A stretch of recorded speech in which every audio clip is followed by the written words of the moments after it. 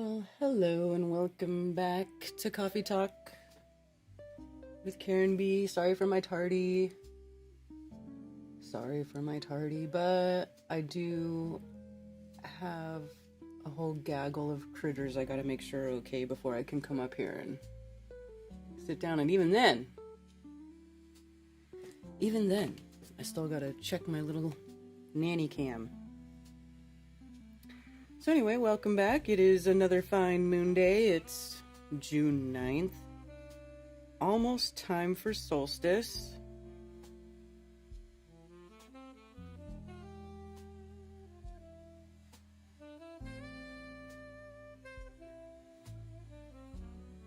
Almost time for solstice.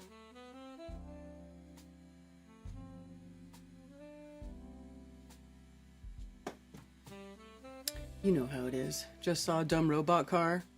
Oh, dude. Karen B, I have questions. Okay, we'll get to that. I see Benjamin Balderson in chat. Wow, summer beating the sun has me here before the start. I'm a little late though today, but yeah, good to see you here in the beginning. Effed Up World, Billingtano, Ivan T, Vern Smith, Douglas Palmer, Gregory May, Tony Coriolis. What's up, my friends? Greetings from Switzerland, Christoph, NH Guy, Gregory May, gray and damp for well over 2 weeks in San Diego. Well, it's June gloom, my dude. I remember that from living in San Diego. June gloom. It's like weird how San Diego experiences its winter in June. It's really weird.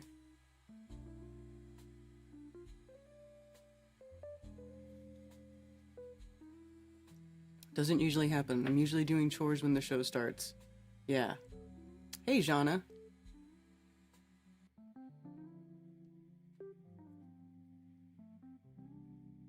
Cold and damp like Portland? That's weird.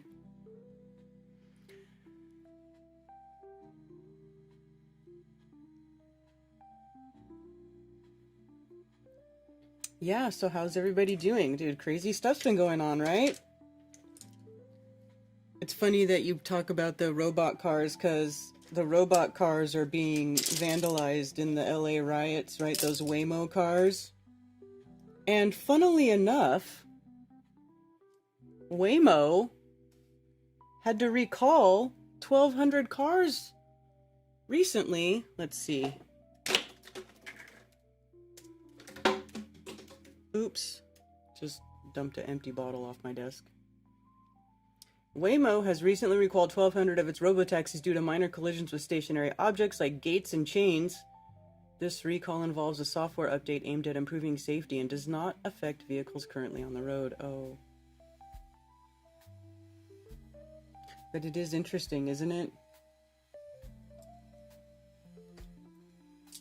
And doesn't Elon want to make robotaxis? Is this some sort of weird corporate staged warfare?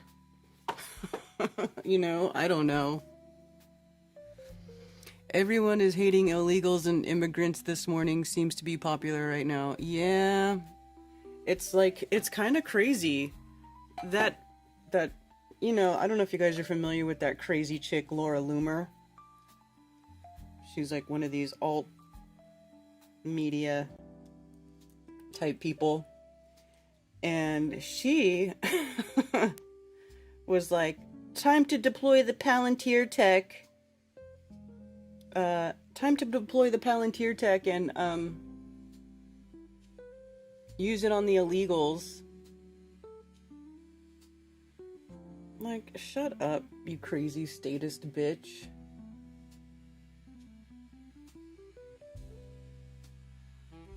You know? Shut the fudge up.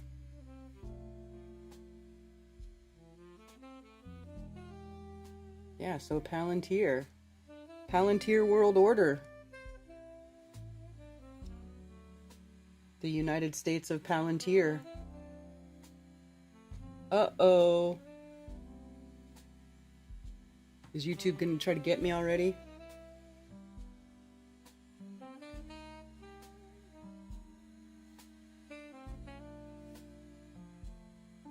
Yeah, it's wild. You know, they got people begging for AI.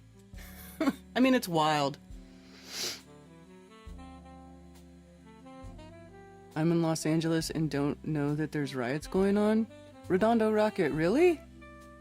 Oh my goodness. Well, let's just take a look. Shall we?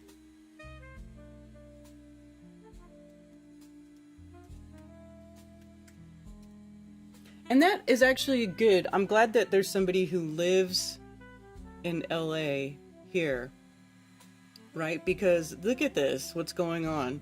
So they're like burning cars, destroying police cruisers. Like, what do they, does the highway patrol need new cruisers? I mean, don't they have a contract anyway where they're gonna get them regardless?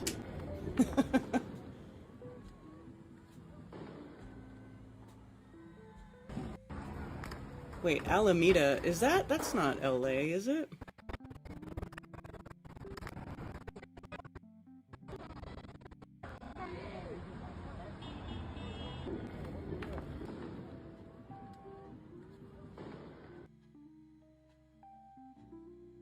Alameda Street, okay.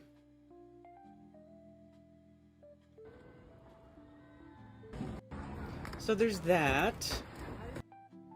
Could turn very volatile if you move law enforcement in there in the wrong way and turn what is just a bunch of people having fun watching cars burn into a massive confrontation and altercation between officers and demonstrators. So a large group of people, it could turn very volatile if you move law enforcement in there in the wrong way and turn what is just a bunch of people. So there's that. Let's see. Well, we got to this moment because California has a sanctuary policy. The state law forbids local law enforcement. Hello, Liz. Actually, Waymo doesn't use Teslas. I wondered about that. Immigration laws that govern the But they entire don't country. use Teslas. California is willfully ignoring them. California's left-wing politicians set this up. If California had long been cooperating and helping enforce immigration laws all along the way, this would not be. It's not the whole state. You do know that some of this is jurisdictions. There are certain towns that do. Yeah, but there are certain towns that absolutely have cooperated with federal authorities. Shouldn't they all? You know, this is part of the issue that is always interesting here is when Republicans want to talk about states' rights, it's about states' rights when it is something that they're interested in and not when it is something that perhaps Democrats and their states are interested in. And so I think... But we've all agreed on what immigration laws are. Well, hold on. There's not a state We're going to talk about this more in the hour. I want to bring in Stephen. Yeah, everybody's going off about the illegal people.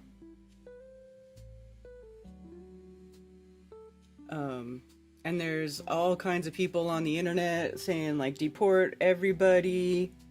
You know, it's crazy. There's all these people being arrested by ICE. Do you know RG the artist? Or Justin Johnson? Oh, God. Yeah, that Justin Johnson guy don't like me. Ever since the whole final experiment thing, because he was going around saying it was fake. A bunch of people who used to come to my channel don't, because they were so sure that everything that was done in the final experiment was fake. They think the sun is fake. And I disagreed with that.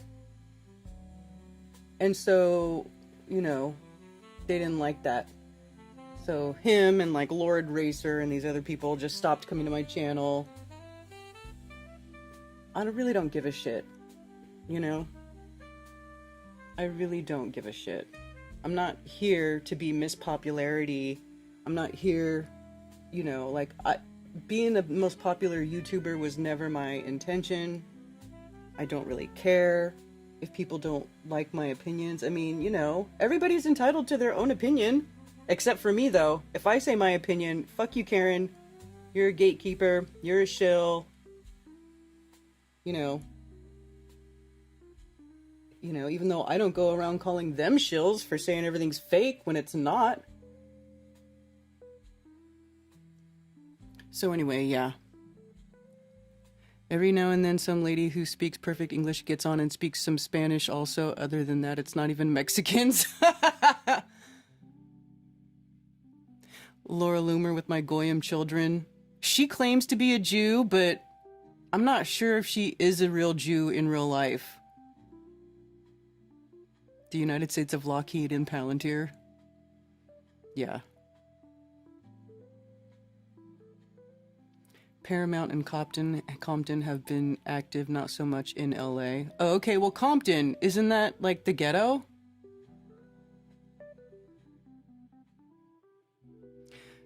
Yeah, supposedly it's a bunch of Mexicans protesting ICE. The immigration. People being arrested and deported.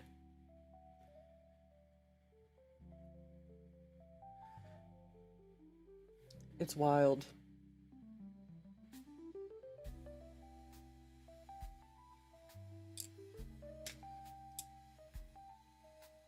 Hello, Cammy. But I haven't noticed it being the illegals doing it. Yeah.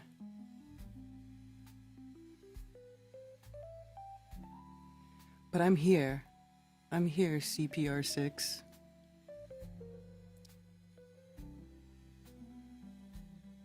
They were talking shit on you? Well, I'm sure, Vern. I don't care.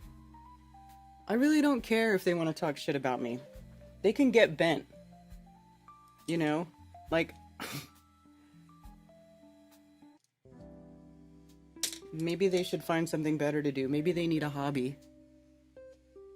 Etheric Summit this weekend. This weekend? I didn't realize it was that soon. Hello, Witsit.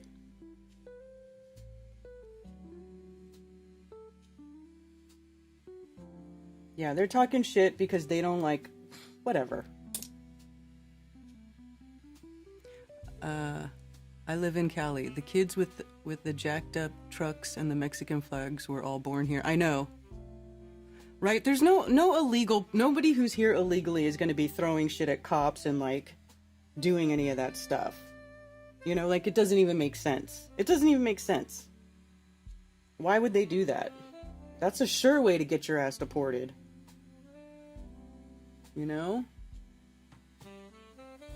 That's like the guaranteed way to get deported. So...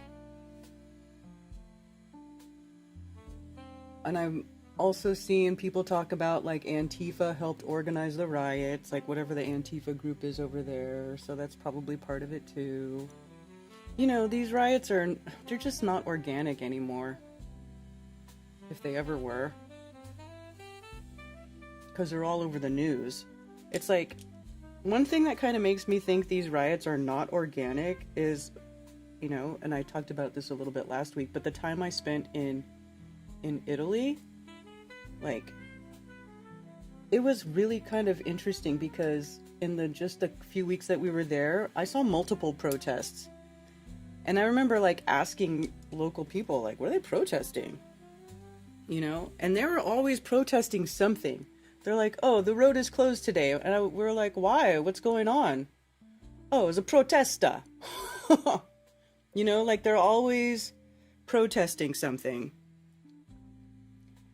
You know, because they, you know, actually were, you know, people were not happy with what was going on. It wasn't violent. They would just, you know, they would just go out and they'd start yelling. Like, it's just not, it wouldn't be the same as it is here. It wasn't the same that it is here. I'll just say that. It's totally different. But, like, it was like once a week, we were, like, running into Italian protesters. Because they were pissed off about something the government was doing. You know, and also, you know, look to at COVID, how Italy was during COVID. It was pretty gnarly. It was pretty, I mean, they were pretty hardcore with their mandates. It was pretty messed up. So, you know, I just don't think these are, but they weren't in the protests that I saw in Italy, they weren't like being destructive. They were just out, you know, kind of voicing their opinions, but it just seemed more like what a real protest would be. It was more, you know, I don't know. I could be wrong. Immigration is the most important federal issue that I have. Really? Well, they were talking shit on you a couple days ago. Just wonder if you knew them. Yeah, I know who they are, and I don't ever think about them. I don't care about them. I don't care if they talk crap about me. They could do whatever they want. They can say whatever they want. It's not gonna make any difference in my life. I'm not gonna lose sleep over it or nothing. You know? Like, I just don't care. They can sit there and cry about their fake son all they want.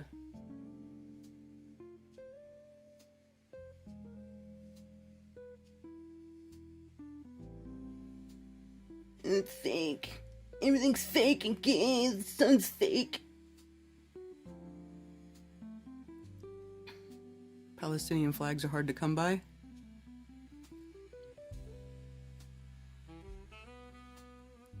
I've seen more middle-aged white women out there blabbing their mouths than any actual Mexicans. Probably because they don't want to lose their housekeeper. Make me a mod and I'll give you the link if... No, I don't want to hear it. I don't ever watch videos about where people do hit pieces on me. Because I don't fucking care. I don't care. I'm not going to respond to it. It's not going to enrich my life in any way.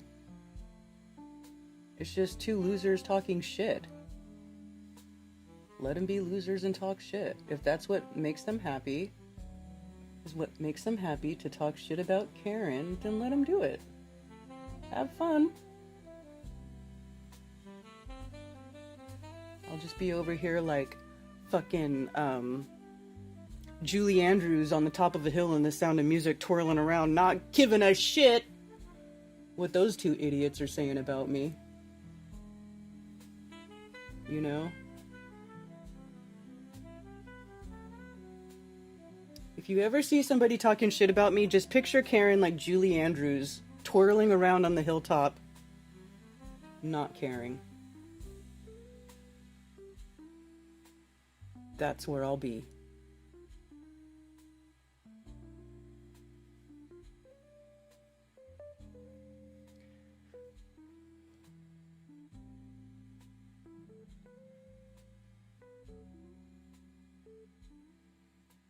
And in fact, if you want to give them the link to me saying that I don't care, feel free. Or maybe they're watching. Maybe they're hate watching. Which is funny too. That's always funny.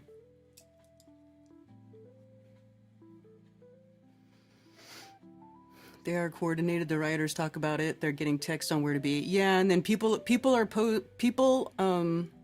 posting pictures of brick pallets. Although I haven't seen anybody actually using the bricks. It was on Vlad's channel with David Weiss. I don't care. They can all eat shit. All of them.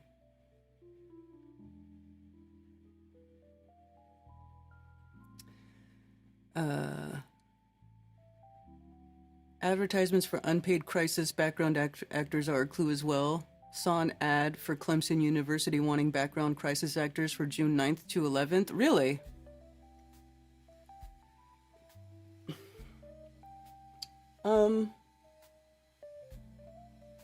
Where do you see those at?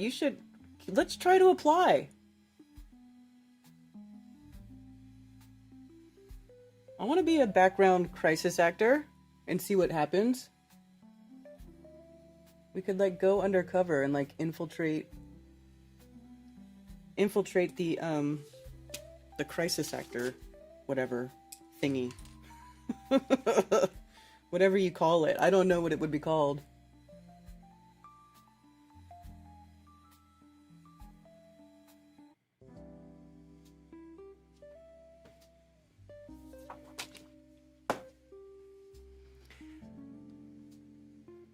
They drove Dave away. That shit was so bad they made fools of themselves.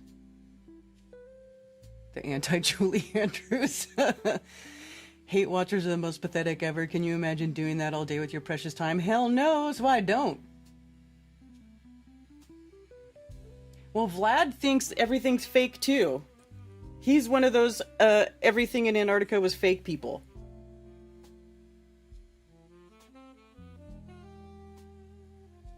And if you're asking Witsit if he's attending his own summit, I'm sure he is. It's his thing he's putting on. Let me look at it. Let's look at it online. There you go. Saturday, June 14th. Oh, it's not this week. Well, this coming weekend. Yeah, okay.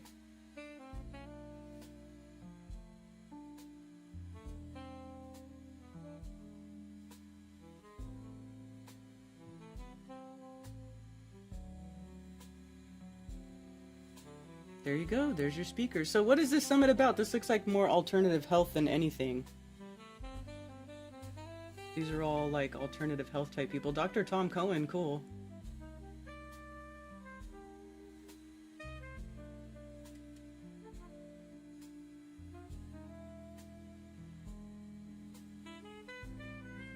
Interesting. Well, good luck with that, my friend. Have a wonderful summit.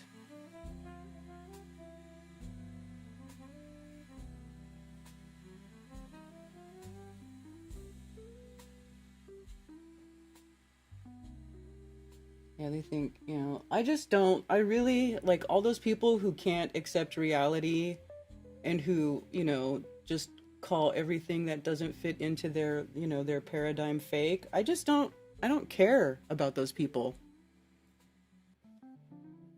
And that's probably why they hate me.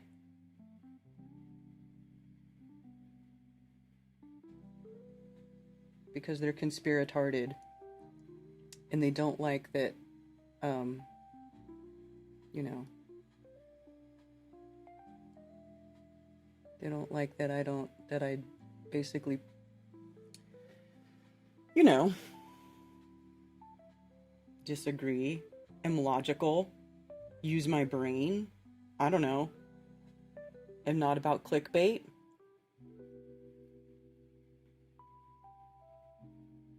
Not into fantasy stories.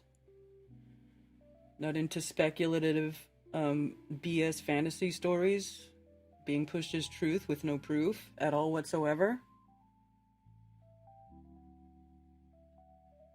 You know, let them talk shit. What's that quote about, you know, people who discuss other people? It's like the lowest, lowbrow shit. Should be discussing ideas or current events or something instead. You know, I don't know.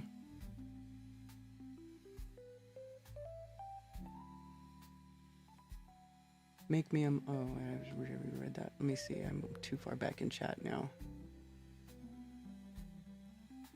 Wait, has David Weiss flipped as well? No, David is not flipped. Are you kidding? Why would he flip? He has a flat Earth app. What's he gonna shill if he flips back to the globe? Doesn't that destroy his shill?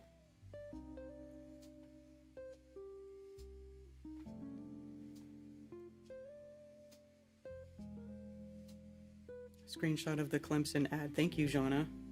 Background actors needed. What does it say? Filming a student film. Movie on the Clemson University. Oh, they're filming something.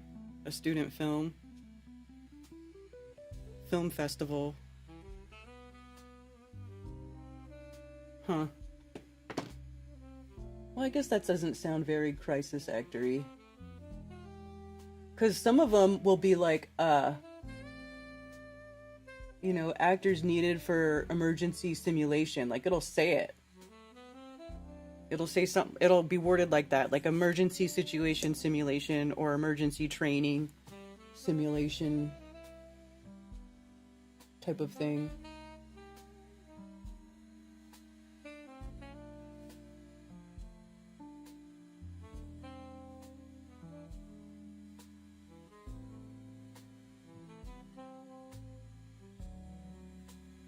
Those are the, yeah.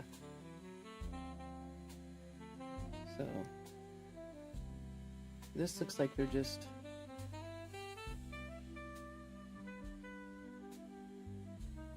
looking for extras for some student film thing. I could be wrong though.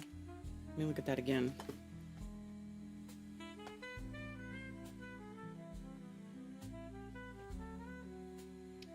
Let me see if I can upload this to a place where you guys can see it. Hang on one sec. Let me show you guys. Let me share.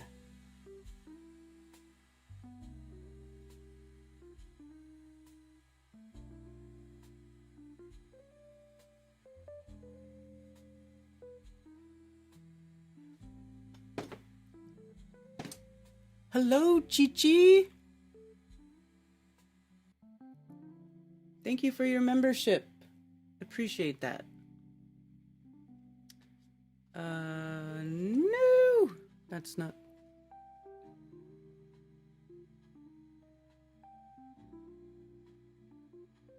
Come on, update. Up. Unpaid lunch provided.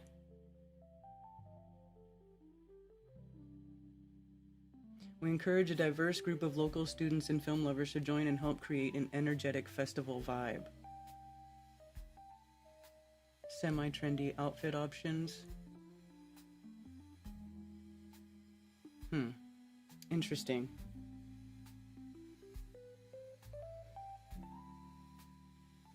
That's why they were doing him on Vlad's stream, huh?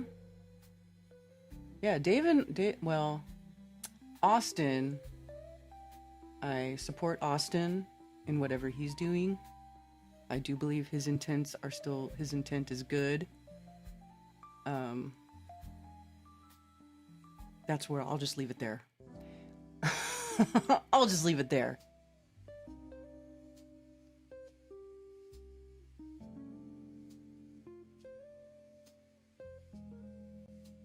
The Globe Earth Sun. I wouldn't answer one of those ads. They might need actual sacrifices. Let your sheep out. Hello, Accidental Alchemist.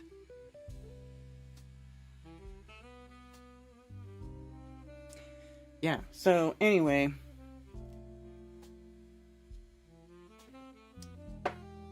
Interesting times we are in. It seems like, do you guys think that the riots and stuff, is that another distraction away from the whole Palantir thing? Because, like, they're legit giving this evil corporation, like, all the information for Americans. They're creating a master AI database so they can police you harder. And everybody's talking about it, and I gotta wonder, you know, if this isn't just like a way for them to justify what they're doing, and they're like, look, we need the database, like that whore, well, okay, I'll try to be nice, maybe not whore, but like Laura Loomer chick saying, oh, time to install Palantir tech to use it on the illegals, as if that would only be used on illegals, and of course, you know, it would never ever be used on American citizens, you know, people who are supposed to be here, people who were born here, people who've lived here their entire lives. Of course, it would never ever use that sort of surveillance tech on us, right? It'll never get used on Americans. It'll only get used to catch the bad guys. I mean, it's crazy. It's crazy. People are either fully retarded or they're being paid lots of money to say horrible, stupid things to help usher in this Palantir world order. I mean, it's ridiculous. You know?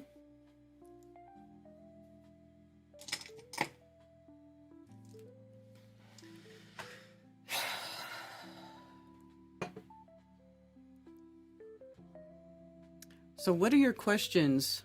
Somebody said they had questions. It's amazing how easily we as a whole get played over and over. I know. It's like the divide and conquer. The divide and conquer strategy changes themes almost daily. Like remember how last week it was Trump and Trump versus Elon. Are you team Trump or are you team Elon? Now it's like, are you team America or are you against illegals? You know, there's always some like false dichotomy being put in the public consciousness and making people choose a side. And then they argue over it. They fall for it every time. They'll sit there arguing over this stupid shit. You know, over these engineered stories.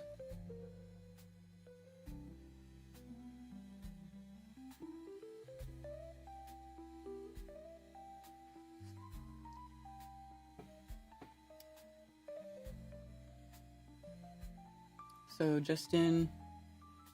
Okay, so, and then Trump is apparently deploying troops, and not National Guard, like Marines.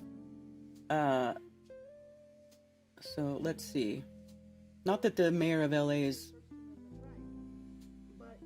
a good person or anything. Exercise that right peacefully. We do not want to play into the administration's hands. We're working with officials, we're organizing resources. But what we're seeing in Los Angeles is chaos that is provoked by the administration. When you raid Home Depot and workplaces, when you tear parents and children apart, and when you run armored caravans through our streets, you cause fear and you cause panic.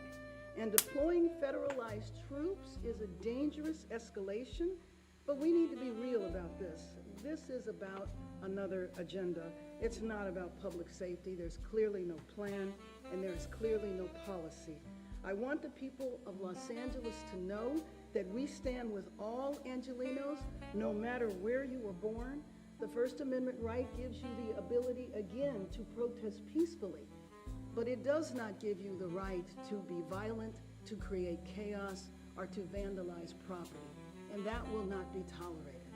So I call on all Angelenos to continue expressing your right, your anger, your outrage, but to do it peacefully.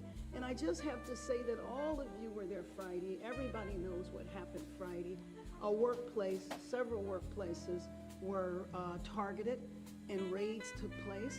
Now Yeah, allegedly, let's see if I can find it.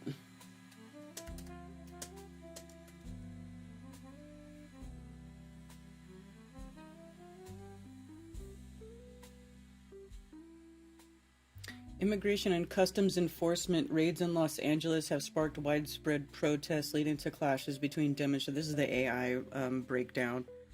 But let's see if it talks about the raids. I heard before these really started, I did remember hearing like about there was some sort of raid on like construction sites or something, like major construction sites.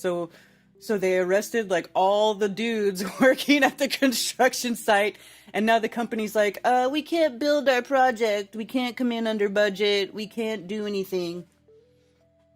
And then riots started. So 29 arrested Sundays, protests intensify. Fire erupts behind LAPD skirmish line during immigration protest. They had anti-ICE protesters set Waymo vehicles on fire in downtown LA. And they're electric vehicles, right? And you know what happens when electric vehicles catch on fire? They like burn until there's nothing left to burn. And I was wondering if they use Teslas and Waymo, but they don't. They use Jaguars. So it's an electric Jaguar. It's called iPace or something. And then they have their proprietary software that drives the vehicles around and stuff. It's not Tesla, and it's not people should also Waymo is not Elon, as far as I can tell. I don't know. So that kind of makes you wonder, like, is this like a corporate takeover? Okay, here we go. Here's some pallets of bricks that people are saying that they're finding right outside the gates in the immediate vicinity where ICE is located in LA.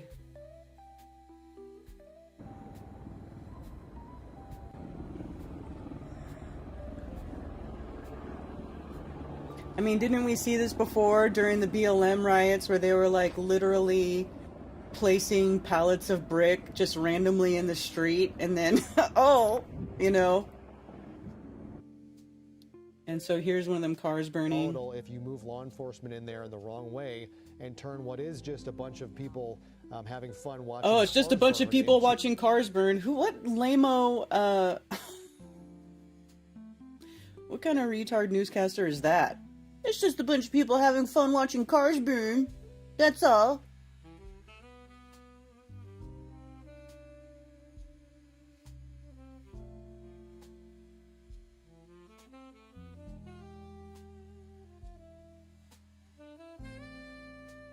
Not organic or spontaneous, they're designed to look chaotic to cover up the fact they're well-funded, exceptionally organized, and carried out by well-trained activists using intelligent, highly developed tactics.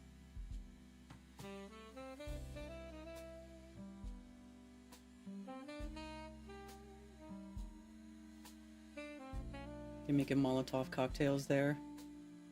Black trans lives matter. Wait, what? Is this from that? That can't be from the same protest. Come on, Black trans lives matter? Or is this just random pictures for that post?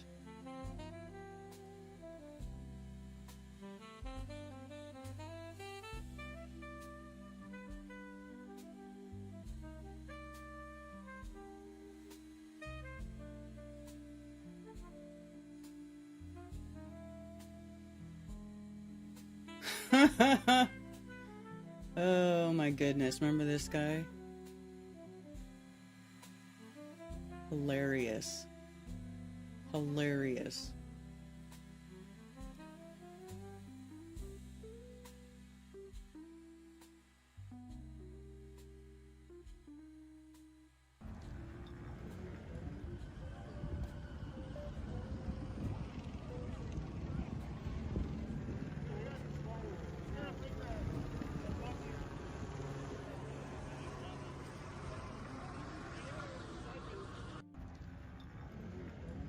Yeah, these people look like they're pretty light-skinned brown people, if you ask me. That looks like a white boy right there. That's not a Mexican. These are all white dudes. Well, I mean, some of them look Mexican, but, like, these masked people, like, that's a white boy, that's a white boy. I'm pretty sure there's no, like, organic group of white people who are rioting against ICE in LA on behalf of illegal immigrants. That just doesn't seem organic. Hello, Shane St. Pierre.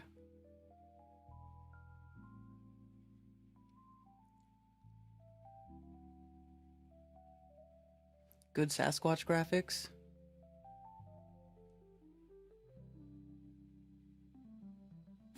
The huge Trump parade on June 14th celebrating USA birthday 250 and Trump's birthday, the timing of putting military on the streets and these new LA protests, yeah. They grow up here, they couldn't hardly find workers this year because the illegals are hiding. The grows up here couldn't hardly find workers this year because all the illegals are hiding, yeah. Jaguars have been garbage lately. All the high-end companies went to shit trying to compete. Yeah, why? And nobody even wants stupid electric cars. Well, some people are buying them, but I don't get it. Like, almost nobody I talk to wants an electric car. I don't. Well, I guess I'm surrounded by, you know, most people who are more aware than probably your average American citizen. Waymo is not evil. It's owned by Google and Alphabet. EDF not evil.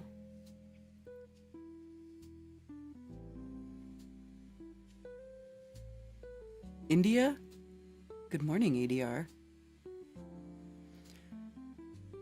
Dude, the sign is real. It's all libtards doing this protest. That's crazy. But why? So they're like, go protest ICE, and they bring Black Trans Lives Matter signs. Like, that's hilarious. That's hilarious. And hooligans who just want to riot, who just want to loot. That's what they want to do. They want to loot. I've seen a lot of looting. There's always looting, right? Never let a crisis go to waste. If there's a riot, boy, I'm getting me some new sneakers and some new designer clothes.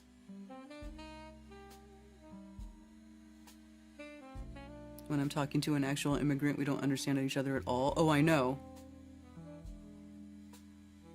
You see white people working at Grows again?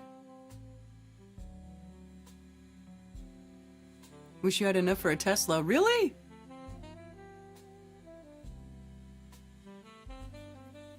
Why? Why would you want that? I mean, they're super expensive and you can't even go on road trips in them. There's no road tripping in a Tesla. You know what I'm saying? Like, there's no... you can't just get in your car and, like, gas up every... You know, take 5 minutes to gas up when you run out of gas. Wherever your destination is you're going. You have to stop and, like, charge your car for hours. Hours! If there's a charger open. Sometimes you have to wait for somebody else who's charging their car. Then you can charge your car. And then you can keep going. But there's no, like, spontaneous... road trip in a Tesla. And to me, that's insane. Like, how are you supposed to get anywhere? Then there's this video that's been going around. Look at this. Like, how staged is that? Look at this guy on top with the flag, posing for pictures with all the dudes taking pictures around him. Oh. Yes. Look at all the photographers. It doesn't even seem very violent. Like, they're just burning cars and taking, and they're what is this, like a photo op? That's it. That's it.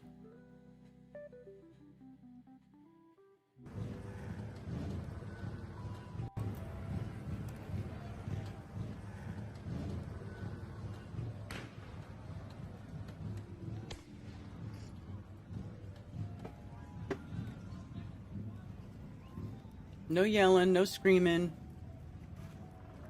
Seems pretty, actually, aside from the visuals, it looks pretty tame. I mean, I could be wrong.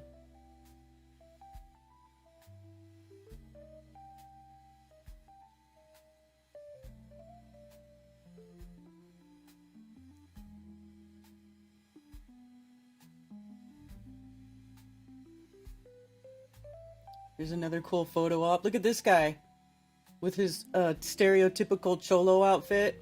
Oh my god! With this crease down the middle. I say, Udale vato. Chinga la migra.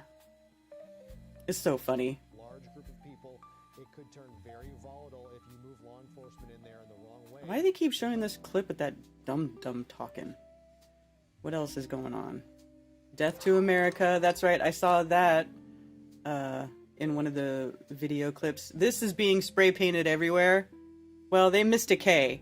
The one I saw had 3 Ks. I don't understand, you know, you missed a K, bro. Not very good at their job.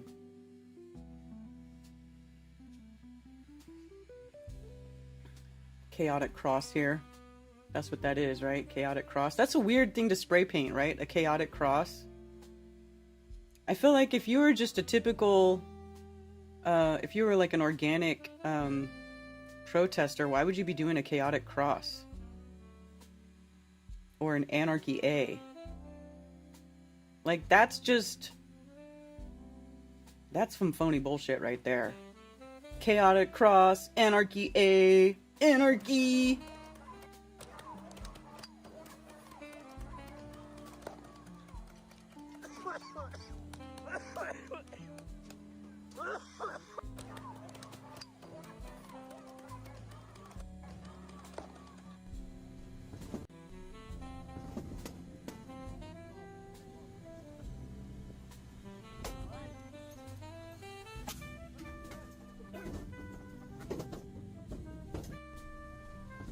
I'm not sure what this is. Who are these guys? I can't tell by that patch. Do you guys know what that is? Who are these guys?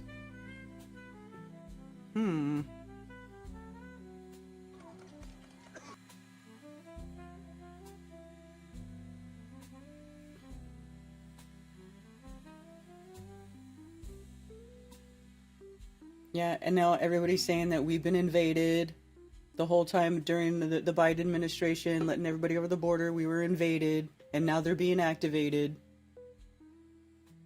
33 years since the riots in 1992. No coincidences, right? 33 years. Oh! You know that 33 had to be in there somewhere. Had to be in there somewhere.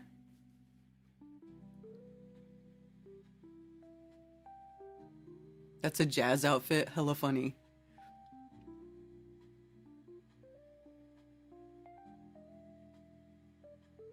Cars are all positioned safely in the center of the street. Exactly.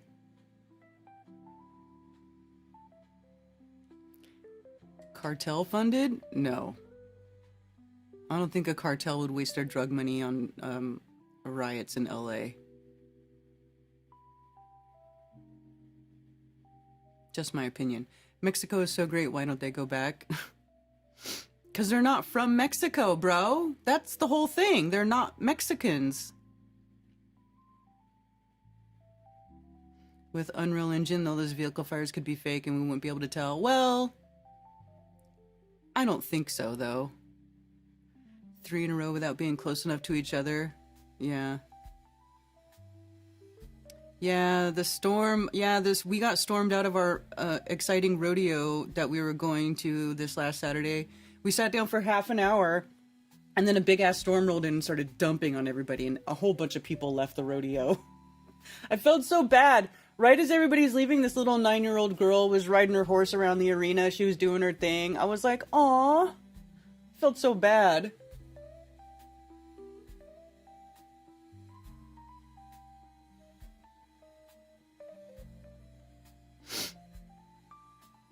Good fucking question. What's the good question?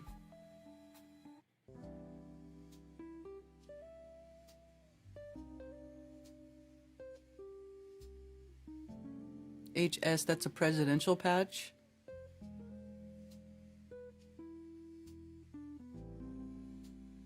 Hey, Crumb. Soros all over it. Well, yeah, Antifa is funded by Soros, isn't it? Isn't that already, like, understood? Hey, Brandon C.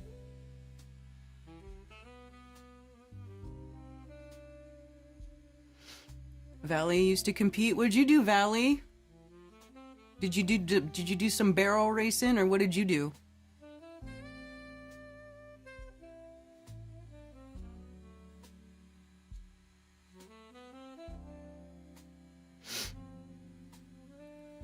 I don't know. Let's see.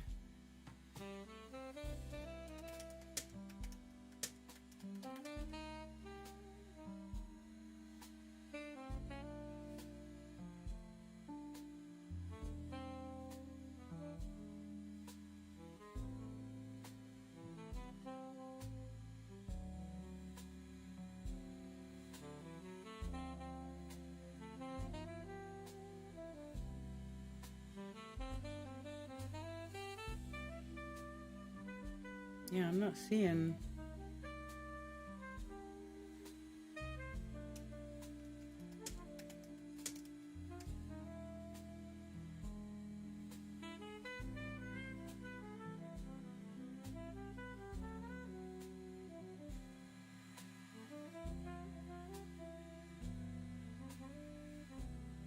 Yeah, I don't know. Look at all these.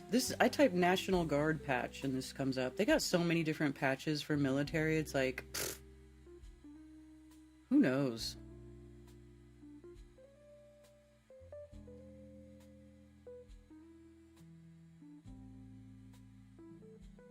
Ordered LAPD to stand down. Chris Christie is live in Air 7 with the latest. Chris. I'm Giovanna Lotta. You're taking a live look at one of the protests underway in Los Angeles just a few hours after the mass immigration raids. Chris Christie is live in Air 7 with the latest. Chris. That's right, Giovanna. It's a major protest going on about 2 hours now. Close to 1,000 people now wrapping around the detention facility between Alameda and Los Angeles Street. They started on the front steps of the federal building at 300 Los Angeles. Now marching down Aliso, and the lead there is that cattle truck leading the pack as they make the turn onto Alameda Street. The strategy here is to basically encircle the detention facility, which is that building right there, where we understand there are actually some people inside of the building. I'm Giovanna Lotta. You're taking a live look at one of the protests underway in Los Angeles just a few hours after the mass immigration raids. Chris Christie is live in there. If you say Soros funds things, it's anti-Semitic. Everything's anti-Semitic. Remember when there was a few weeks ago, or after however long ago it was, when certain subject matters sort of take over the consciousness on these social media sites. Christ is King was an anti-Semitic thing. You know, people like Ben Shapiro were tweeting that, oh, you're saying that, you know, as an offense to Jews. That's anti-Semitic. Like, literally whatever they want to say is anti-Semitic is anti-Semitic.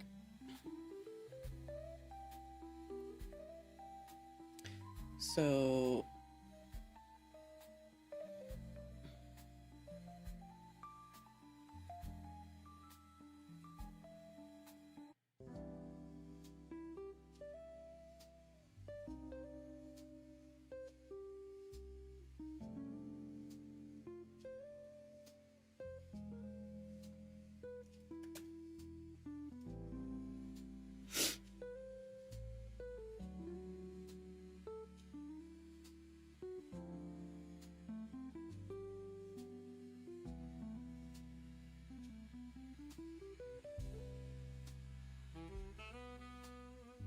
the LA riots aren't organic. They are orchestrated and well-funded chaos. Link to the Craigslist ad below. Oh, really?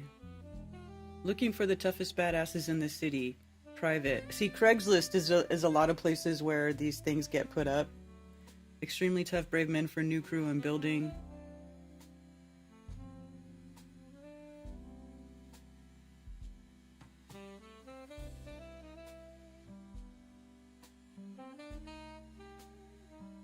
Huh. This unit will be activated only when the situation demands it, but you get paid every week no matter what. High pressure, high risk, no room for hesitation. We need individuals who do not break, panic, or fold under stress and are basically all-around kick-ass dudes. Let's see. Los Angeles Craigslist. Watch this ad get deleted. Oh, dude, this is like a real ad, too. That's at the Craigslist URL. Interesting. What we're looking for. Mental toughness. You keep a level head under pressure. You don't panic. Bravery. You face danger head on. You don't hesitate. Reliability. You show up when it counts. No excuses, no disappearing acts. Strength. Mental and physical. You can endure discomfort, pain, stress, and stay focused. Team discipline. You work well under leadership with others. You know when to lead, when to follow, and how to keep your cool when things get hairy. Bonus experience, military, except for Marines. We don't work with Marines anymore. Long story. Law enforcement or private security background in crisis situations, technical response, or high-intensity roles. Experience facing trained opposition, military or otherwise. No quitters, no cowards, no weak links. If you can't handle serious pressure, don't reply. 4 days ago. 6,500 to 12,500 per week. No experience required.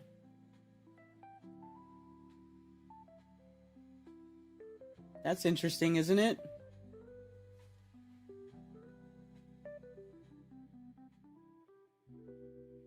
Pole bending, barrel racing, cool. I rode a bull once. I think I might have stayed on for 3 seconds. That's not bad.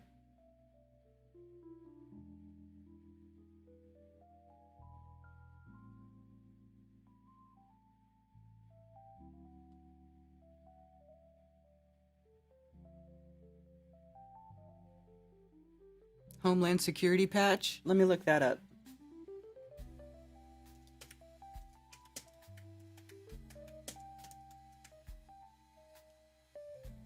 Let me try to spell it right first.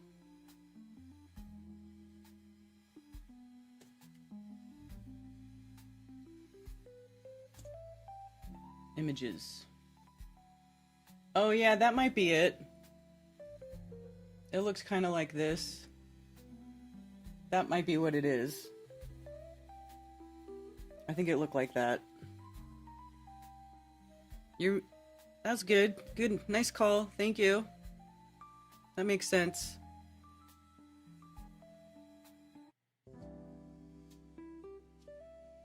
Job title operator. Relocation assistance available.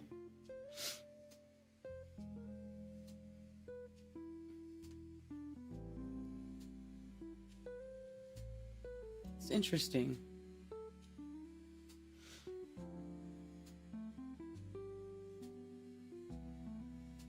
Reeks of George Soros.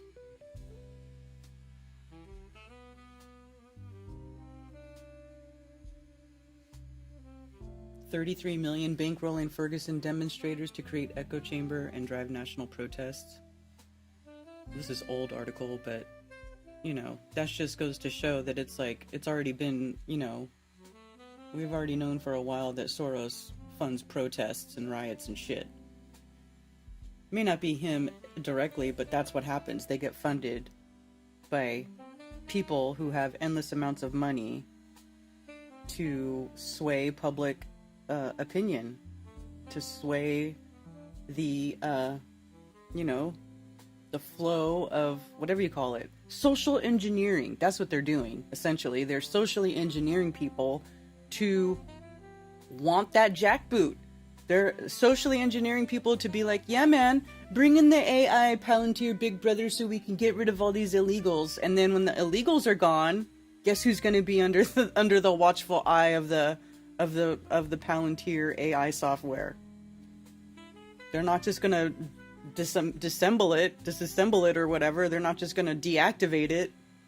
Because it's like, we already know that once something gets put in place by the government, it just fucking stays there forever and ever, you know? It's like, becomes part of the permanent budget. Ooh, call's ready? Hold on. I always forget to open the phone line. Thank you for the reminder, Tony Coriolis. Appreciate that. Sometimes I need a reminder.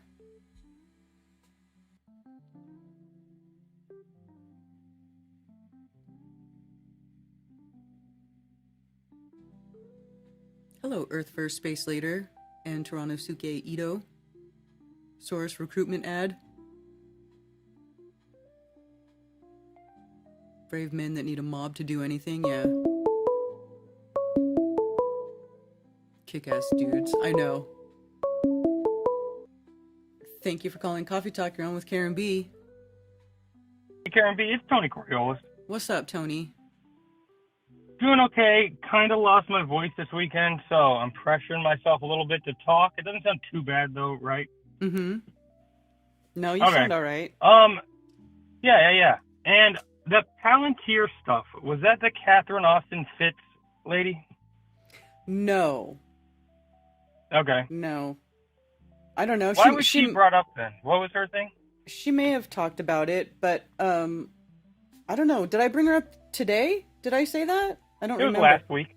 Oh, okay. Last week. No, last week I brought her up because she went on the Danny Jones podcast. You know that, I don't know if you've seen that guy on YouTube. He's got one of those really popular podcast shows, but I have no idea who he is outside of that. But so he had Catherine Austin Fitts on, and she was telling him, you know, they were talking about, you know, elites and who's running the show and all the powers that should not be, blah blah blah. And and so he's like, so who do you think's running it? And she basically told him that it was interdimensional satanic entities. Oh yeah, I remember now. That is right. Yeah. That's what she said, yeah.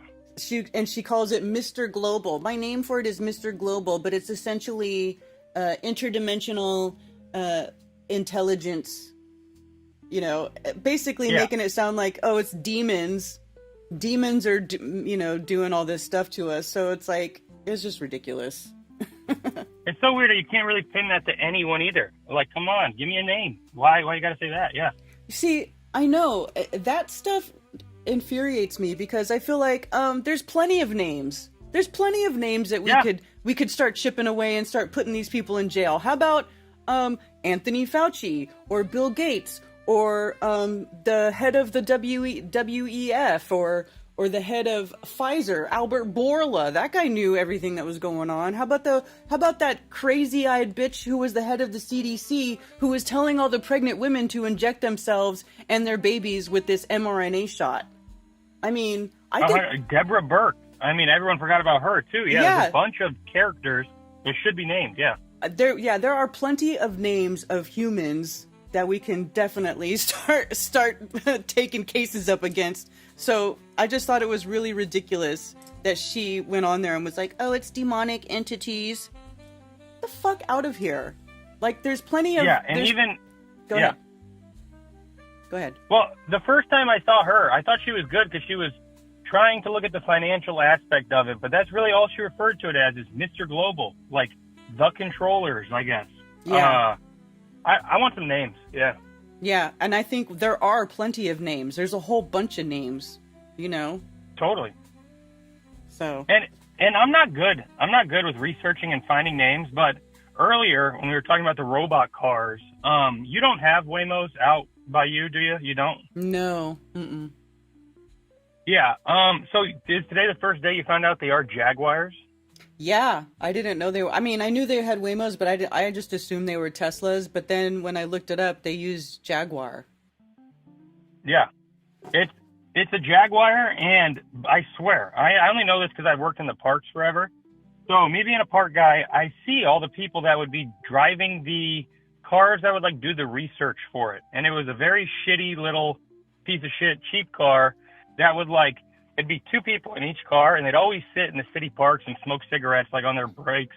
But yeah, so it was just when they first implemented them, I knew they were not going to pick those cars because who would get a ride in that car? It had to be a little fancier of a car. Where if I'm really thinking in reality, whoever's fronting the money for that has to be losing their ass. Like, it's so much money to get all those Jaguars with all the tech, and then to pay all those cigarette smokers that did all the intel for them. They have to be down so much money. Who would do that? I don't know. Yeah, I guess don't Mr. know. Global, right? Yeah, Mr. Global, right. Yeah.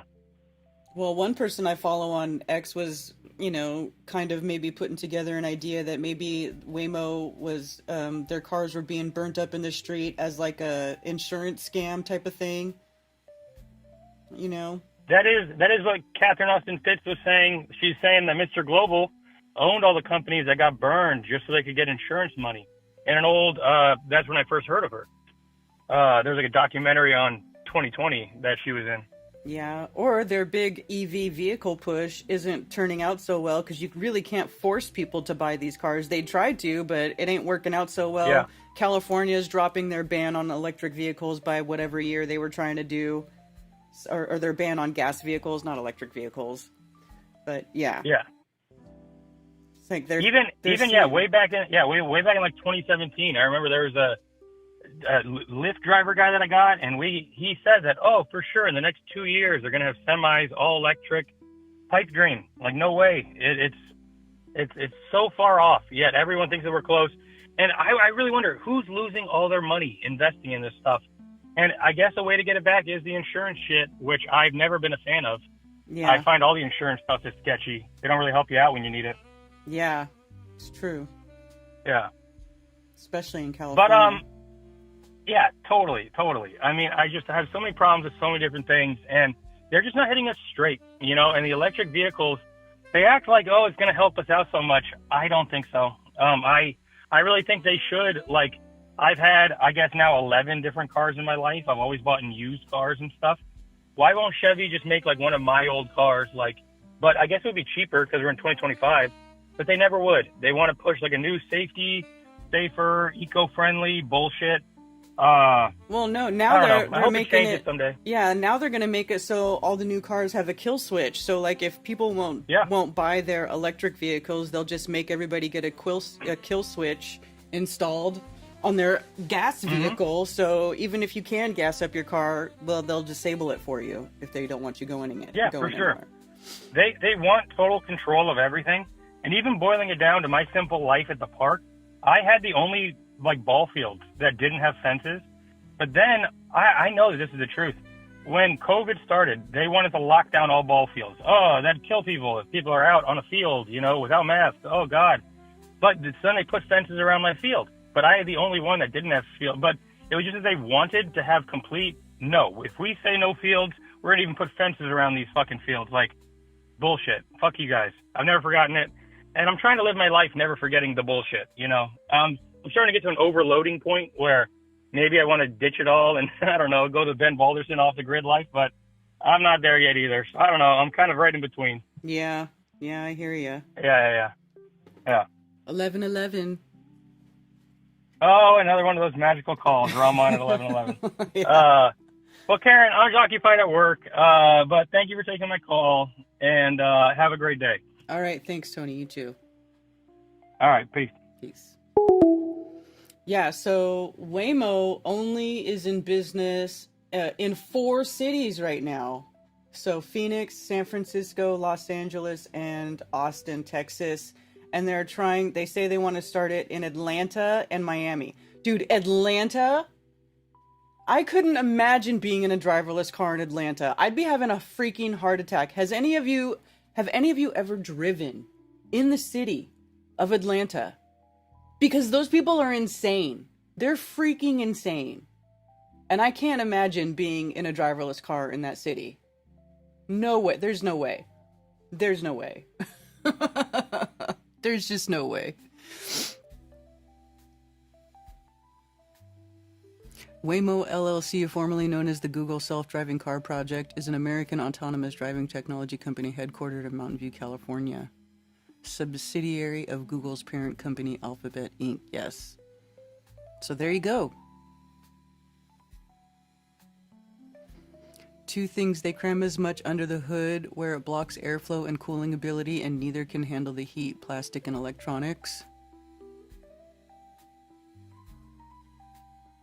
Yeah. Hey, Critical Inception. Why people need to call me on Monday morning? I'm 23 minutes behind. Oh. Did all the puppies get sold? No. I have 3 puppies now that I need to find homes for.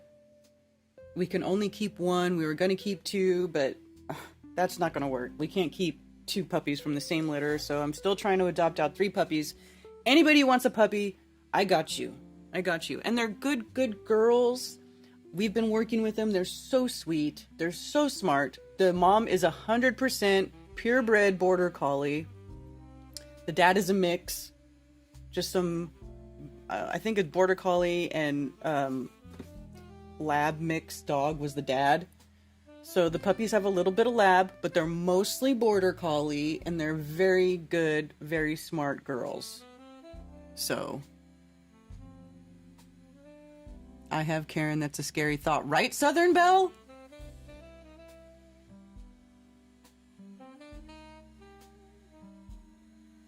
I don't know that Liz is going to be able to take a puppy home. I don't think she's gonna. She didn't say she was gonna. I think it's a lot of trouble. Hello, Ted. Sinking dogs want to fight for some reason. Oh, sibling dogs. Yes. Yes, that's what was going on, Ben. Like, we literally had to break... Ted and I, one day we had to break up a fight between the puppy actually the 2 that we were going to keep. But they ended up being, like, arch enemies. So, one day we were in there feeding the pups, and we had to break up a nasty-ass fight between Maya and Domino. And then, after that... Because Domino was the instigator. So... After that, I was like, all right, you know what? Maya's not going back in that pen. She moved. She's now in the house. And the other 3 puppies are still living in the pen. They're being very well cared for. They've never been traumatized. They've never been abused. They've only been well cared for and loved. They do live outside, but they're good little puppies. I hope somebody, please, somebody take a puppy.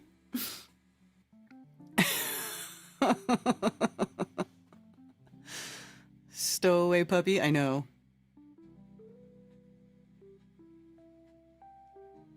We see them all the time in Los Angeles. Yeah. Yeah. I mean, look at all these this tech on top of the car. How badly are you getting zapped when you get inside of this freaking thing? I mean, it's got to have like that's got to be like a radar system if it's like a proprietary software and stuff, like technology.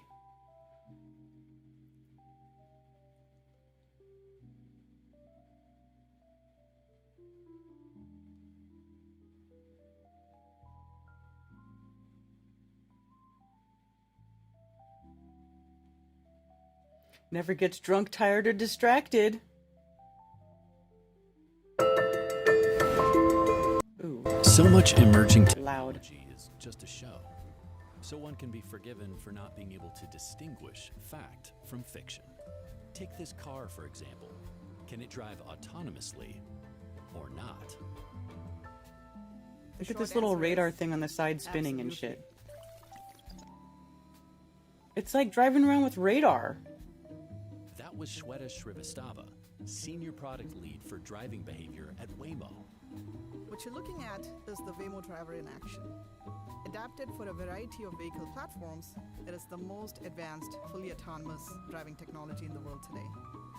What you notice pretty quickly is that these aren't normal vehicles.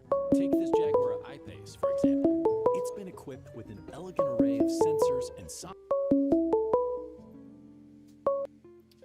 Thank you for calling Coffee Talk. You're on with Karen B. Hey, Karen. Like Tony, that really piqued my interest, your comments last week about what Catherine Fitz said. Because the same thing drives me absolutely insane about a lot of Christians. It's like, you know, when, maybe this is just because of my age, I don't know if people still say this as much, but like when I was a kid, you'd hear people say, kind of jokingly, the devil made me do it. Mm-hmm. Well, yeah, it's the same kind of stuff.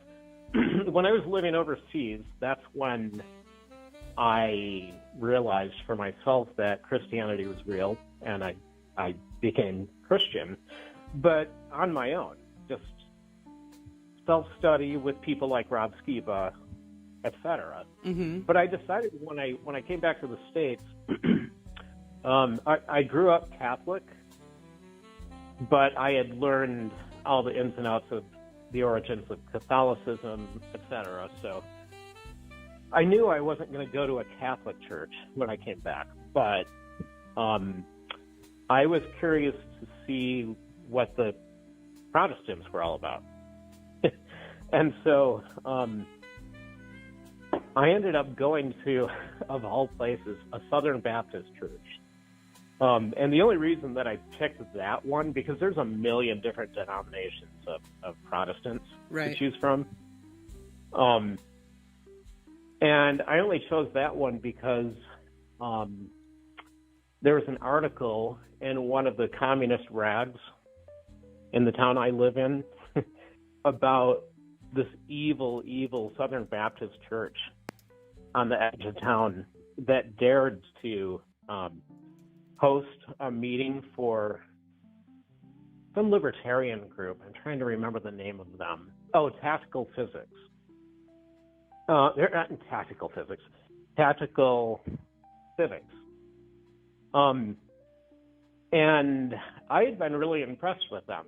You know, they were trying to correct things that were wrong with the government in the right way. Tactical Civics. I mean, there's nothing bad about this. And I was like, wow, if these nasty communist reporters are having this reaction to this church, I'll use that one to go see what the Protestants are all about. Anyway, as I was going through that and just kind of observing them every week when I went, I wasn't trying to become Baptist or anything. But, you know, it served its purpose to see what that side of churchianity was all about. And I ended up leaving because they're all so hardcore about how they interpret things in Scripture, to the point where they'll just start shunning you if you dare try to even have a discussion about stuff. Right. Yeah. And that's just not me. So, like I said, it served its purpose. I learned about the Protestants enough, and really learned that I'm never doing churchianity. I'm doing just fine with my regular self-study, like you do. Yeah.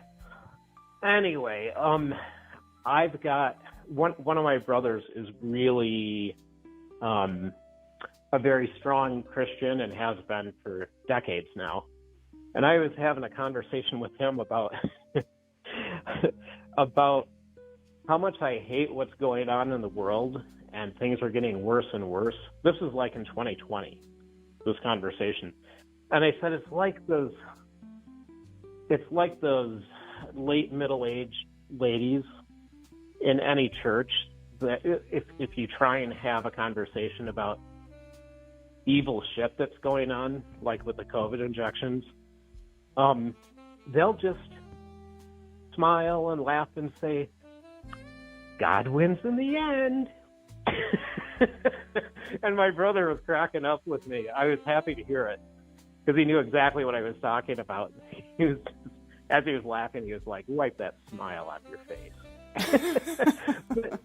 but that's what drives me nuts. It's like it's being fatalist. And I mean, what are you supposed to say at your judgment when, that judgment day comes and you've got to answer for your life in front of God? You think he's going to be okay with that? I think he's going to say, well, so what did you do to try and, stop evil in the world? Exactly. Okay, so the other thing that your comments made me think about was one of the things that has always fascinated me and drew me to Christianity in the first place was the literal spirituality of it, the supernatural of it. It's really fascinating. And when Yahushua, Jesus in other words, when he was here, he was dealing with the supernatural on earth. And the supernatural does reside in a hidden sort of a way, in an interdimensional way. They're in the same space with us in this enclosed system we live in. But you could say they're interdimensional. And when he came back, he himself was interdimensional. I mean, he was walking through walls, that kind of stuff. Mm-hmm. Coming back from the dead. But there's all over the Bible, there is the point being made that this world, Yahuwah did sort of give over or let the evil side take this world. And that was one of the main teachings in the New Testament, that, Satan and his minions do run the world pretty much, but we're still meant to fight fight against evil and stop people from doing evil to children, for example. Mm-hmm. But there are interdimensional beings that do have influence, supernatural influence over people, but they use their free will to choose to do those things. Exactly. Exactly. That was the other thing. The other thing that people miss is that is about the angels. So Scripture says that the angels were actually made before the earth and before us. So they existed. They were there at the creation of the earth and the creation of us. But then at some point, they rebelled. 1/3 of their numbers rebelled. And there was basically a war in heaven, a coup. Mm-hmm. There was a coup against God. And so that means that just like us, God created the angels with free will. They don't have to worship him. They don't have to follow him. They're not robots. They literally have free will, just like us. And a third of them chose to rebel, just like us. So where was I going with that? I was setting something up. Having to do with your comments last week. Having to do with Catherine Austin Fitts and Mr. Global, or? Oh, yeah. So, okay, take the globalists. I use that word too because it's not just Jews. That's a big component, but the different groups at the top that run the world, a lot of them believe all of this stuff in Scripture that I just described. They believe it, and they literally have chosen Lucifer. I mean, they're pretty open about it these days. Right.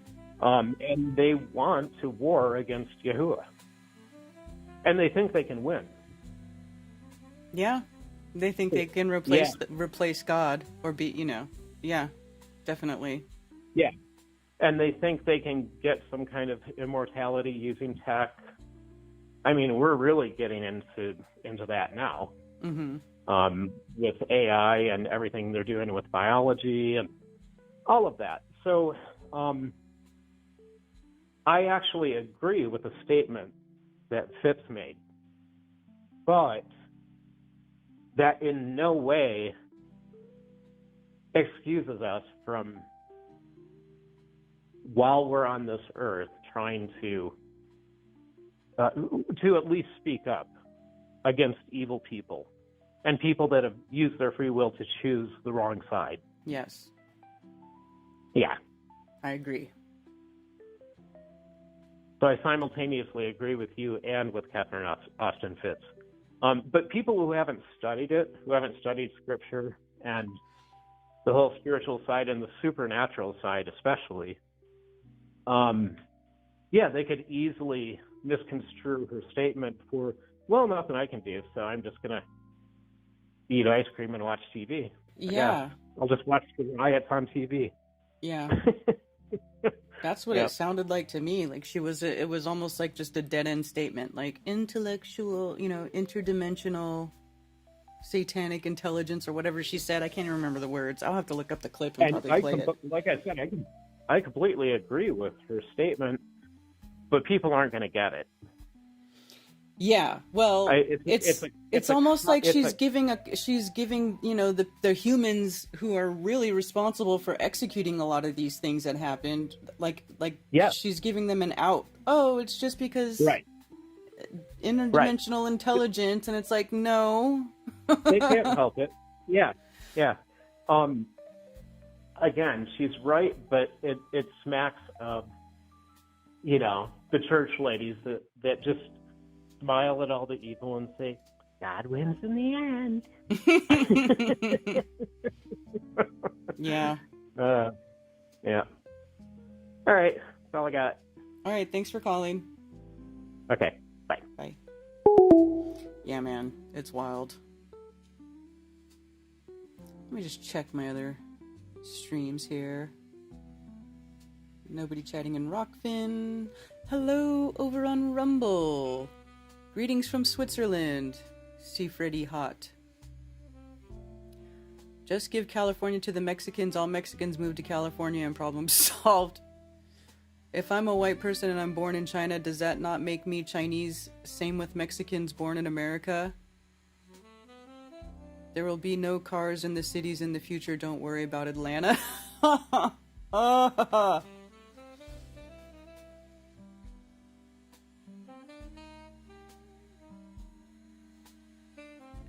Waymo has suspended all self-driving operations in downtown Los Angeles.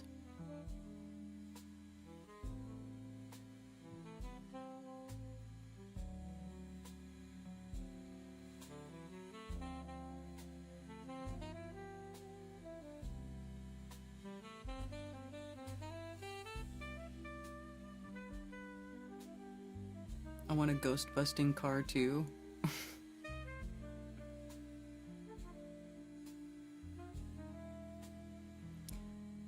very real. We have a responsibility to eat from the tree and to sell the fruit to others. Name names and go get them, right? There's plenty of names we can name. There's plenty of names we can name. Let's just say that. There's plenty. And all these people are just raking in the dough. They all made millions. And they just get to keep living their lives. Meanwhile, there's all these people who have chronic health issues now. People who died suddenly. Babies that died. I mean, it's just so sad. And it just sucks because it's, these people are being deceived by evil humans. Whether that human is influenced by some sort of demonic intelligence or not, I mean, I can't really speak to that. It's possible, I guess, but it's still a human who's, making the stuff happen. It's humans. Bad, bad humans.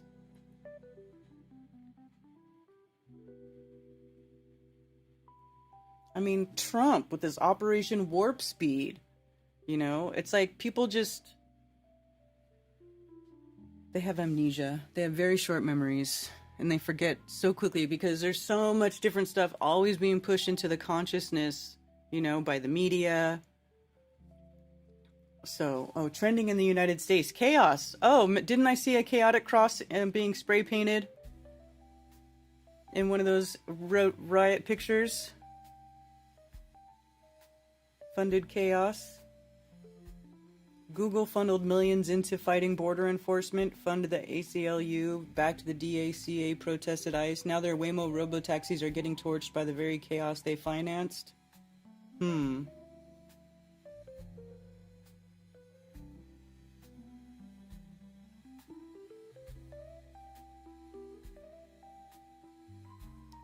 Or brought in under Biden and Jewish Secretary of Homeland Security Mayorkas to create chaos, justify the use of Palantir to track them all, use said justification to roll it out nationally to secure the nation, enslave us under Jewish-led Palantir.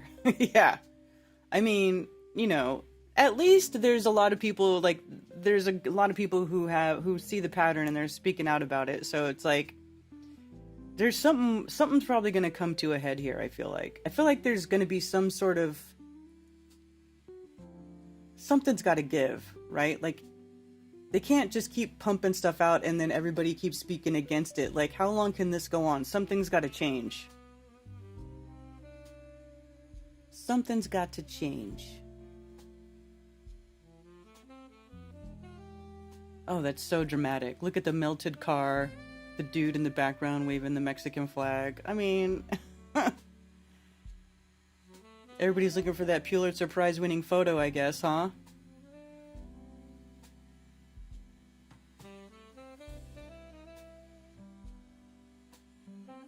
It all may be, but it follows the laws of global nature? What are the laws of global nature? What does that mean? Mr. Global, the authority? It's the system, and all along as there is a threat of global war with nukes, that's the way it is. We can change it without drama, just true understanding. Nukes are fake.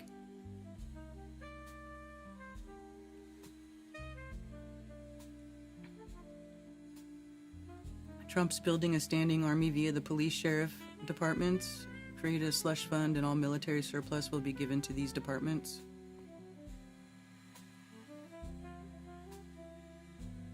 Can only blame the Jews so much, though. It's really your consent and acceptance of events, too. I agree, Rascal King. A lot of it is people are just ignorant, and then when you try to tell them what's going on or show them, they deny it. Or they're so, they're so entrained in their beliefs that they don't believe it. They don't see it. They get cognitive dissonance. But you're right. A lot of it is that people consent to it. They're complicit, Or they don't pay enough attention to what's really going on. They just let themselves be pushed around by the powers that be. And they're like, I just want, they don't care. They just want to bury their head in the sand.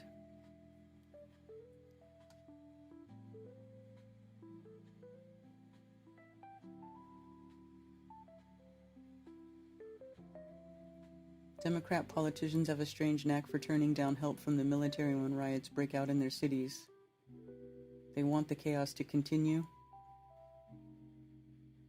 See, that's not true. It's like these fake either or. It's the fake, you know, it's the false dichotomy. You either want the military to come here and make LA safe again and get rid of all these illegals, or you want chaos. You want the city to burn. You know, it's like there's no in between.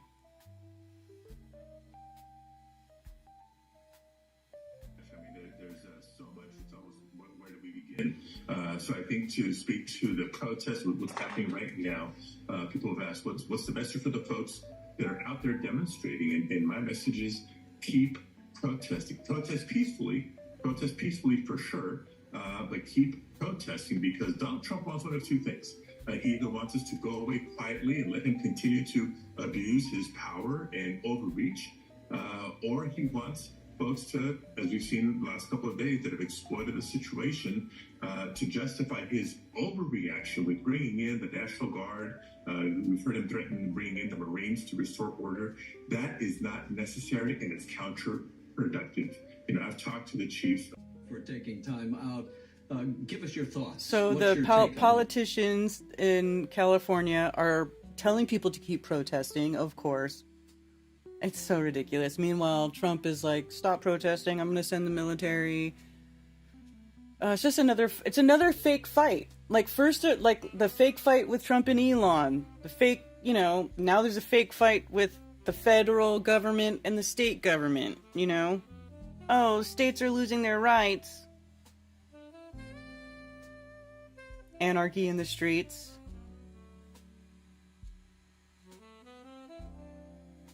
That's not what anarchy is, by the way. Order out of chaos is just martial law. It gives them exactly what they want. Get ready for the next phase. Right. So they're telling people to keep protesting. Why? So they can bring in the boot. They can help bring in the jackboot. Because don't get it twisted. The Democrats at both sides of the aisle are bringing in the Palantir world order. Let's just face it.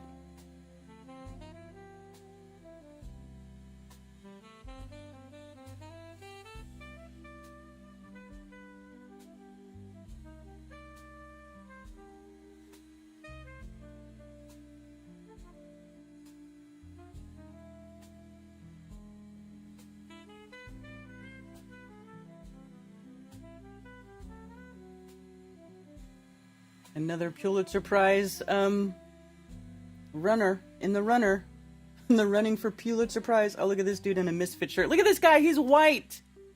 Hello, white. Hello, white.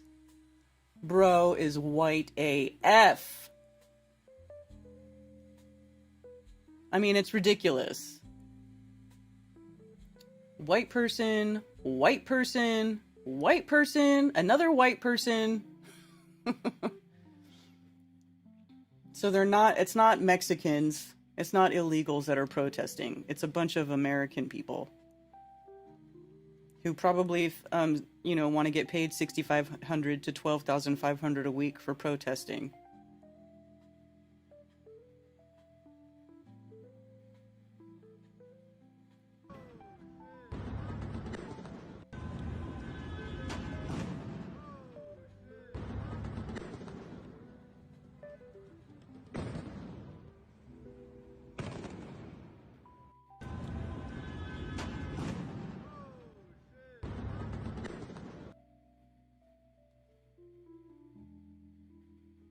Trying to push a race war, of course. Any way that they can cause division. Driving car, there's a lot of them in Los Angeles, set on fire. We've been seeing various people jumping on the cars, taking selfies in front of the cars, lighting the cars on fire. Again, this is just the latest in today's events in Los Angeles, in which we have seen protesters all throughout downtown Los Angeles in a response to the ICE raids that have been happening in that city. I do want to bring...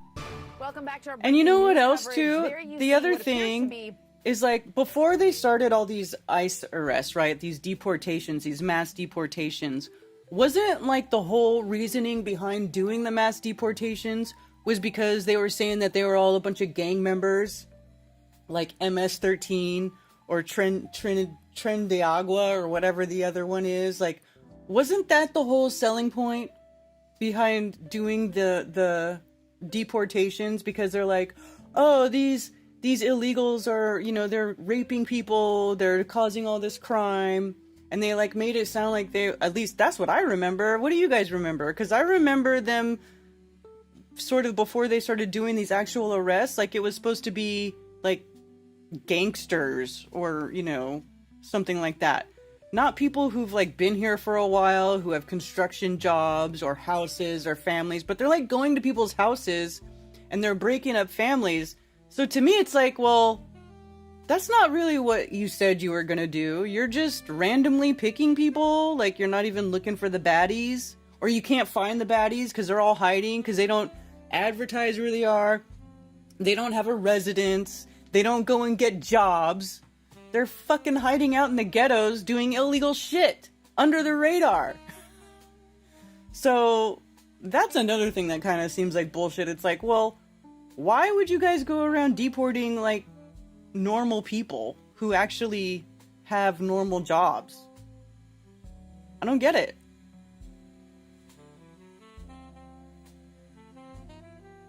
That's real protesting. Just 1 hour of not going to their gas pumps, they would panic. One of the more digestible conspiracies for normies is that the left and the right are the same faction. It's the same agenda to deliver, just different management style. Yeah. Riot season already? Yes. Yes.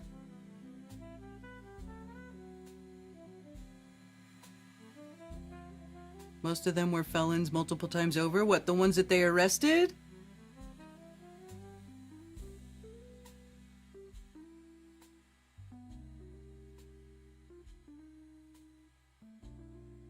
Yeah, see, I thought they were going to try to arrest, like, actual criminals and deport them, not normal people who may or may not be citizens. Like, I don't know, dude. I grew up in California. There was a little Mexico in Redwood City. I have Mexican heritage. My great-grandmother was from Jalisco, Mexico. You know, I know that, you know, I don't know if she came over illegally or not way back when. I actually don't know that story. But, like, I don't really have a problem with Mexicans. They've all, you know, there's no reason to hate them. I don't care if they're here or not. I just care if you're a good person or you're a bad person. Are you a good person or are you a bad person?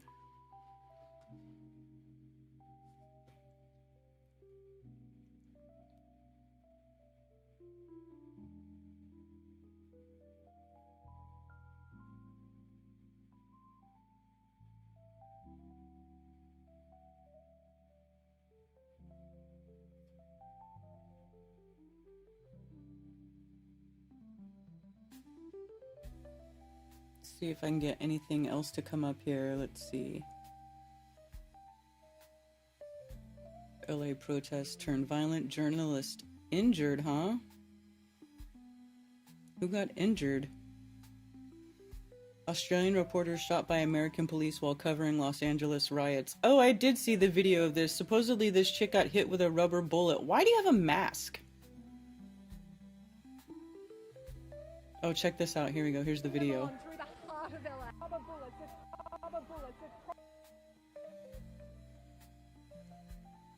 She even says rubber bullet. Let me turn the sound up. Rubber bullets at protesters, moving them on through the heart of LA. You just shot the rubber bullets at protesters, moving them on through the heart of LA. Look at right here. Look at this guy. Did this cop purposely shoot this chick? What is going on here? That's crazy. Cause look right here. He goes, boom! You just Shut the fuck up, bullets as protesters Nailed moving her. on through the heart of LA. That's wild. He's right there. You just shut the fuck That's up, wild. bullets as protesters Dude, moving them on through I the- would sue the F out of that cop. Oh my god. I'd sue the ever-loving crap out of that guy.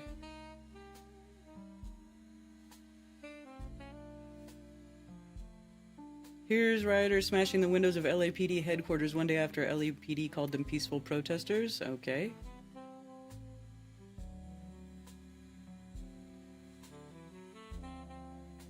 Hey, Boston Ray.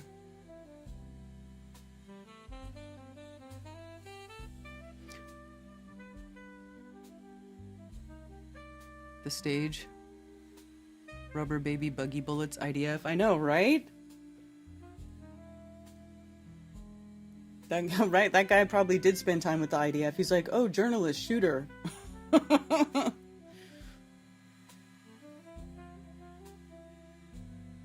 Yeah, then there's supposedly there's a child injured at the riot. Like, what kind of fucking moron brings a baby to a riot or a protest? Like, I wouldn't do that.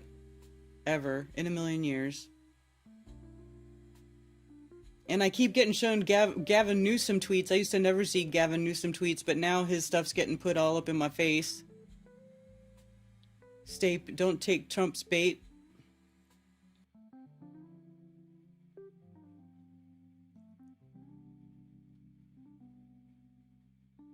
Mass looting currently underway in downtown Los Angeles and no sign of police. Oh, shocking. Let's see.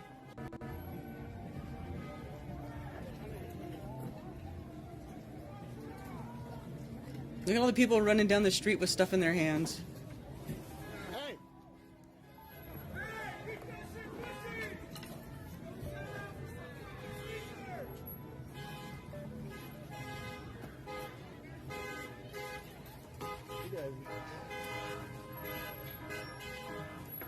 This shit's wild. One of the many reasons I will never ever live in a city. Ever again.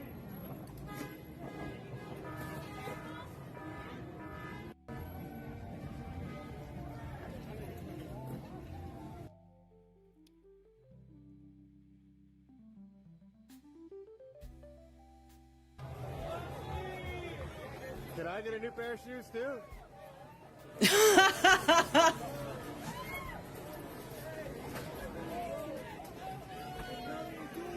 I'm not doing shit. Yo, grab me a shirt. This dude's hilarious.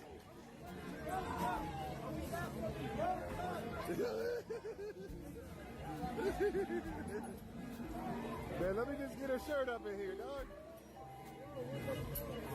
I watch your bike. Yeah, I got you, bro.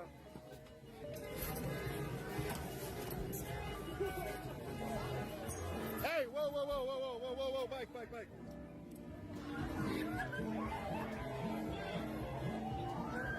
Better watch out, they're gonna steal your bike.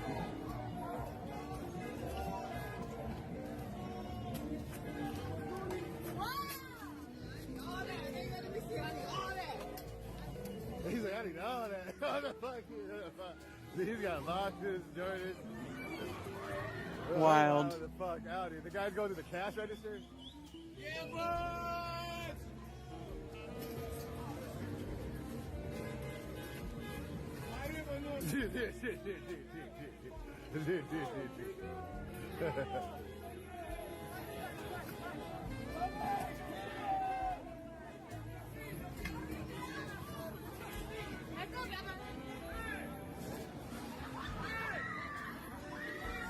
There's a sale at Penny's.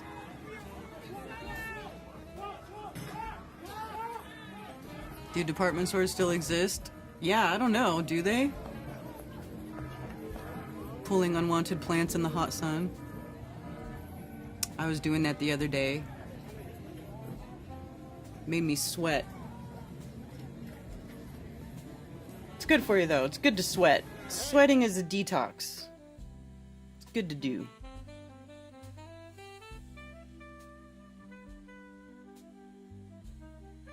Mostly peaceful protests are completely out of control.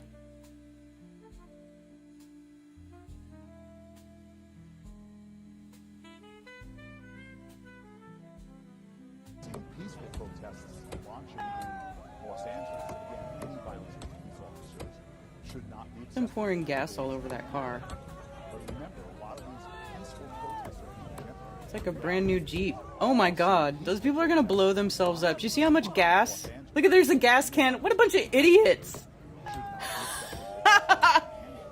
I mean, clearly, these are the people who have no experience. They have no experience setting shit on fire. They don't know that you don't need that much fucking gas.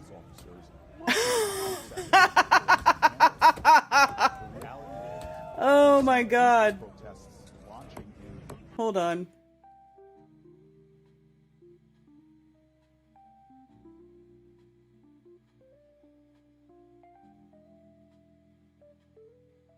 Look at how much gas they're pouring on the car. The guy walks right up and just nonchalantly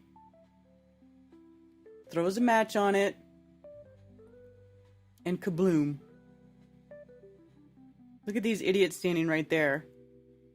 That shit blew up right in his face. Did you see that? Dude. Look at this. Ah! Why would you do that? I mean, that guy had to fuck himself up. He had to have. Idiots. Oh my god. What a bunch of freaking idiots. Hilarious.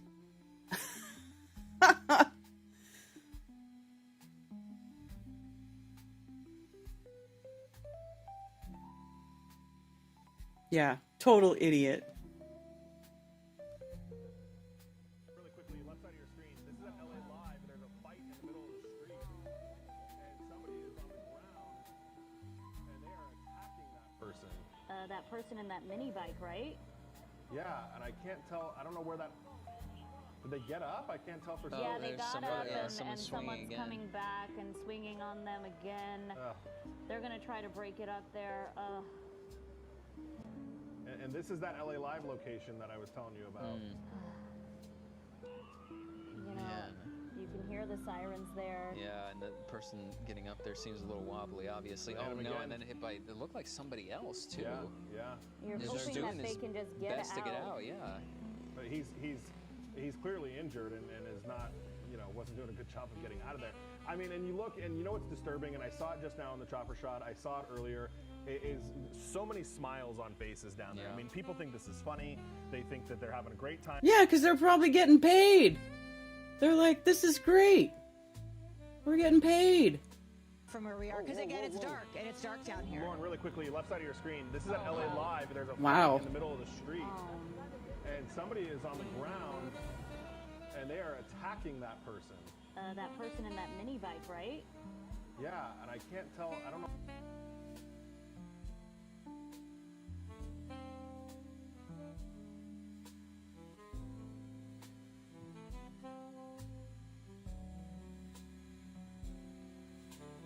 It's hard to tell because it goes behind that piece of structure or whatever.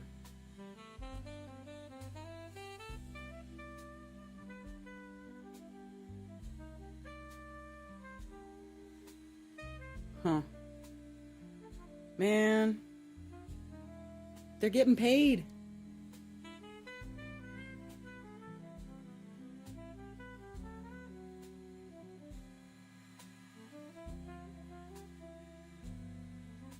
Remember, look, LA protest, look, looking for the toughest guys in Los Angeles. 6,500 to 12,500 a week. That's why they're smiling. If that's what this is, which, I mean, let's face it, it probably is.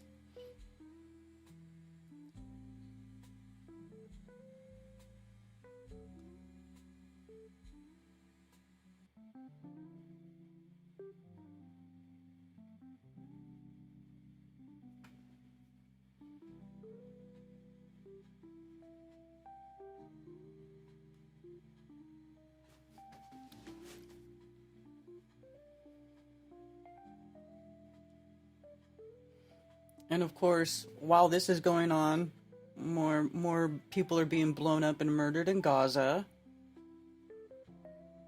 That's just all the time going on now, which is sad.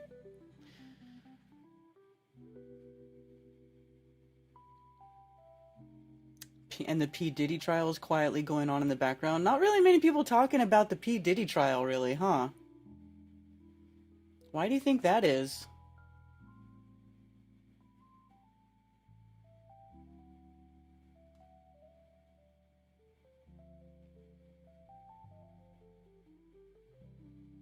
Judge Arun Subramanian has granted the government a day to respond to Sean Combs' legal team, which filed a motion for a mistrial Saturday afternoon, alleging prosecutorial misconduct. Last week, the defense showed proof that Combs wasn't in Los Angeles on September 26, 2016, the date government witness Brianna Bongolan alleged that Combs dangled her from a balcony in her 2024 lawsuit. The prosecution witness, known as Jane, is now continuing her testimony on day 19 of Sean Diddy Combs' sex trafficking trial. Testifying under a pseudonym last week, the former girlfriend and alleged victim of Combs recounted harrowing details of hotel nights, marathon sex sessions with paid male escorts, also called freak-offs. Friday's testimony brought revelations including that Combs is still paying for Jane's home as part of the love contract they agreed to in 2023. Jane testified that she had asked on multiple occasions whether they could stop having hotel nights, but that she continued to perform in them because she felt trapped by Combs' control over her finances. Her testimony was strikingly similar to that of a star witness, Cassie Ventura. Both women said that they relied on drugs to cope with their degradation and that they had to take part in the events to spend time with Combs, whose attention they craved. Combs' defense has argued that both women consented to the group sex encounters. Combs has pleaded not guilty to federal charges of sex trafficking, racketeering, conspiracy, and transportation to engage in prosecution. Could be sentenced to life in prison if convicted on all accounts.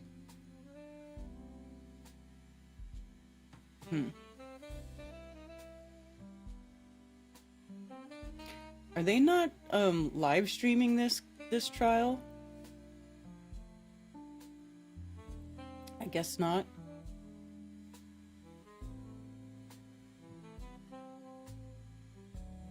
I mean, not that it's like more important than anything that is being talked about. It's probably pretty low on the list, to be honest with you, but still. It's interesting. P. Diddler.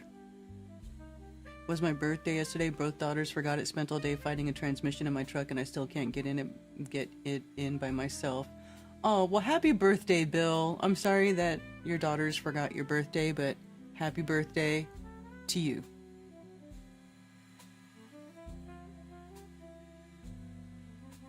Who the hell is Diddy?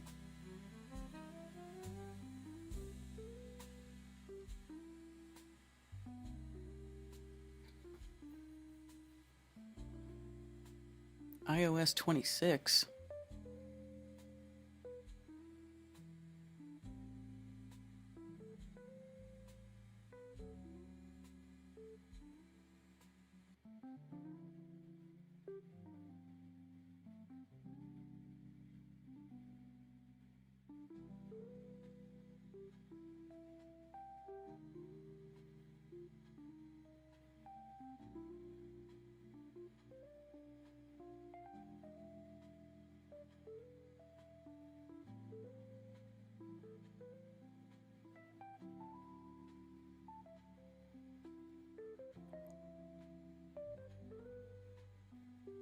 The fastest speed that humans have traveled is 39,937.7 kilometers per hour.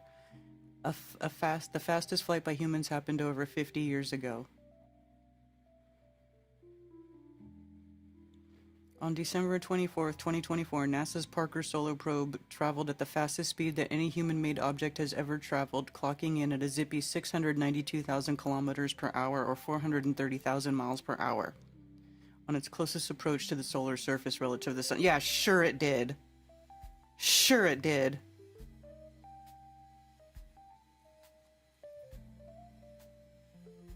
At these speeds, it would take around 23.4 seconds. Oh, really? To cross the U.S. from coast to coast. 23.4, huh? Interesting number.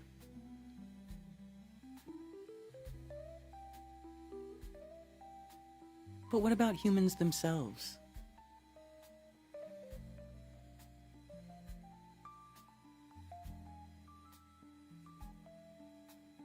The cheat answer is that relative to the sun, we all reach a peak of around 152,100,000 kilometers per hour, or 94,510,000 miles per hour as our planet orbits the star. But relative to Earth, the fastest humans have ever traveled is 24,816.1 miles per hour, set back on May 26 of 1969. That record was not set by the crew of Apollo 11 as they headed to or from their historic moon landing, but during the dress rehearsal 2 months prior. Oh, right. Apollo 10, the fourth piloted mission of NASA's moon landing program, was aimed at testing all the procedures and equipment for the moon landing without actually doing the moon landing part. Astronauts Thomas Stafford, John Young, and Eugene Cernan left Earth on May 18, 1969, arriving in lunar orbit 3 days later. Stafford and Cernan entered the lunar module nicknamed Snoopy and descended to around 14.4 kilometers, while Young remained in orbit 97 kilometers or 60 miles above the lunar surface. That's... How do you go in orbit at 60 miles? I'm pretty sure you can't just remain in orbit that low. I mean, that's... Is that even where the... Isn't that, like, too close to the Kármán line? Like, you have to be beyond that to go to actual orbit, don't you? Allegedly. Seems kind of like, I smell some BS there. Despite a brief wobble, the result of a faulty switch setting in the lunar module, the crew was able to return to the command module nicknamed Charlie Brown. After taking a trip around the moon and witnessing Earthrise, the crew returned to Earth. It was on the journey home during re-entry, around 121.9 kilometers from Earth, 75 miles from Earth, that the crew set the record for the fastest human spaceflight, reaching a top speed of 1,093.8 meters per second, or 36,397 feet per second, like being in a ball of white and violent flame. Now, come on. Does anybody believe that?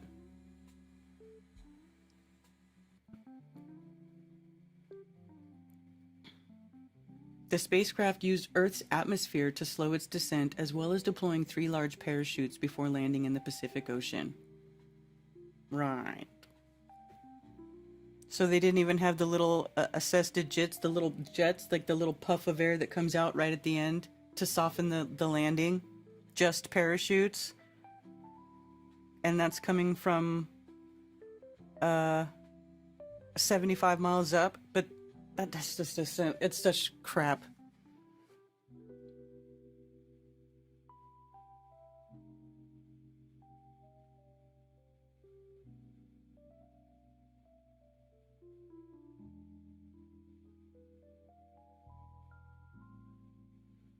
Hey, Phil Jones. Shout out to the UK.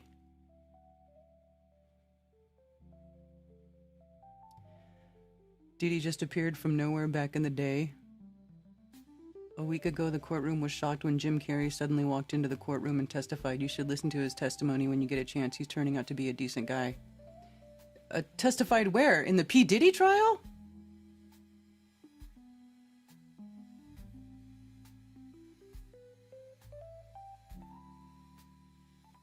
Still on that flat earth thing? What else am I supposed to be on? Sounds like a reference to 66.6. Exactly, Douglas Palmer.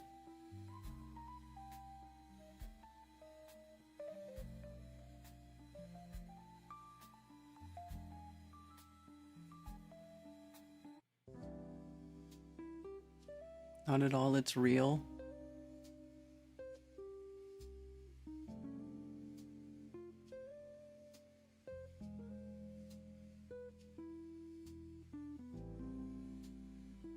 Gravity, incoherent electrostatic charge causing the downward vector and acceleration with buoyancy and density, separating everything into layers afterwards, and wind mixes the gases. Y'all are familiar with the lyrics from the song What's Beef by Biggie and Diddy? No. Should I look it up?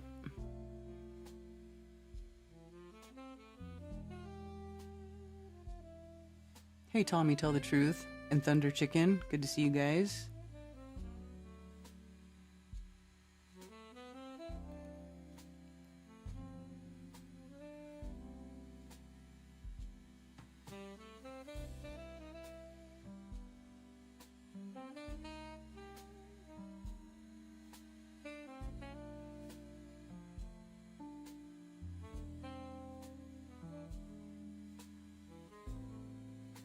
Poopy poopy.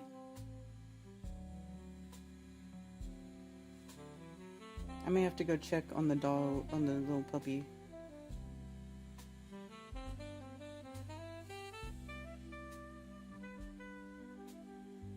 Maya.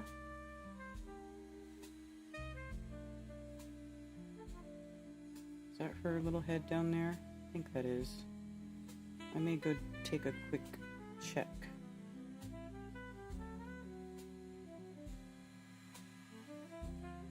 Make sure she's okay. Cheers, Stanley Tools.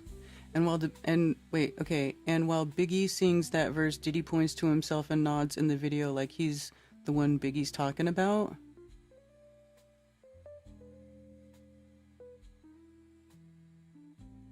Jim Carrey in the Diddy trial, huh? Interesting.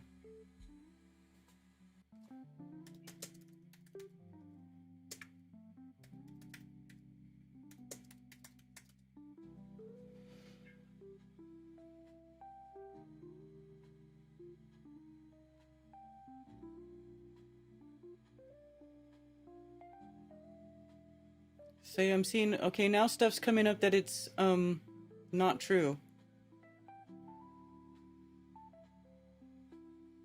Now I'm not going to click on Snopes. Snopes is the very first link. I refuse to ever click on Snopes because obviously they're full of shit. But let's see the second one. Did Jim Carrey testify in the ongoing Diddy sex trafficking case? Viral rumor debunked. A video that went viral on YouTube has made a shocking claim. It said that famous actor Jim Carrey testified in court during the ongoing sex trafficking case involving music star Sean Diddy Combs. The video appeared to confuse viewers. It had a strange title and claimed to share real details from the courtroom. The video was shared by a YouTube channel called What Is My Star Worth, and the title said, Jim Carrey, I took a bath with Diddy to get famous. This flipped the courtroom. Video removed, so we can't even watch the video. Video also claimed that Carrey gave his statement in a federal courtroom. Many people saw the video. It quickly got more than 133,000 views. Some thought the claims were true. The title sounded quite serious, and the video claimed that the courtroom was shocked by what Carrey said. But none of it is real. The actor and comedian Jim Carrey did not speak in court as he is not part of Diddy's trial, and there is no proof at all that he was involved in any way. The video is made for entertainment and was not based on any solid facts. A description of the video read, Jim Carrey has reportedly taken the stand, made one of the most bizarre and shocking confessions of the entire trial, claiming, I took a bath with Diddy to get famous. The courtroom was left in utter disbelief as Carrey shared disturbing details about what he says happened early in his career and how far some are willing to go to break into the industry. This content is fictional, and the disclaimer on the video said this content is fictional and created for entertainment purposes only. No verified court documents or official statements confirm these claims. So this is saying that that didn't happen. Maybe it was fake. Well, and if you think about it, Jim Carrey's been famous way long before P. Diddy, because I used to watch that show In Living Color back in the 90s. Was P. Diddy around then?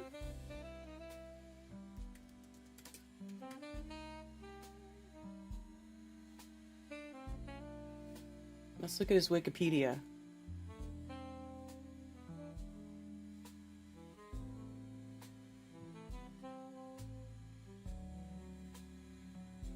(1990 to 1996) career beginnings. So that's okay. So when was In Living Color on?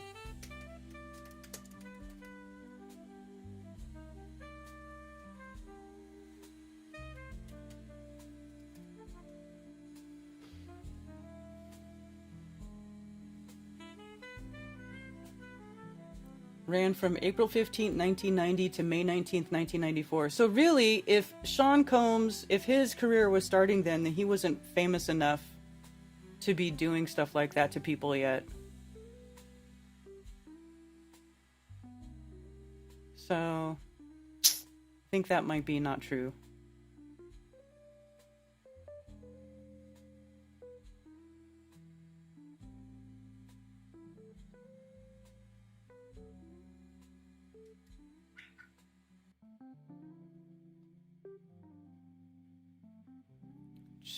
Combs changed his name from Puff Daddy to P. Diddy in 2001. He appeared as a drug dealer in the film Made and starred with Halle Berry, Heath Ledger, and Billy Bob Thornton in Monsters Ball. He was in Monsters Ball? I don't remember that.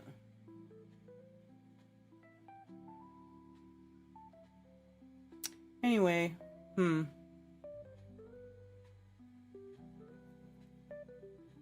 Hey, Aaron Wage.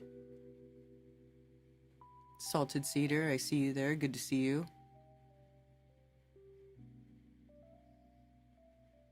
Say no to dope and ugh to drugs.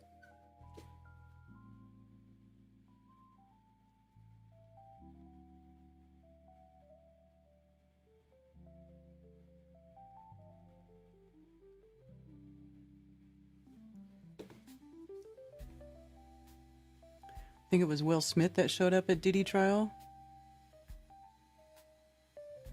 Yeah, it's okay, but that's what we do here. We look at stuff, we try to see if it's true or not. I don't mind. Sometimes I look at stuff and I'm shocked to find out it's true, and sometimes I look at stuff and I'm like, hey, well, that's fake.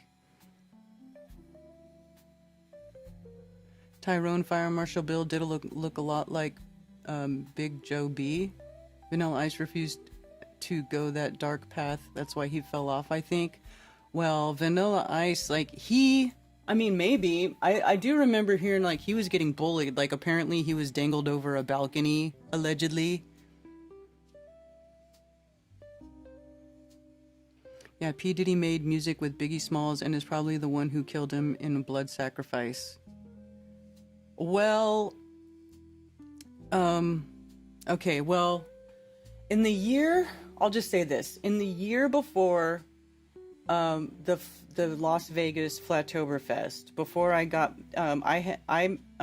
this man started reaching out to me through different medias and comments and stuff on YouTube. He's like, hey, I can help you get a place in Vegas, right? I can help you with the venue in Vegas. And his name was Artie Gorelli. And I became friends with this man, and I texted back and forth with him many, like pretty much the entire year leading up to Vegas, right? Flattoberfest 23. Now, what's crazy is this man told me that he used to be the bouncer at Club 662, which is the club that, not Diddy, the other scary dude that everybody was, Suge Knight, okay? So he worked at this Club 662 in Las Vegas for Suge Knight, and he was like this Italian dude, and he was like helping with the club. He said he did security and stuff for Suge Knight during all this stuff going on. And he told me, and by the way, he did prove it to me. He showed me receipts. He was not full of shit. I believe he was telling me the truth. So he showed me, or he told me that P. Diddy was involved in the murder of Tupac. He's like, Diddy, because it was like stuff was starting to come out, and he's like, P. Diddy did that shit, right? That's what he told me way back when. I was like, that's interesting. So then, somebody got arrested. It was I can't remember, but I sent him an article. I wonder if I still have those text messages, because here's the thing. That guy, Artie, he actually passed away January 1st of 2024. Now, I was supposed to meet him in Las Vegas. I wanted him to come to the event because he had helped me line up the venue, and he's a really cool guy, and I wanted to take him to dinner. Well, he ended up saying, he was like, I'm too sick, I can't come, right? He started to get really, really sick. And it turned out that he was diagnosed with stage 4 pancreatic cancer. And so he got really, really sick very rapidly, and then he died shortly after the event, and I never did get to meet him. But is very interesting, some of the stuff that he was telling me. Hey, DJ Curious.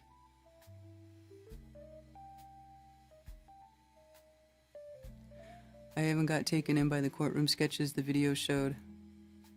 Yeah, it could have been AI, using AI. So that's what I'm saying, dude. It's hard. You have to verify everything. Like, even before AI, you had to verify everything, but now it's like you gotta even be more diligent. So, anyway.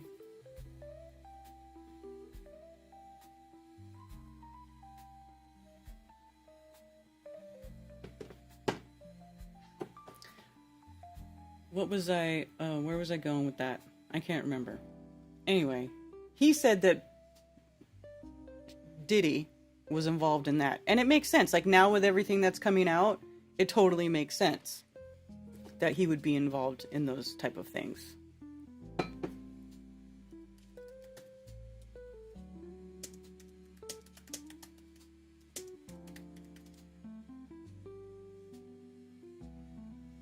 See, and then I remember sending Artie this article. Murder suspect arrested in Vegas. Dwayne Keith Davis, aka Keffy D, was arrested Friday for the 1996 murder of rapper Tupac Shakur. A grand jury indicted Davis on charges of murder with use of a deadly weapon in connection with the murder, blah blah blah. So, what is the relationship between Keffy D and Puff Daddy?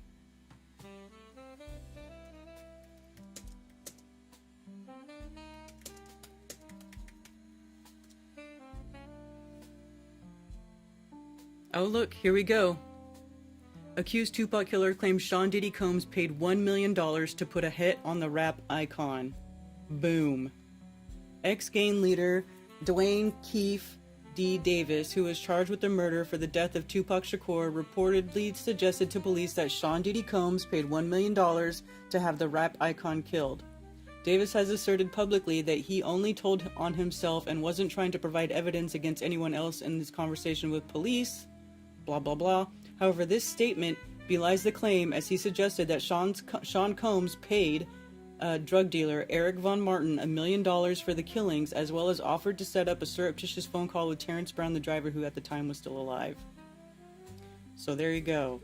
A connection between P. Diddy to the Tupac murder. So he's been doing gnarly shit for a while. He's obviously not a very good person. I punched out Suge Knight once. Right. Sure. Can we all just hit a bong? Have you seen the early interview of Tupac when he was like 17? He was a sassy boy. Yes. Where he was like talking about, I'm just like my mom. You know, I'm so arrogant, just like my mom. Yes, I've seen that. Yep. And also, did you know too that there's pictures of him and Jada Pinkett Smith? They look like little teenagers in Oakland, California. Heads up, Cammy's on Strange World tomorrow. It will be a great show. Yes!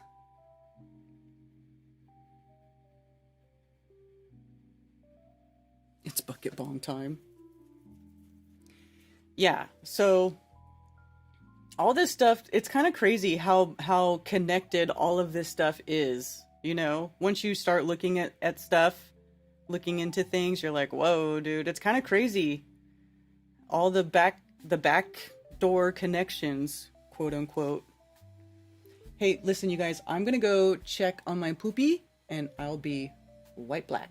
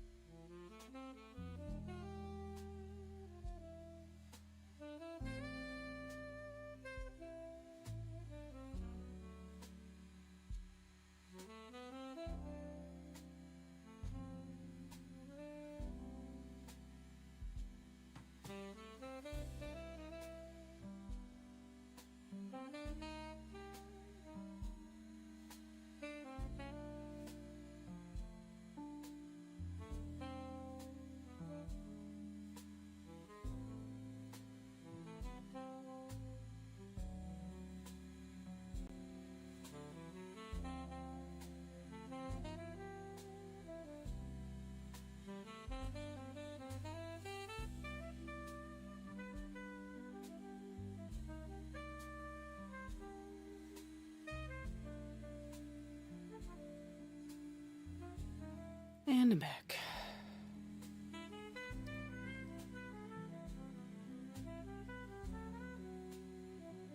Is the Greta flotilla a psyop?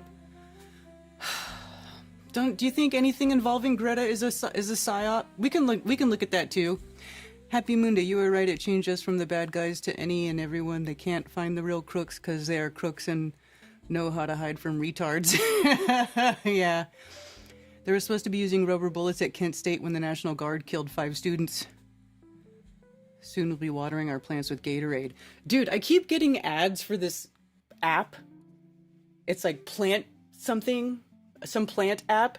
And it tells you, like in the preview of the ad, it's all taking a picture of the plant and it's all add milk, add cola. I'm like, who is adding milk or cola to a plant to help it a thing? Like, I find that to be insane. I'm like, there's no way this app is telling people to pour milk on their plants or cola. Anyway, I don't know. I feel like things in the Hollywood scene are far more sinister than we can even wrap our heads around. Yeah, I know.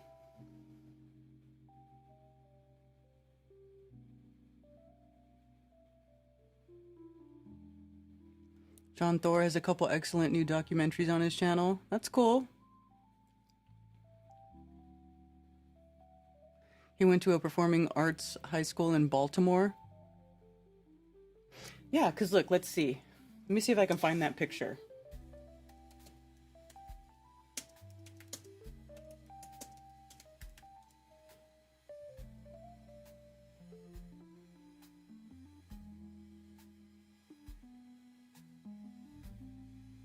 Yeah, like right here. This is Tupac and Jada Pinkett.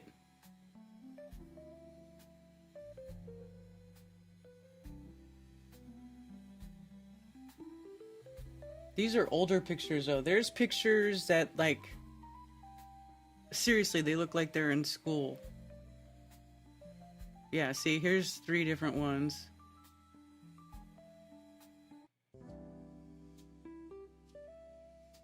But I'm not finding the one that I sincerely remember where Jada Pinkett had that like mushroom haircut. Here we go. Look, right here. Look at how young.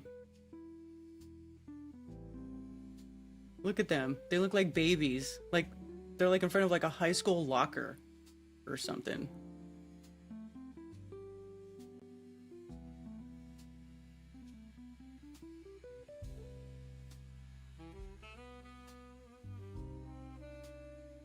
Anyway, so yeah.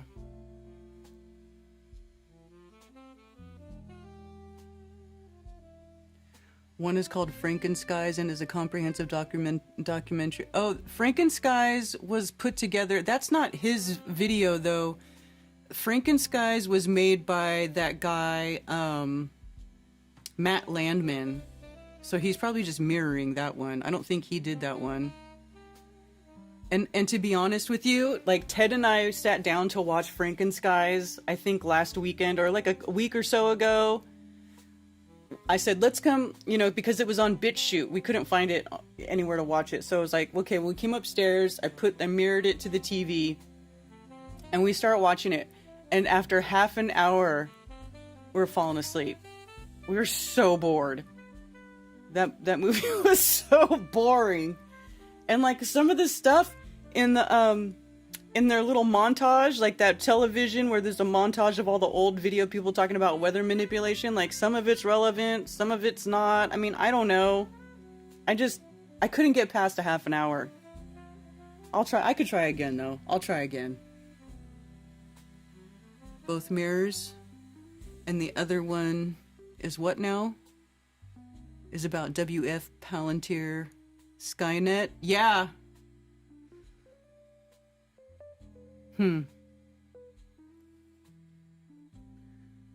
Yes. Oh, okay. So let's look up the Freedom Flotilla. So let's look up Flotilla because thank you for bringing that up because that was another thing I was going to be talking about today. So apparently Greta, how dare you, Greta, was on a Freedom Flotilla boat that was going to Gaza to bring aid and supplies to people on the Gaza Strip. And there's these pre-recorded video of Greta, who ironically looks the exact freaking same as she did in her How Dare You video. Like, seriously, how long ago did that shit come out? Shouldn't she be an adult now? Why does she still look like a little freaking kid? Is she some sort of, like, small-sized adult who's, like, playing the role of a child? You know what I'm saying? Like, it's just so weird. So, let's see.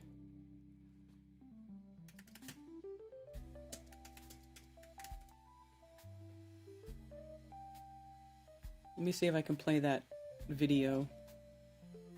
If I can find it. Oh, here we go. I was gonna say, it's gotta be on here because earlier it was like constantly in my face. So here she is with her keffiyeh on. Listen to what she says. My name is Greta Thunberg and I am from Sweden. If you see this video, we have been intercepted and kidnapped in international waters by the Israeli occupational forces or forces that support Israel. I urge all my friends, family and comrades to put pressure on the Swedish government to release me and the others as soon as possible. So that's the video that went out. Sweden. And then they're saying that they got I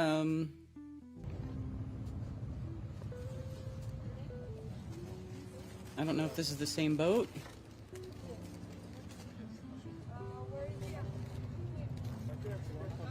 I don't know what this is.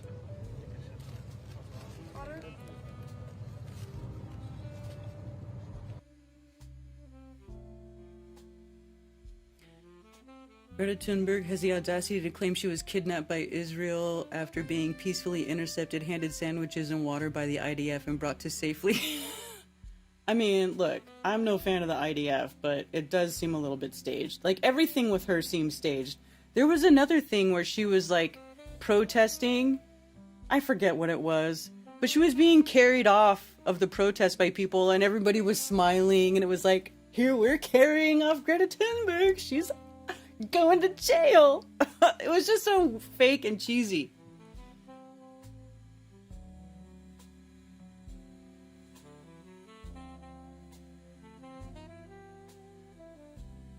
Here's another photo op.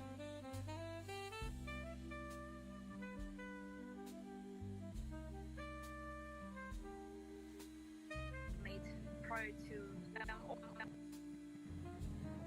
all those scenarios were included in our risk assessments that we have made prior to getting out on this mission. And of course, we know that it's a very risky mission, and we know that previous experiences with flotillas like this has resulted in attacks, interceptions, violence, and even cases of death. But of course, none of those risks are even remotely as high as to the risk that Palestinians are facing every day just by trying to survive. And right now, as you said, the mission is to get to Gaza to be able to deliver and distribute the humanitarian aid that we're carrying. But we are well aware of the risks going there, but we are aiming for that. So you were talking, Greta, about the risk assessment and being prepared for any eventuality in any scenario. So let me ask you this. How far are you willing to go? Because we don't know what kind of confrontation you could face. We just know that you've been warned. Yeah, and of course the uncertainties are very big here. We have gone out on this mission knowing the risks, but again, not saying anything in times of injustice when we are facing genocide. To be silent is by far a bigger risk than getting on this mission. And we are preparing to respond in a non-violent way. We are 12 peaceful volunteers on this mission. We are not carrying weapons. We are carrying food, sanitary products, medical supplies, things that are necessary to get into Gaza that have been prevented by Israel from getting into Gaza. And we are sailing on international waters bringing humanitarian aid. If they stop this humanitarian aid, that is a crime. We are not doing anything wrong here. We are just doing our part to continue to try to break the siege on Gaza and to open up a humanitarian corridor.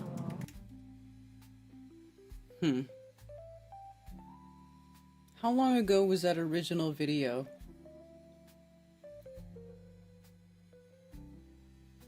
She's 22.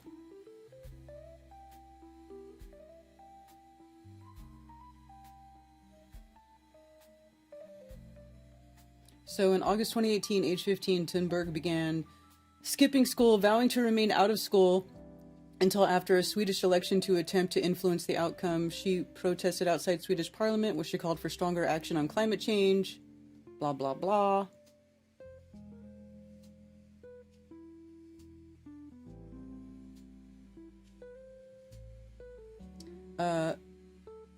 She sailed on a carbon-free yacht.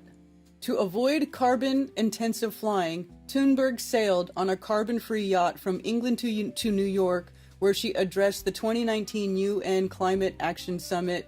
In her speech, she scolded the world's leaders by claiming, "How dare you," in reference to their perceived indifference and inaction on the climate crisis. So that was 2019. So it's only 6 years ago.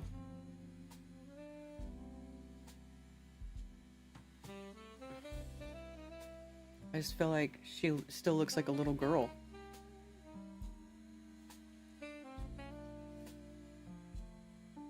She has a watermelon on her shirt. No, this says ship to Gaza. It's a boat with a red and a blue, or a red and a green sail.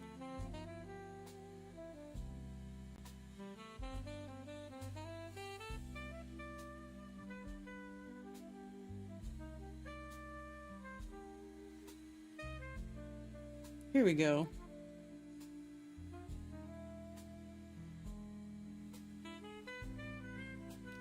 Yeah, she looks the same. Like, exactly the same. It's weird, isn't it?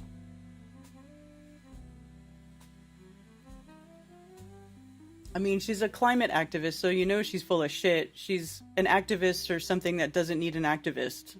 Something that's fake. You know?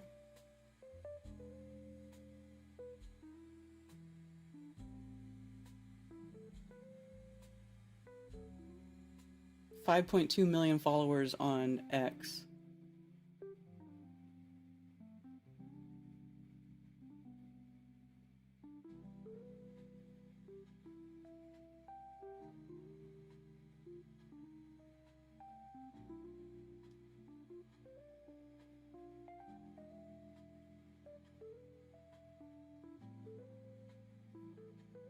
She doesn't really tweet very much.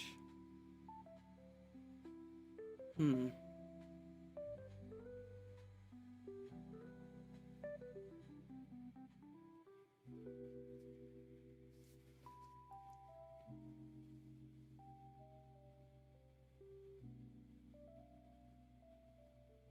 guys make me hungry. I'm kind of hungry.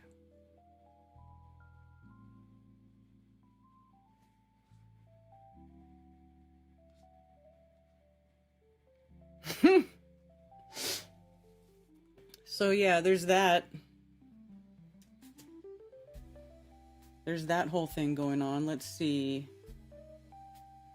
Oh, Stu Peters launched a shitcoin called J-Proof and then rug pulled it. So there's that. So this guy, Lucas Gage, who's like a very big vocal guy. I forget what his whole deal was, but he was getting swatted like every week because he was speaking out about, you know, the juicy people. And well, I guess he made buddies with Stu Peters because, you know, Stu Peters was riding that white supremacy thing for a while. Even though he was like totally, right before he became a journalist, he was culturally appropriating black people's music. Very poorly, by the way. So, anyway, this guy goes and becomes friends with Stu Peters. Well, Stu Peters launches, he doesn't even know anything about crypto, but he launches a shitcoin called J-Proof. J-Proof, right? So, what is that supposed to be, like Jew-proof or something, I guess, right? Anyway, he's been being, the past couple days, he's getting exposed for rug pulling the project, for selling when he wasn't supposed to be selling, etc., extracting value. Basically, it's a pump and dump. So, I'm going to see it. You guys want to hear about that a little bit? Okay. Let's see what this guy says. What's going on, guys? Not really the best morning. I was up till 3 a.m., so I didn't get much sleep. Dropping receipts, which we have so many of. It's just bad. Tony's getting carne asada people fries. Are mocking me. They're laughing at me. I told you so. Tony, I love carne asada fries. I freaking love carne asada fries. I actually make carne asada fries. You make me want to make some carne asada fries. Okay, we're gonna go back. That's fine. You can tell me so. It's okay. The 16 grand. I know it's a lot of money. It was never supposed to be 16 grand. Just so you know, there's 2 grand in Bitcoin I already had. 8 grand of my own money from the bank, but 6 grand of it came from that shit coin someone made of me. Gauge coin, remember that? And I said I didn't make this coin, and I didn't touch it, so it died. But the money was sitting in there. And when I got into the J-Proof chat, everyone was like, "Dude, that's real. It's made on Pump Fund. It's safe. Pull it out." My one friend said it was a phishing. Don't do it. You'll destroy your wallet. So I made a new wallet, and I pulled the coin, and it was 6 grand. So I took that 6 grand, and I said I'll put it in J-Proof. At one point, my investment in J-Proof was up to 30 grand. So I doubled my money. And because I'm Mr. for the movement, I didn't pull out anything. I said, oh, this is great. This is going to go to like who knows what, right? Because none of us expected Stu to be doing anything wrong. Okay? The plan was simple. Suckers. Stu made a coin. He would hold most of the coins. He would stabilize the coin. Let everyone else trade the 15%, whatever they wanted to do. He would stabilize that coin, and he would make money off the transactions, right? The fees. That was the plan. That's okay. He could make money off his investment. There's nothing wrong with that. He said he would never rug. He said he would never sell. He still hasn't rugged. But he did sell. See, he lied about so many other things. But see, me, meeting him and his family, hanging out with him, talking to him and stuff, even the people who I got together to investigate this, we didn't believe Stu was doing this on purpose or he wasn't in on it. We thought he was being scammed by this partner that he met at this Anarco Poloco thing in February. At Anarco I don't know Polo? his fucking name. Other than A scammer he met at Anarchapulco. that. And I overheard this conversation between them in the car when I was at Stu's. When I jumped into the car, it was already happening. And he was saying, look, we got to stabilize this coin. We'll be the first meme coin to stabilize. You can do it right, Stu. We can make it happen, blah, blah, blah. So I thought this guy was just glazing Stu to make him feel like he's the Führer. He's the next Hitler making a bank. You don't understand. So easily manipulate a narcissist Führer. like Stu, right? We know he's a narcissist now for sure. But anyway. So, okay. Means well, I thought, but this guy's got to be the issue. Ironically, what caused us to investigate the situation was the recent arbitrage bot sniping. Because Stu said he hired a professional to do it. And he put money into this wallet to do that. And then this bot sniped. And this is a bad move because clearly the person who was the professional didn't do everything he could have done to have prevented it. So when we found out that the market maker wallet was already created 30 minutes after Stu launched the coin, we realized, oh, it's an insider. So he didn't pay a professional. So this guy, Andrew, is a fucking idiot. He doesn't know what he's doing. And Stu's saying, I got a professional. And that professional cost everyone money because that bot sniped the fucking thing, the LP, which made the coin drop. So we realized, okay, maybe there's just incompetence. So we started investigating, okay, maybe this guy is incompetent. Then we started looking at, well, no, maybe this guy's scamming Stu. So I said, there's no way. See, there's no way that Stu Peters, in my head, with his ego that he has, would destroy his reputation over a fucking meme coin. Right? The plan was make money off the LP rewards. Okay, that's fine. No problem. Jump your family in there if you want. Your friends can join in. Okay? You have a project, you have a tech company, you're not going to invest in it, right? Think of it like a stock. But here's the thing. As we investigated more into this fucking thing, and we said, okay, maybe this Andrew guy is the problem, and he's tricking Stu because he knows more than Stu. The problem is there are things Stu's wallet did that cannot excuse his behavior. So the only way Stu can get out of this is say, you know what, I don't have control of the main wallet. This Andrew guy does, and he does whatever he wants at all times, which would also be a lie because Stu says, I have 100% control of the wallet. So Stu lied about many things. He said that he put 150 grand of his own money to make this happen. Stu Peters, network, resources, blah, blah, blah, blah. No, he started with 20 grand. In other words, I almost put as much as he did. My other friend put 15 grand in. He lost 6, I lost 9. Other people I know lost their money. Everything. They lost half their investment. Every single fucking person I know. And I didn't shield the coin hard. Like, hey guys, jump into J-Proof, jump in. I posted some stuff like, why am I not rugged yet? LOL. Made jokes. I never said jump into it. I never said put it in, any money. I said, and if you want to jump in, put in something you lose, whatever. Don't. That's all I said. And it's all there. And everyone who watches me on my stream knows I didn't shill it. In fact, Stu was mad at me saying, well, what do you expect? You didn't push hard. No wonder why it's dropping, right? I have the text of that too. I have everything. You guys don't understand. So, as we kept investigating and we realized Stu was doing things with the wallets he shouldn't have done. Again, he said he never would sell a penny. Well, he gave J-Proof to wallets that did sell. And it's not just the Andrew guy's wallet, multiple other wallets. So why is he taking J-Proof? And I'm not talking about Mo Khan and other people. This is before that. He said he put all the LP rewards, all the rewards he put in, back into the coin. Not true. We traced every fucking one of these things, and we showed that there are some that he put back in, and others he moved away to another wallet and sold with other J-Proof.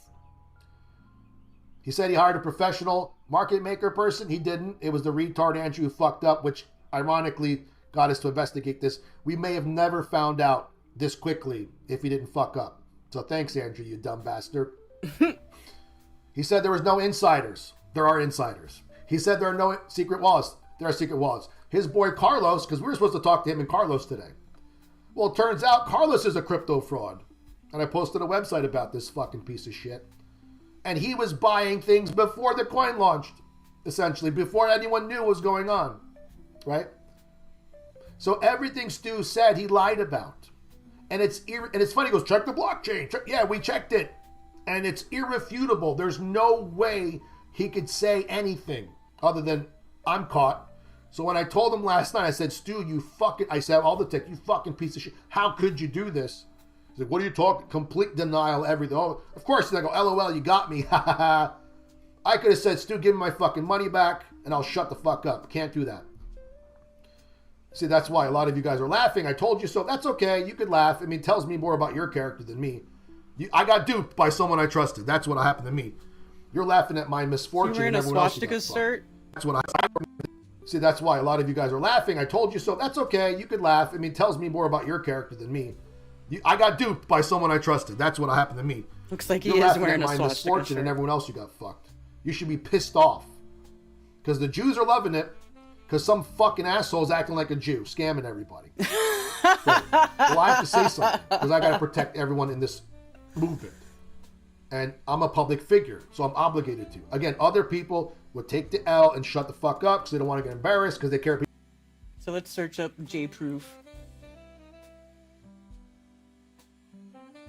Reminder that J-Proof is a scam in case you aren't used to trading. Honestly, I'm glad I didn't even have to tackle this script. I just had to sit back and watch it collapse from the weight of its own nose. It was obvious after paywalling a documentary that was advertised as being readily accessible for the greater good. Sometimes that's all you have to do really is just be quiet and let another person get too cocky, talk too much, and make mistakes. Yeah, Stu Peters is a total grifter. Remember, he also is the one who allegedly or who financed Old World Order, and then when they went to go release that shitty ass movie, oh my god, one of the shittiest things I ever had the displeasure of watching. And then when they went to go release it, they were advertising it as the most censored movie on the internet. It's not censored. Nobody gives a fuck about your stupid Old World Order bullshit lies. It's not censored. But that's how he advertised it, is the most censored movie on the internet, and you had to go watch it on his website instead. It's such a joke. J-Proof is a scam. We told you. Yeah, see, this is the first thing I saw. It says, I put 16K in J-Proof because I trusted Stu, but I didn't shill it hard because I hate crypto. Tonight I pulled out a 9K loss after me and others investigated activity for days, only to discover it's a slow rug with insiders draining liquidity over time. And so actually, what's it? The people who trusted the J-proof meme coin offering by Stu Peters are retarded on multiple levels. Absolutely everything you need to know to avoid this scam was out there in abundance. You get what you deserve at this point. I can't disagree with that. I just went homeless. I pulled out my 401k that I've built over the last 40 years and went all in on J-proof. I've lost everything. I told my wife to trust me because she advised against it. Now she's kicking me out of my house and filing the divorce papers. I don't know what to do. Is that real?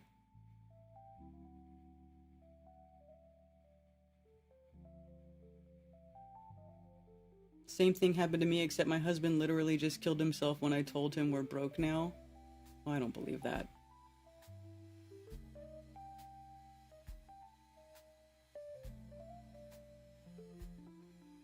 So, and of course, Stu Peters is denying it all. Let's see, let's go look at dumbass Stu Peters.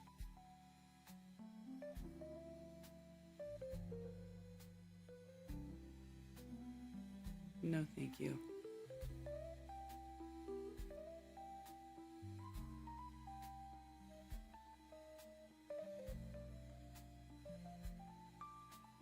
Let's see, let's look at the,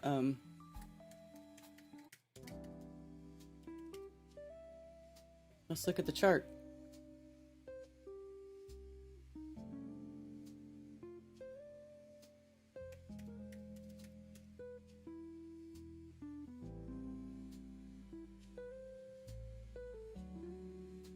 Down 48%. Up 28% in the hour.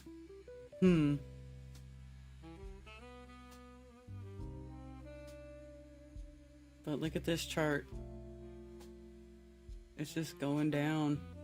Going down. And then there's a big dump right here. I wonder if that's when does this start? The 8th. So once everybody starts talking about it, see, it's already down to 2 cents. I think it started, it was much higher than that. I mean, I didn't even know this coin existed until I saw people talking about it on X. I had no idea that Stu Peters launched a shit coin and was scamming people out of money.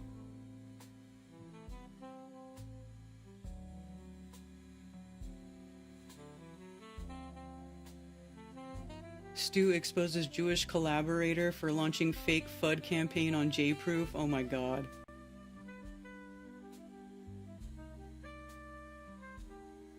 I mean, why? Why would anybody... People are just so gullible. I could never imagine purchasing anything that has to do with Stu Peters. Oh, actually, let's see. There was another thing I was noticing. Look at this.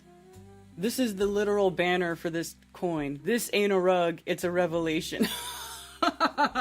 Trust me, bro, it's not a rug. It's right there in the banner. It says it's not.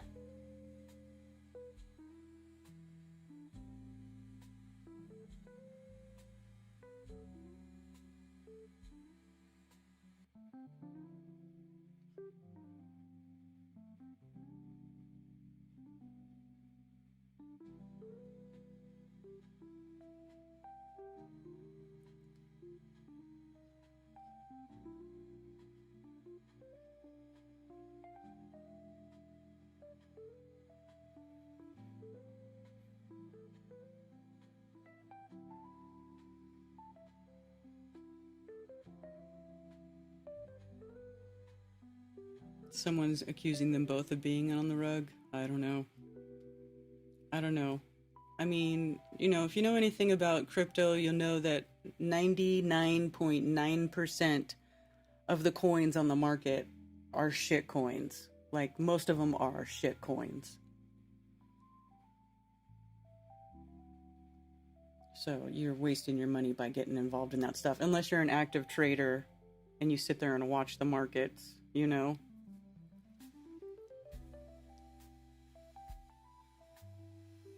I feel so sorry for these assholes with money to burn.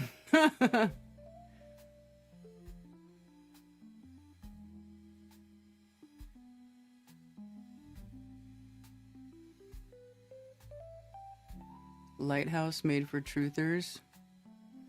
You know what, Bill? I saw Sean do a post that said that he was no longer associated or involved with the Lighthouse website. He's not doing that anymore. That has nothing to do with Sean anymore. I think Sean left that because his channel became so successful. I think he just started to focus on his own channel more. But he said that he wasn't involved with that anymore. I think the whole world should be talking about the fact that according to the scriptures that Israel is only 3 years left to be a nation. Really? Where does it say that, Tommy?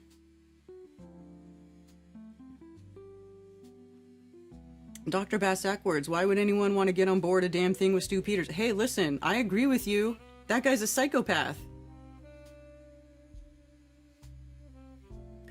Kieran, you'll have to come down to our ice cream shop if you ever make it down this way. We just bought the Chill Factory in Fountain Inn. Ooh, where's that? I love ice cream.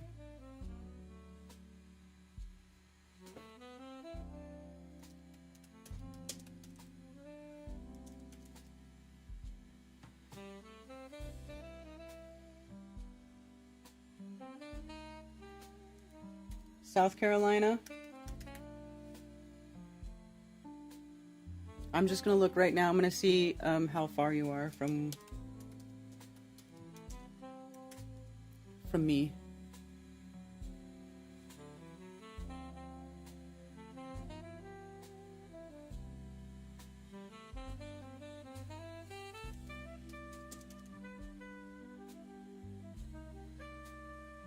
Little over an hour.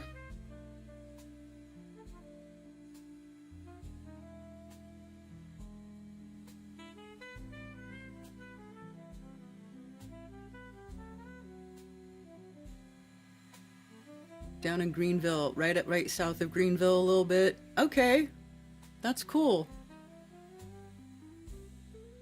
I would like to go check out your ice cream shop.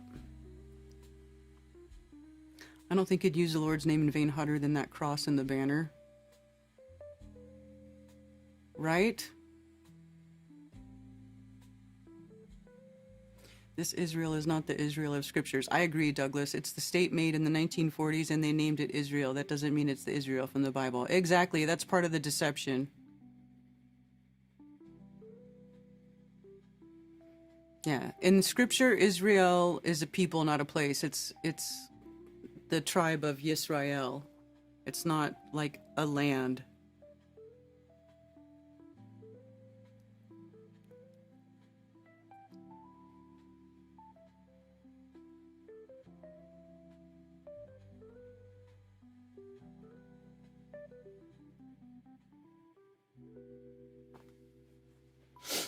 So, yeah. So what else? What else is going on? I feel like after watching some of that Greta stuff and them like trying to say, oh, look how good they're being treated by Israel or by the IDF, I feel like that's exactly what the PSYOP is. The PSYOP is to show is a display of the IDF being humane to people and like not blowing people up or being aggressive to people trying to help Palestine. Like that to me is the PSYOP there. Oh, look at us, we're so nice. We gave Greta a loaf of bread. We're good people.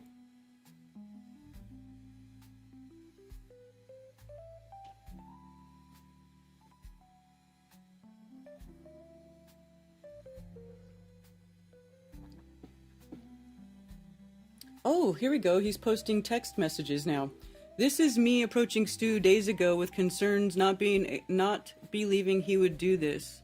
At this point, he could have at least pretended he was getting possibly duped. Instead, he doubled down. Ironically, the very same blockchain exposed his lies. I don't know what's going on with JProof, but I'm getting tagged and attacked, and people are accusing you and the team of all kinds of shit with receipts. They are also saying anyone who asks questions in the chat are getting banned, and you haven't said anything about this. All I know is that I'm down 9K for no reason after whatever just happened. Is it possible someone you trust has manipulated you? I don't believe the accusations that you'd scam with a coin, which would destroy your life if you did. It wouldn't destroy his life, because people don't care. See, that's where he's wrong. That's not going to destroy Stu's life. I mean, he's like literally his job is a grift. His whole existence is a grift. So it's not going to ruin his life. It's just going to be another grift that gets forgotten about because he's going to say all the words about the Jews. It says clearly something happened and this doesn't look good. And Stu Peters says, yeah, I'm addressing it later today. No, I'm not scamming anyone, and I really don't give a fuck about what these Jews say. And when people want to get scared and run away, or people who have big platforms and influence are staying quiet but magically expect the thing to go up and keep pumping, they are not doing me any favors either. Yes, I'm blocking people who are saying fake and false shit. Yes, I'm blocking liars and subversive. Yes, I'm blocking Jews, and the coin is being targeted just like I am because of its prolific stance against wick supremacy and of all of the parasitic, degenerate, nasty aftermath these slimy fucking cockroaches leave behind wherever they go. Everything is on the fucking blockchain, Lucas. All you have to do is go and look. No, somebody that I trusted did not betray me. I was extremely transparent in the chat and on my show and everywhere else about exactly what it was that we were doing with the coin. If anybody actually takes the time and do their own research, they can see facts. Blockchain doesn't lie, Jews do. This guy is like the ultimate, like, Jew scapegoat guy.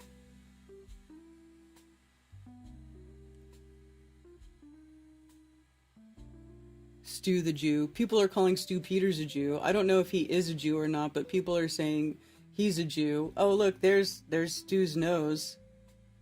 It's a little Jewy. A little Jewy.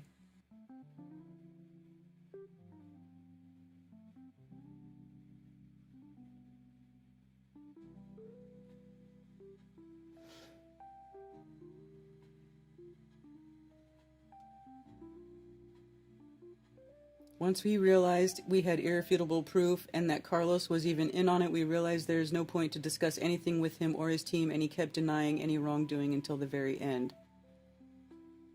There's so much, here he's telling him there's so much proof, there's no reason to even talk to you at all, and you will see the receipts when everyone else does. Then you can try to call me a Jew or whatever insanity you want. You lied about so many things. I couldn't believe it and tried to even make excuses for you until it was impossible, and you fucked me and my friends, and here you are still pretending nothing is wrong. I stood up for you during the occupied thing. I didn't go to the USS Liberty since they cut you off, and I didn't expect you to do this shit. I never made one move that could have fucked anyone. I never made any underhanded move. I've never done one thing with this project and other than stick my money into it and blah blah blah. So yeah, so Stu denying everything. His only resort at this point is to dupe his followers into thinking I got paid off by Jews.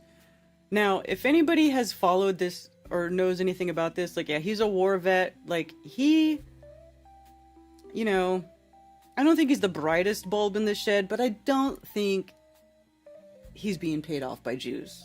I just don't think so. Ah, you got the call.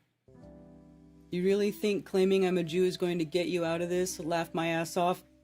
Bro, you're so fucking cooked and you don't even understand. So yeah, tell your audience whatever you want. They'll believe your schizo theories until they see irrefutable proof of your lies. Then your fucking career will end along with it. You dumb fuck. To think you'd actually do this and get away with it? Go cook up your narrative, Lucas. Just keep refusing to tell me what you are talking about or have a balanced conversation we're all going to have tomorrow with Carlos and your so-called experts. Okay, so Carlos, did he post that?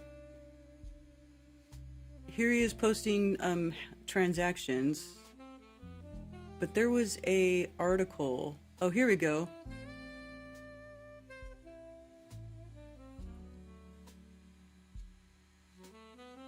Crypto complaints against Oldsmart's Carlos Cortez reach settlements. Numerous investor complaints against former Clearwater, Florida financial advisor Carlos Cortez allege he recommended investments in a fraudulent cryptocurrency scheme. Financial Industry Regulatory Authority, Securities Exchange Commission records show that former World Equity Group broker is currently an investment advisor with Cortez Wealth Group in Oldsmar, Florida.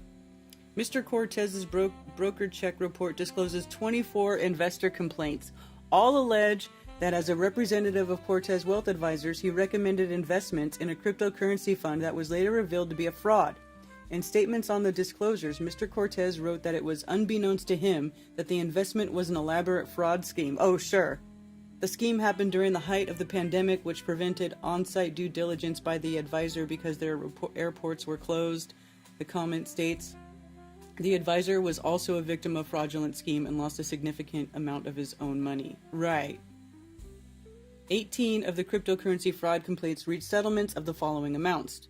Oh, wow. These are all very large amounts, except for these 12,000, but 6,500, but 80,000, 60,000, 125, 147,000. 6 remaining complaints are still pending. So this guy that is involved in the project with Stu Peters has had to pay a bunch of people settlements for being involved in fraudulent crypto schemes. So that's interesting. That doesn't look so good.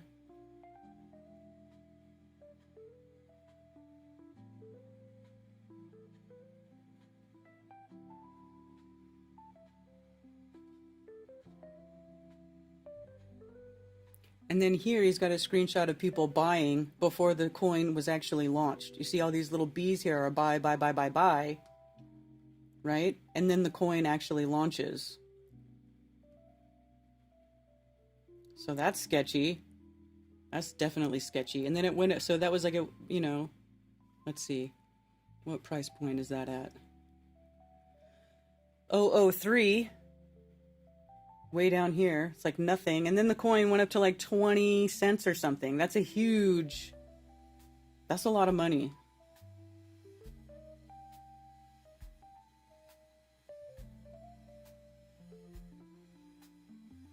So anyway, yeah. Shocking. Stu Peters is a scammer. Who knew?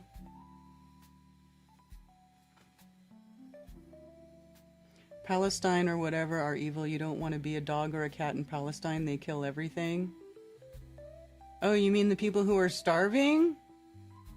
Okay. Honestly, Karen, our soldiers helping a lot to the people calling themselves Palestinians. I can promise you something. If you live in Israel, you know what's going on. Yeah. I also have seen a lot of stuff like from Israel TV and news things from Israel, and they say a lot of horrible things that don't really give me the warm and fuzzies that they actually give a shit about the human life, about the lives of Palestinians. And I also don't believe what Israelis would say about Palestinians, because they also call them like vipers, and that they you know, it's just disgusting. I mean, you know, whatever.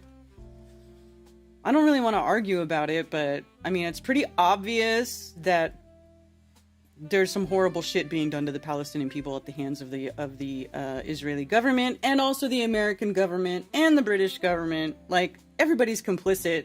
You know, anybody sending Israel weapons, sending them lots of money, like, we're funding this shit.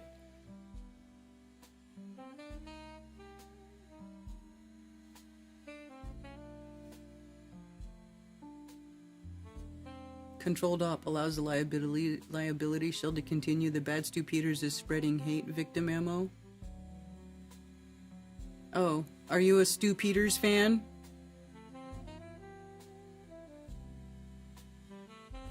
The Bible study podcast, that was the Torah. It was only the first 5 books. We did not continue on past the first 5 books.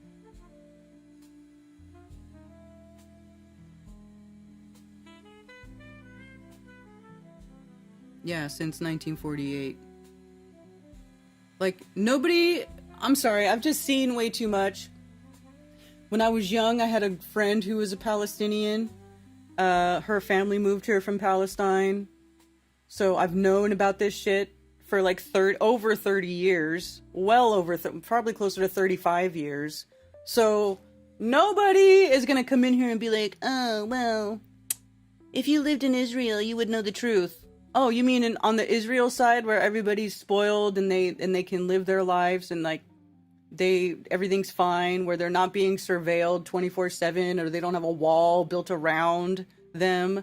Like, they literally wall these people into this little section the Gaza Strip, the West Bank, which is occupied. People are being blown up in the West Bank. West Bank is not even supposed to be, it's supposed to be better than the Gaza Strip, but it's not. It's getting eliminated too. Marty leads in his Gnostic Academy as a good church on Sundays to replace the Bible study. I mean, I guess. As long as you're white.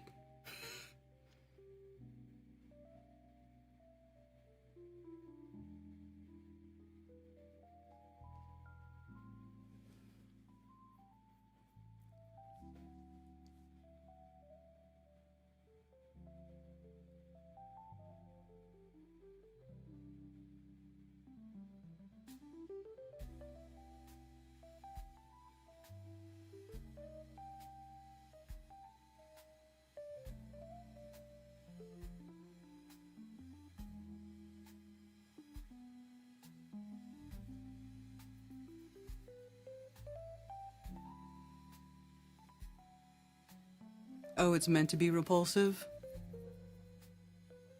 This is what they want to do with the USA, right? Ember Days this week? What's Ember? What's Ember Days?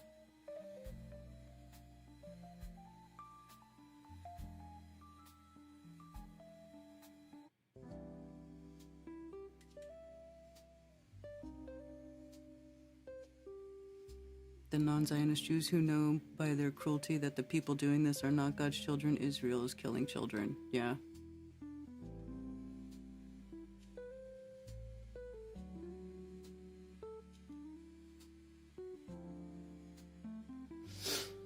Yeah. So, how's that? Is there anything else to go over? Anything else we want to discuss? Any questions, comments, concerns? It's all 1 o'clock. Anybody want to call in? Oh, there's an incoming call. You know what? You're going to have to call back because the voice, Google Voice, went retarded. And it wasn't registering my mic. It's like, whenever it does that, I have to close the window and start it back up again. Wow, whoever you are, you tried to call like 30 freaking times.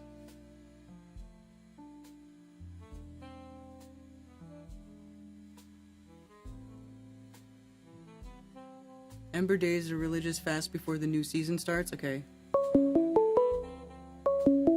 The Israelis are good people. I'm sure some of them are. Thank you for calling Coffee Talk. You're on with Karen B. Hey, Karen. Hey. Revelations 2:9 and 3:9. These aren't real Jewish people. It's the synagogue of Satan.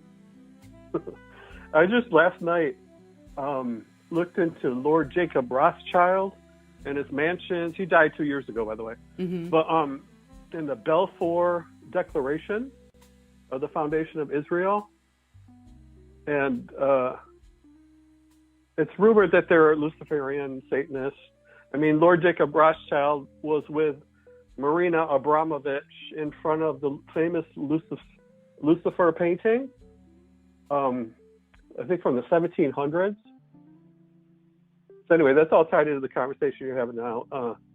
They're not the actual Jewish people that founded Israel and the Zionists. So, right. Any thoughts on that? You ever looked into Lord Rothschild? Or yeah. I know about the Balfour Declaration and how basically it was like Britain took over the land and then handed it over when it wasn't really theirs to hand over. Yeah. Palestine. Yeah. They said they took it from them, basically. Yeah. So it's just fascinating, this conversation. And Revelations 2:9 and 3:9 I think are relevant. You know, that I think it was Jesus said it, that they're not the real Jewish people, the synagogue was Satan. That would explain the genocide. And I never understand Christian Zionists, of which my father is. I mean, the defending of Israel, no matter what they do, has always been an unchristian viewpoint, in my opinion. I never quite understood it. Yeah. Oh, I don't understand it either, especially if you find out what Jewish people think about Jesus.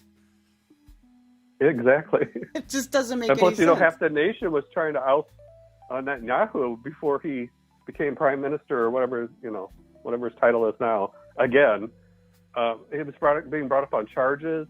They were rioting in the streets and protesting. And then he took over and started this, they say, mowing of the grass of the Palestinians, this genocide. Mm-hmm.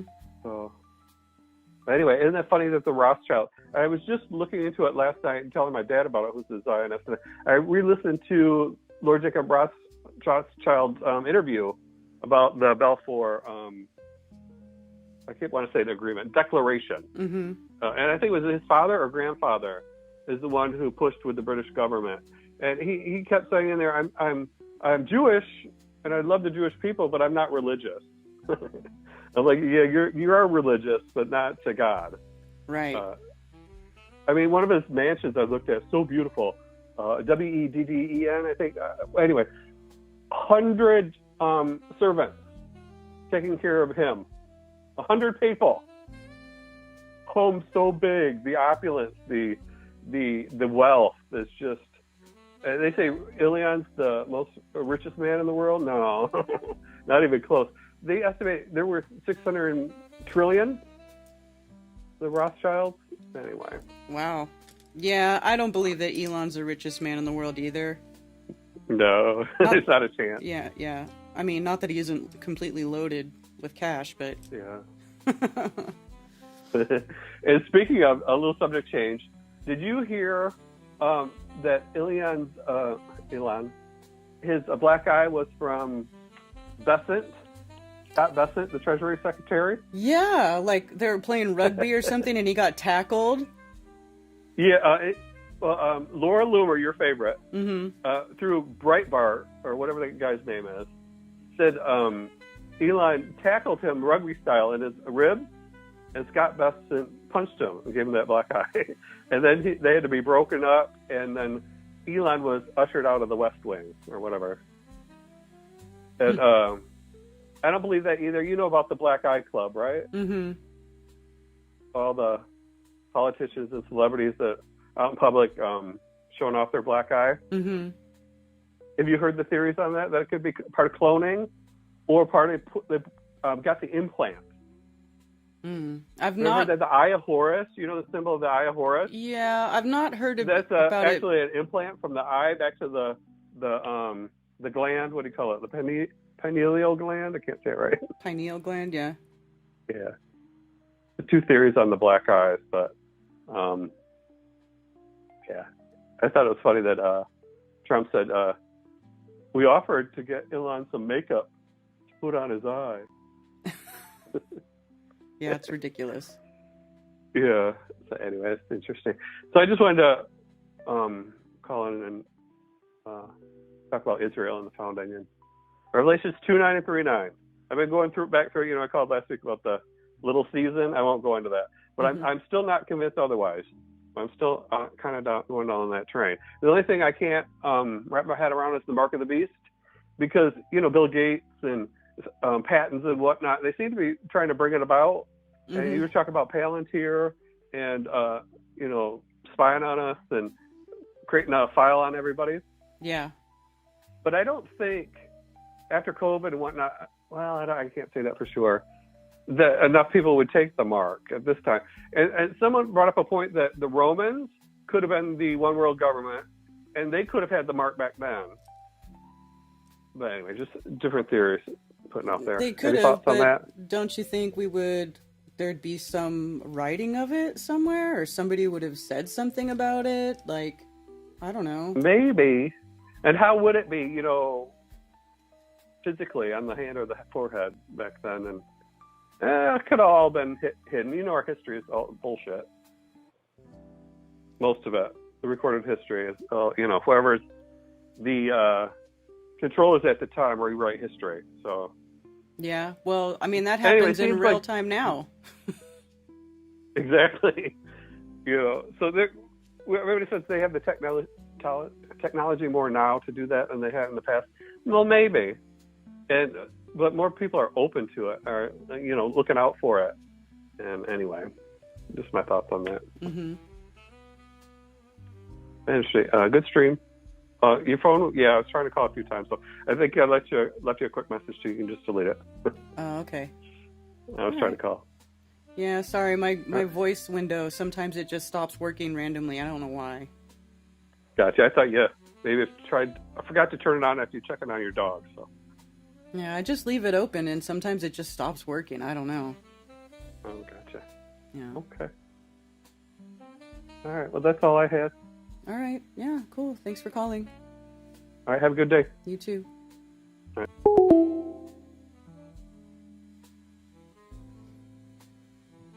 There was enough powder around the White House to take care of his eye, and then he laughed and said, and everything else too. What? James True is getting excited about the Black Eye Club again. I have a Jewy nose and I'm Portuguese. I'm Portuguese and I don't have a Jewy nose. Wasn't a boxing or MMA fight supposed to occur between Elon and Zuckerberg? Yeah, that got squashed as soon as pretty much like the day after that rumor went out. That got, not happening.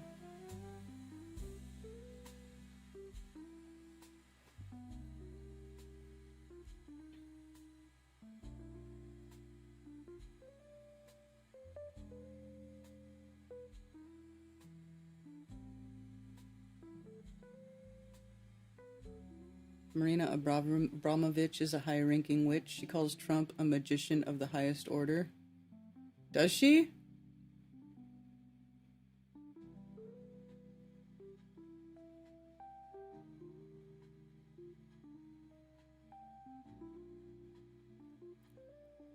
I think he said it's called the Chill Factory.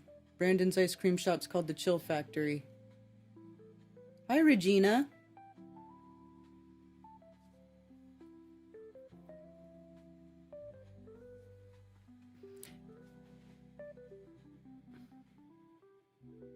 Maybe someday you will come visit. My doors open. I'll show you a lot of great places in the country. You will enjoy being here. I'm not saying I couldn't go to Israel and have a good time. I'm sure. I just don't believe that. I just don't think that the Palestinian people deserve what's happening to them, and it's wrong, and it's horrific, and it's just evil. So there's that. Not that I'm not saying like nothing good can happen in the country of Israel. I'm sure there's good stuff all the time. But what that government and our government are doing to the Palestinians is beyond fucked up. And I can't really be convinced otherwise because I've seen too many blown up babies. And as a mother, it makes me sick. Elon said his eye was not a problem to cover up. Okay, so 2-9, I know your work, some pressure and poverty, yet you are rich, and the blasphemy of those who say they are Yehudim and are not, but are a congregation of Satan. So let's look up the KJV. Oh yeah, it's red, so Jesus said it.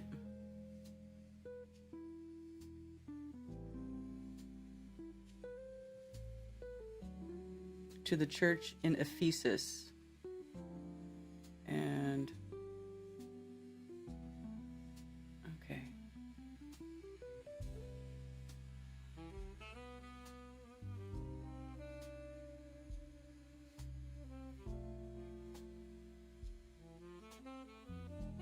Belonging to Judah.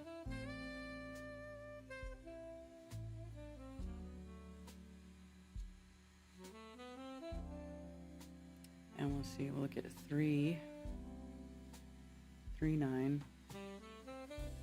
Behold, I will make them of the synagogue of Satan, which say they are Jews and are not, but do lie. Behold, I will make them to come and worship before thy feet, and to know that I have loved thee.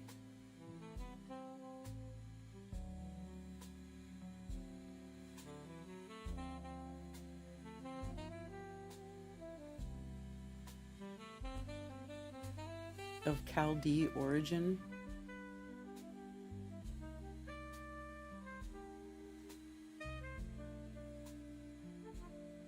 Of Hebrew origin, Satan, that is the devil. But the root of that is adversary, one who withstands, oppose, opponent. So Satan is just opponent or adversary or against the creator. I don't think Satan's actually a devil.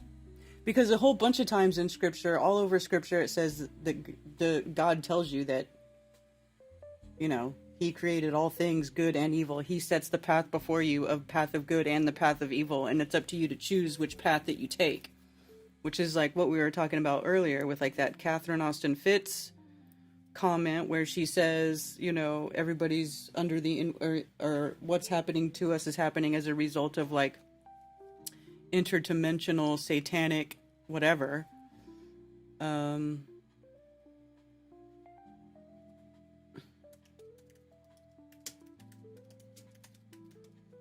Oops, I don't want to post. I want to search. Why is it trying to make me post?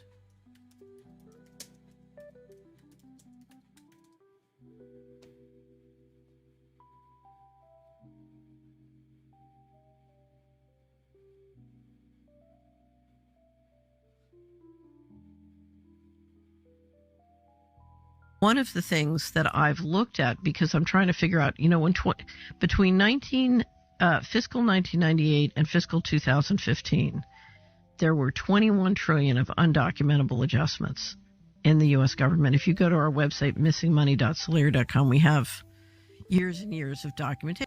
I don't think that's the clip I'm looking for.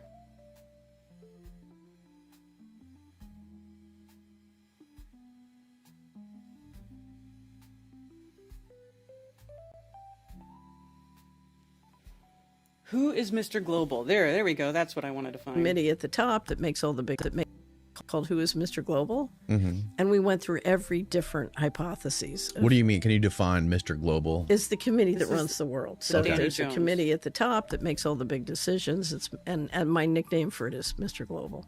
So the question is, who is Mr. Global and why is Mr. Global doing what he's doing? Because when I look at a situation, I like to put myself in somebody else's shoes. Like if I was Danny and I was doing this, what would it look like from my point of view? And so I want to put myself in why is Mr. Global doing this? You know, what's Mr. Global's point of view? So anyway, Joseph and I went through and did who is Mr. Global and why is he doing what he's doing? So we went through all the theories, but some of my favorite comments on the internet is they'll say, well, she worked at the White House and, you know, she knows, so she's not telling us. It's like, no, everybody at the White House is not sure. Who's your best guess of who Mr. Global is? I think you have intergenerational pools of capital, and right now they are over influenced by occult. So I think you have interdimensional intelligence, which is operating demonic intelligence. Interdimensional demonic intelligence. That's what she called it. Interdimensional demonic intelligence. Yeah. Wow. Yeah. So I think this thing about good and evil is real. And I can't find it anymore. I found it once. There were in the 30s, a British physicist got up and said, you know, we are being manipulated but from other dimensions by intelligent beings from other dimensions. So I think, you know, if you study Christianity and you read the Bible, you're dealing with both divine intelligence and demonic intelligence. See, but scripture doesn't say that. The Bible doesn't say that. It doesn't say there's demonic intelligence. It says that the creator, the one that made everything, all the good and all the bad, put everything here is of the creator. And it is up to you, the human with the free will, to choose to do good, to choose the right thing to do. And I think too much of the leadership has gotten deeply involved in the occult and demonic kinds of intelligence.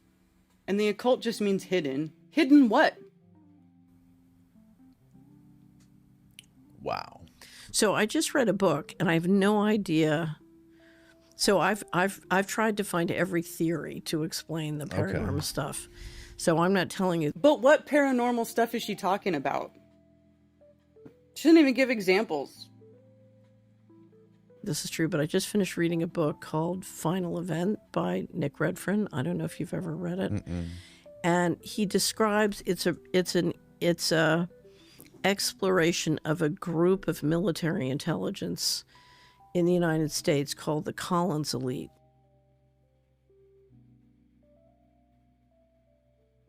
The Collins Elite. That's right. I remember her mentioning that. Collins Elite performs satanic rituals to make contact with the phenomenon.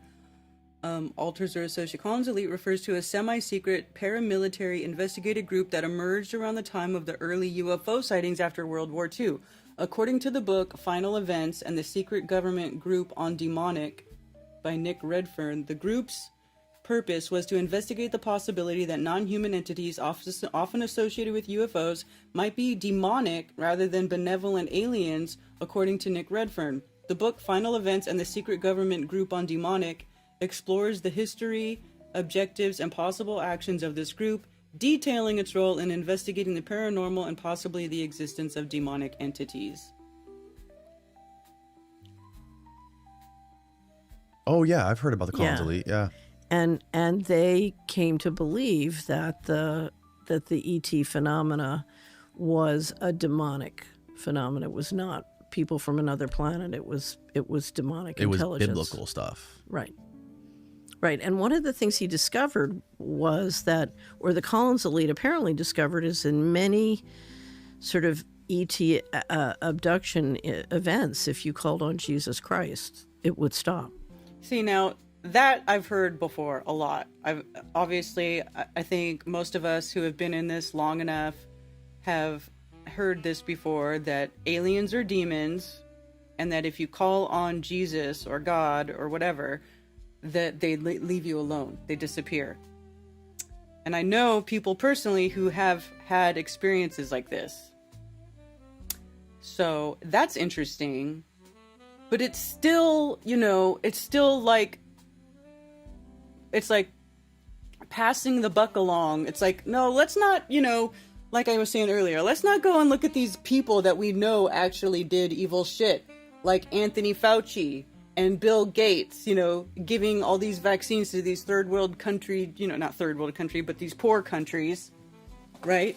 Giving all these vaccines to these poor countries and getting all these people sick. All the things that have been done as a result of these mRNA vaccines and stuff, or people who are in charge of the CDC, like that I was telling you about, like the crazy-eyed lady, I think what was her name, Rochelle Walensky, who was like the head of the CDC, who was saying, oh yeah, it's safe. Go ahead, pregnant moms, and inject yourself with the mRNA shot, with the COVID shot, knowing damn well that it wasn't safe because they already knew. I mean, come on. All the ferrets died. You know what I'm saying? Like, they already knew that these problems were going to happen, and they made people take it anyway, and anybody with half a brain could see that it's like on purpose. What? I mean, how else do you explain it? If they knew, they had studies, animal studies, that they knew problems were happening, and then as stuff was going on, all of it was documented, the VAERS database blew up. So why can't we, why would you just go, oh, demonic entities? No, there's humans who are doing bad stuff. They're guilty and they should be held accountable. Thank you for calling Coffee Talk. You're on with Karen B. Hi, Karen. Excuse me, I just got up. I'm on the West Coast. I had a cousin who did her doctorate in psychology, and her thesis, she supposedly proved that our subconscious has no conscious of the negative. She put people in deep trances and would read a statement to them and ask them to repeat the statement. And they would repeat the statement. But every time the statement had a negative in it, they would omit the negative. So her conclusion her doctoral thesis was that our subconscious has no idea what a negative is. I have a really good example of it, but it'll take a little while to explain it. That's interesting. Yeah, like the Lord's Prayer, there's a mistake in it. It should be lead us away from temptation instead of lead us not into temptation. Well, oh, okay, I see what you're saying. Yeah. You know what I'm saying? And I mean, it really makes a difference. Yeah, that kind of makes sense because it's almost like whenever people talk about like changing your mindset or trying to, manifest good things, or if you want something, you don't say, oh, I need money. You say, I live in abundance. Like you speak as if it already happened. You speak in a positive rather than a negative. Yeah. The only thing is the word, actually. You'd say, I want abundance, or rather than I am, you may be just lying to yourself, but I want abundance is okay. But if you have a negative in it, like the example I had was a buddy of mine, we got drafted together, and when we got out, he got married, had 2 kids, and he met Josie, she had a kid, and then they had a kid.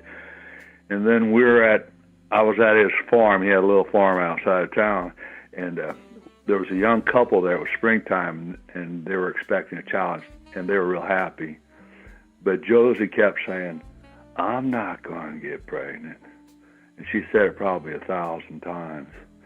And the fall, when Eddie and I had our birthdays together, we had to leave to go home because it was Sunday and we both had to work. And Josie stayed out and she got herself messed up. And it would have been okay, but Eddie had gotten a vasectomy like 6 months before that, so he couldn't claim the child. So he was upset. But she had said, like, I'm not going to get pregnant like 1,000 times, That's just crazy. Just crazy. That's all I want to let you know. It's that you have to be careful with the negatives. Okay. Okay. That makes sense. Yep. Have a good one now. Thank you for being here. Okay. Thank you for calling. You're welcome. Bye. Bye.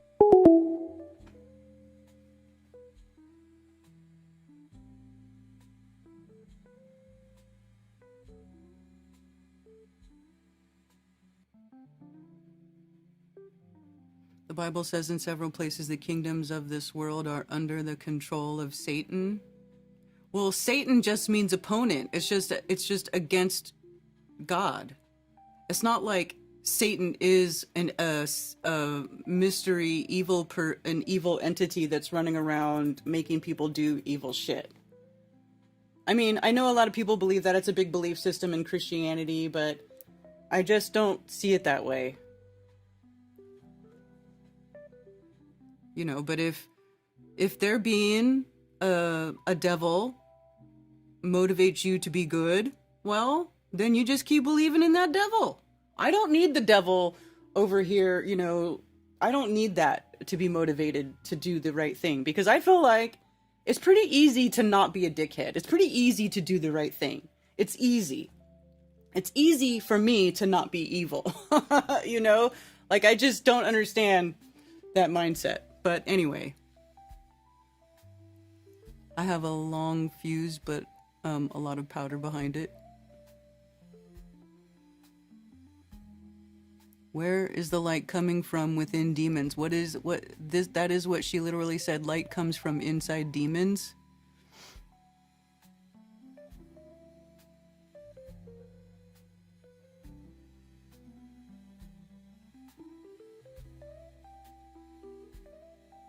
She's my favorite financial advisor. Yeah, I'm not saying everything she says is crap. I just feel like this is like, it's like, it's like, in my mind, this is how I see it. It's Catherine Austin Fitts saying, with all of these shitty evil people behind her, Albert Bourla, Bill Gates, Anthony Fauci, all these people, Deborah Birx, Rochelle Walensky, all these evil MFers who pushed so hard and went along with this COVID scam, enforced lockdowns, told everybody to wear masks, and then had them inject themselves with poison, everybody who pushed that, it should be held accountable.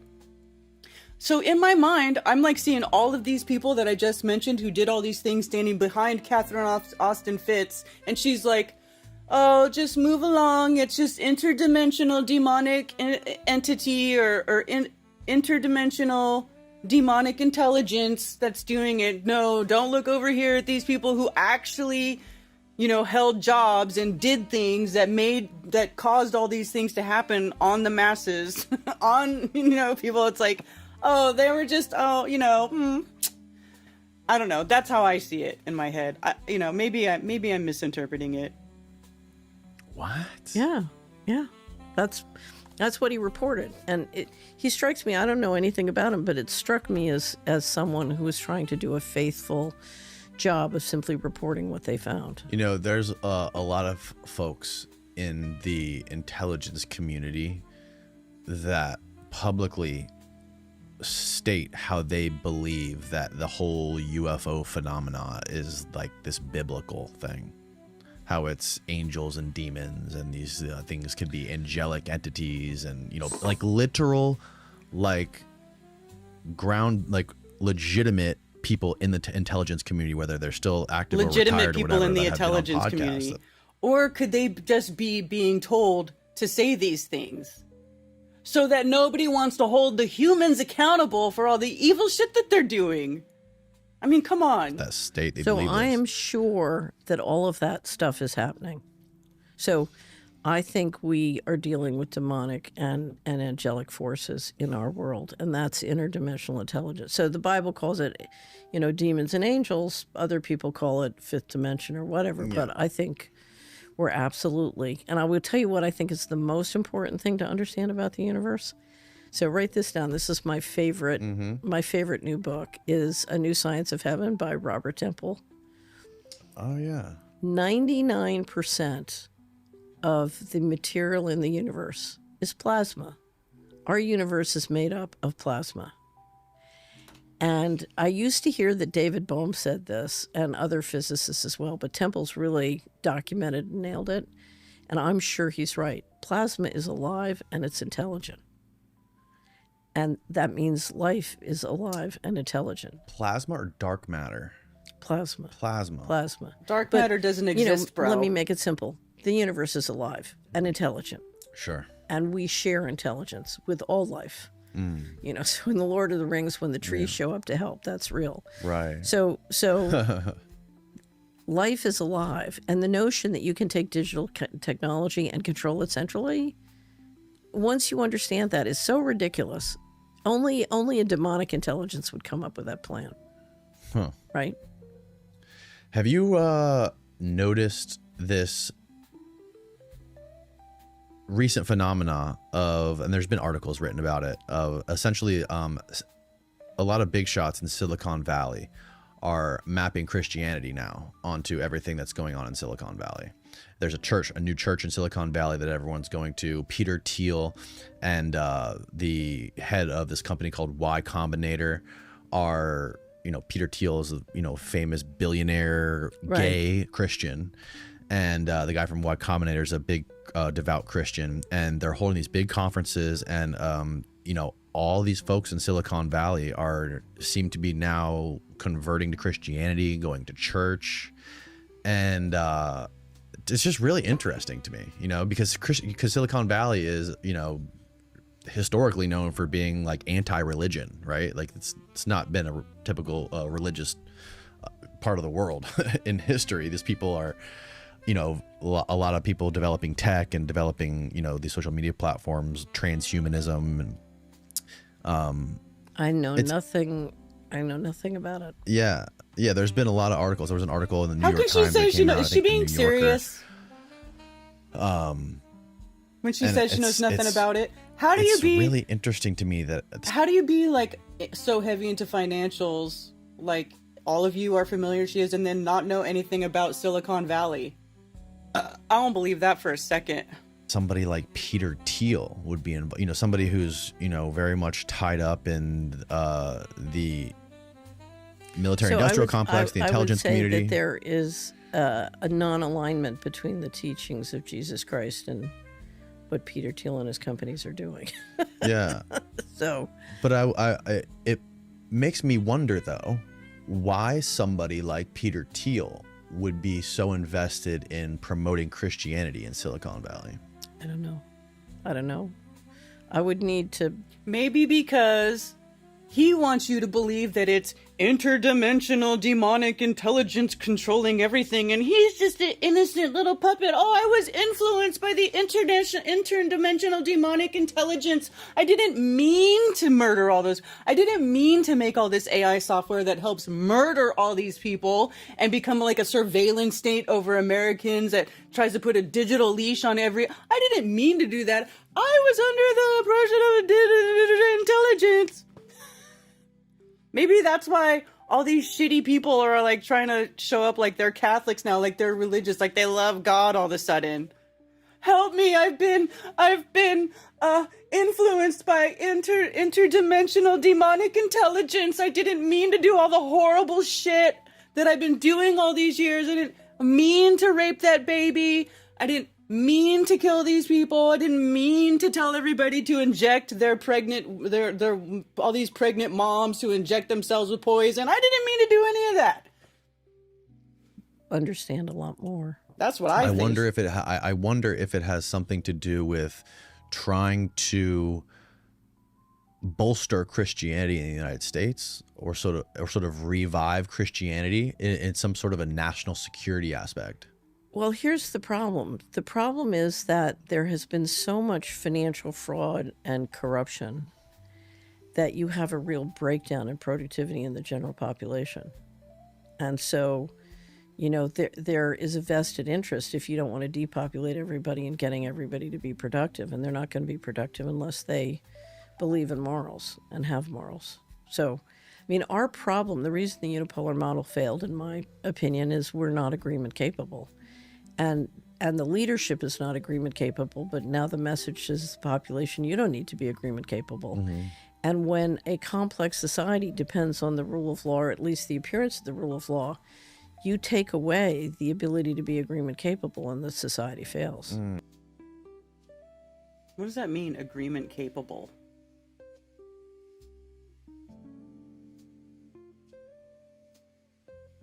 What does that mean? Alex Karp's religion is the Kabbalah. Yeah, dude, he's a Jew.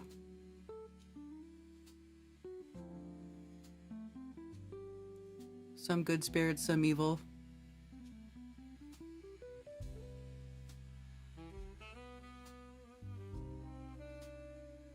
What do you suppose the pitfalls are if you personify Satan, make it more into a force but into a being? Is that idolizing nature? I don't think it's idolizing nature. I just think it's another way to relinquish your own sovereignty, right? If you're like, oh, there's this devil guy and he's super powerful and interdimensional and he's the one and he can make me do all this horrible stuff. That's just another way for humans to relinquish their sovereignty to something else, right? It's just another way to not take responsibility for your actions. That's how I see it. Like, everybody knows right from wrong. You know right from wrong. Or at least you should know right from wrong. And then you should know how to conduct yourself accordingly. If you see something wrong happening, then you probably should not participate in that or speak out against it or, do the right thing. Oh, but if the devil, then it's like, oh, the devil made me do it. Like, what did that one caller said earlier? Oh, the devil made me do it. Yeah, no, you chose. You chose to do that. The devil didn't make you do it. The path is set before you, and you chose to go do some evil shit. And you need to take responsibility for it. I really have a problem with people who do not take responsibility for their own actions. I think it is probably the number one thing wrong with society today is that people don't want to take responsibility for their own actions. They want to blame somebody else. Oh, it's this guy's fault, or that person's fault, or the devil made me do it, or the demon made me do it, blah, blah, blah, blah, blah, whatever. No. You're a big boy or a big girl. Put your big girl panties on, your big boy pants on, and make decisions that are not shitty. Like, how hard is it? How hard is it? How many Genesis are there now? How many arcs were there? No one knows. Oh, I don't know.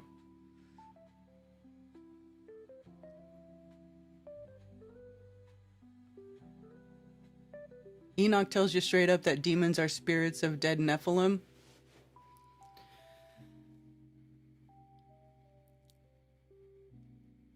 They will the blood of the children on their hands. Fresh say that the company did it and nothing I can do it again. That's what I'm saying. They try to say, oh, this corporation did that or that corporation did this. Well, somebody inside that corporation is a human and they approved the actions that were then set forth in motion. So, does plasma equal ether? No.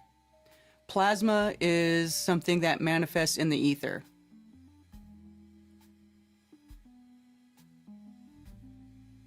Still going strong with coffee? I know someone who says walking trees are real. Rob Skiba agreed with me when I said we are all probably part Nephilim after all this time and so many people.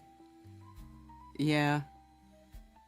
Well, I mean, you know, if you look at the story of Noah, Noah's sons had to take wives from the corrupt population before they took off, you know, before the flood came. They needed wives, right? Because how are you going to repopulate with just a bunch of dudes? That shit don't work.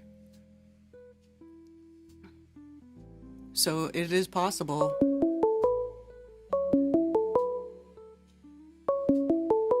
Jews also practice the Talmud. Yep. Thank you for calling Coffee Talk. You're on with Karen B. Hey, Karen.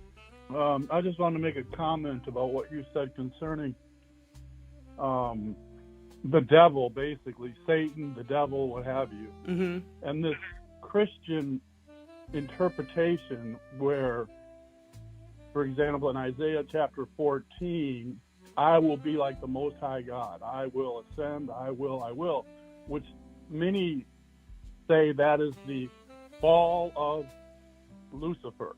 Mm-hmm. Lucifer was the light bearer, and then he became the devil. And that doctrine, so this is just an affirmation call to you, Karen, that you're right. There is no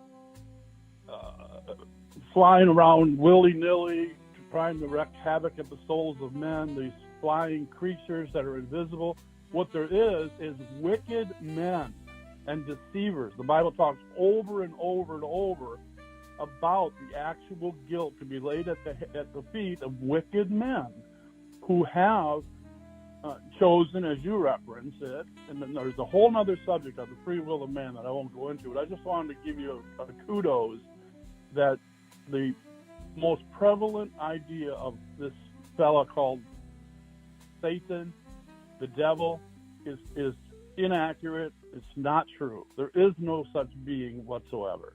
But there is adversaries, Satan, and God did send an adversarial figure, for example, into the garden to commence the evil that he planned to put into the world for a time. God himself created evil. That's Isaiah 45, and you know that. You've already referenced it. God creates all things. But he didn't create this beautiful angelic being and then have that angelic being become this devil figure that Christianity has come up with. So it's just a high five. I give you a high five on that statement you just made. You just made is what I'm saying. Oh, well, thank you. So there you go. Well, you're welcome. And it's a pretty important thing, actually, because it relates to so many other things. But Christianity's theology is so screwed up. Well, for example, Christian theology has the wonderful, beautiful creator. I mean, there is such a being. They say there is that being. He's wonderful, beautiful, love, forgiveness, mercy, grace, kindness. He's beautiful, powerful, all this. Yet that guy is so petty about sin that because some human made of flesh living this 60 years plus, 70 year plus life. They lied a few times, they stole a few times. So what this beautiful creator God is going to do is isolate them into this place of burning torment and torture. What kind of a bizarre doctrine? Where in the world did that come from? I'll tell you, Karen, it came from evil men. Evil men came up with that doctrine. Mm-hmm. Evil men. No unseen beings. Evil men. Why? To control people with that doctrine. And God warned the Israelites back in the days that don't follow the religion of those peoples that are around you. And they all had help in their religions. But if you can read from Genesis to Malachi, and you won't find one hint of anything even closely resembling this idea of a Christian hell, where people go to this place where God punishes them forever. So men in religion, Karen, they are able to come up with some most bizarre things and then throw it at us and expect us to believe it. Why? For their purposes of control. And religion and the power of religion, especially the Christian religion, is what the evil of this world is. I mean, they're leading the parade of evil is being led by Christian religion. But anyway, just to go back to what you said about with the devil. Yeah, the devil is not that guy. There are evil men that are responsible for evil deeds in the world. Mm-hmm. There you go. Yeah, I agree. All right. Thank you. You're welcome. Bye-bye. Bye.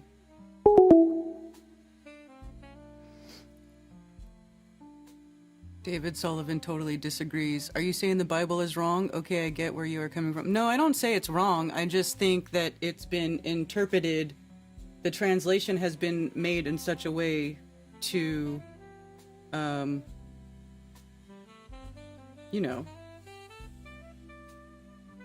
to set that sort of that mindset up. So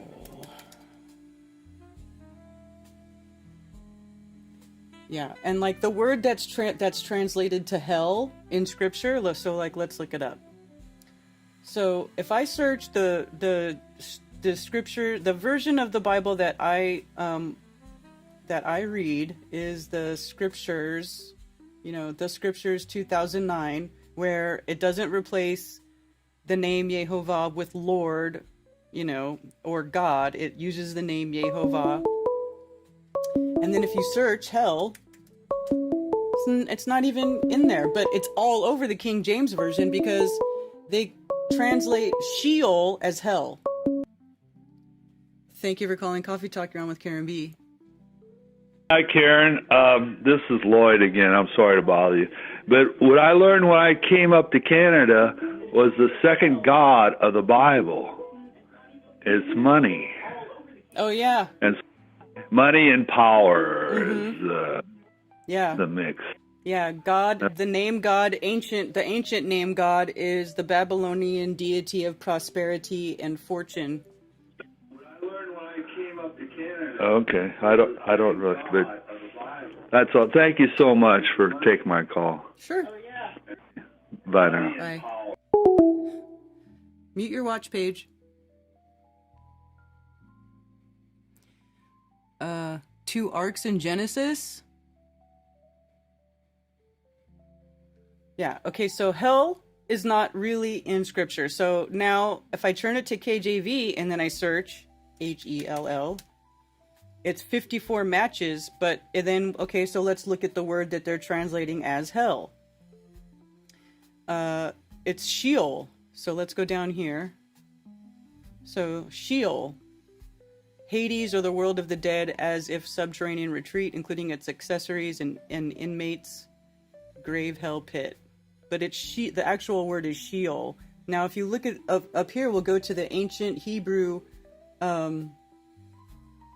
meaning, right? Draw out, quiet, sense of quietness, prosperity, the sense of being drawn out of something else, neglect, unknown connection to the root. Okay, quietly, neglect, spoil, as take, fall prey, purpose, spoiled.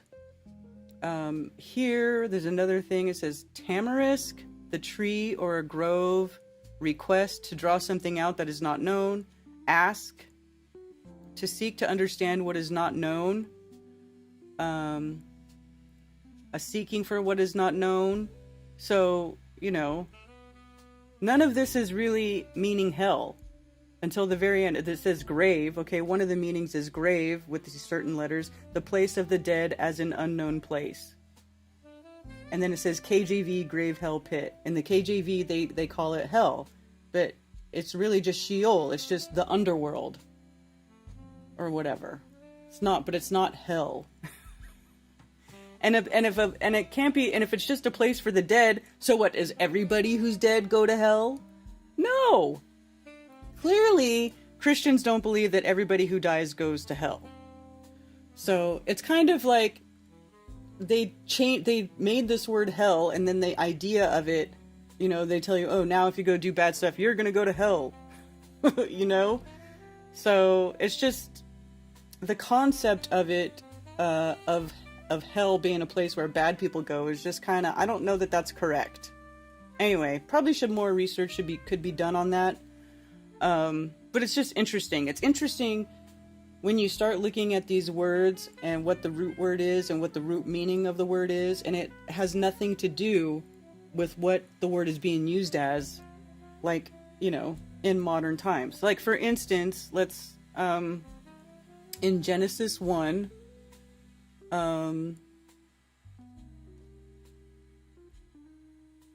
let's see, let's search serpent. Okay, so we'll go look in Genesis. Now let's look here.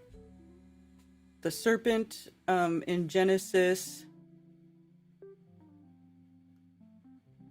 Nahash. Okay, the word is Nahash. Root word, okay, related word, Strong's number. Okay, so we'll go look at the ancient one. Nahash, divine, to learn something through divination, to divine, enchantment, learn, experience, diligently observe. So that is what it means, okay? But they translate it as the word serpent, okay? Now, after that, everywhere else, so here's another word, okay? So here, Exodus 7:9, when Pharaoh shall speak unto you, saying, shew a miracle for you, then thou shalt say unto Aaron, take thy rod and cast it before Pharaoh, and it shall become a serpent. Now, the number here means that this word that's being interpreted as serpent is different than the word that was being interpreted as serpent in Genesis, okay? So here, it's a different number. It's 8577, whereas the first one is 5175. So let's click on 8577. What is this word? Tenim. Intensive, from the same as a marine or land monster, that is a sea serpent or a jackal, dragon, sea monster, serpent, whale. Definition: serpent, sea monster, dragon or dinosaur, sea or river monster, serpent, venomous snake. So this word, tanim, is the actual word for serpent, as in a creature that crawls on its belly like a snake. Okay? And that is different than the word that is used in Genesis. So now that is why Jack and I, when we were doing this, the scripture study, why we went over this, and we were saying, well, okay, so when Eve is in the Garden of Eden and she's by herself, you know, and I've seen other things talk about this, that she's basically, oh, you know, look at this beautiful fruit, I'm gonna eat of it, right? And then when she tried to give it to Adam knew better. He knew that the tree of good and evil was bad, and he was supposed to stop her. Like, he should have corrected her. You know? But he didn't. He ate of the fruit too. And then when God came out, he's like, hey, why did you guys do this? I told you not to. And then Adam's like, she made me do it.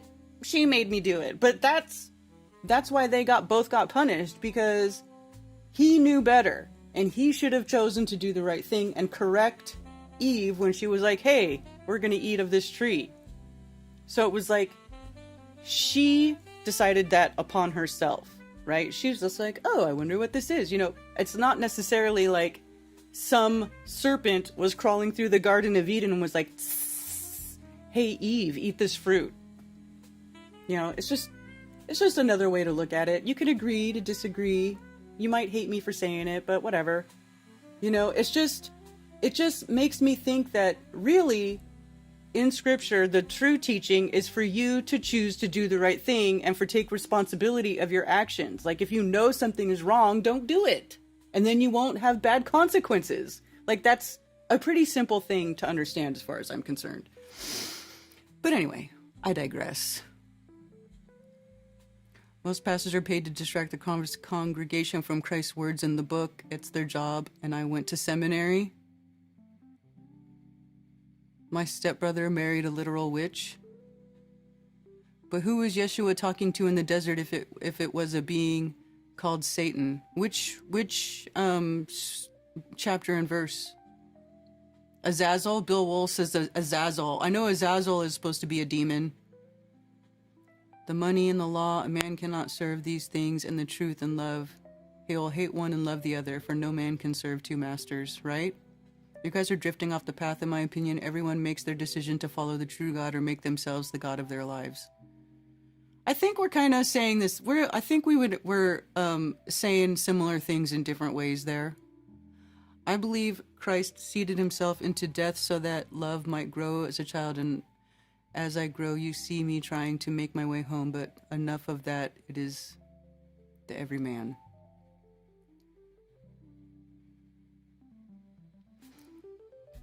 What's parable of Lazarus and rich men say? Huge cave underground and a chasm between Abraham's bosom and a place of some atonement until the day of judgment, when the lake of fire or heaven, lake is eternal. I thought the lake of fire was specifically for the fallen angels.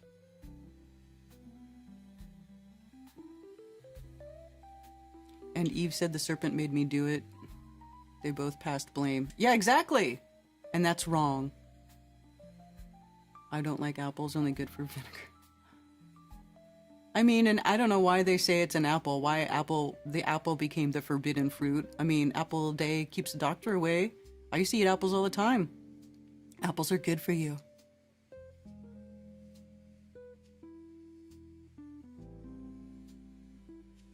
Video unavailable. This video content from NBC Universal, who has blocked it in your country on copyright grounds. My video is unavailable?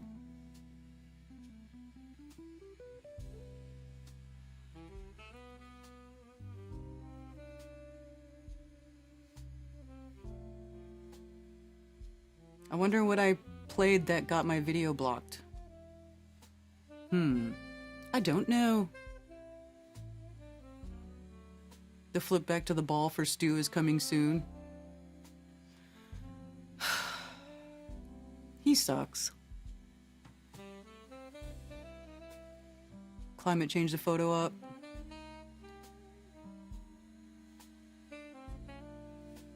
$0.14 high.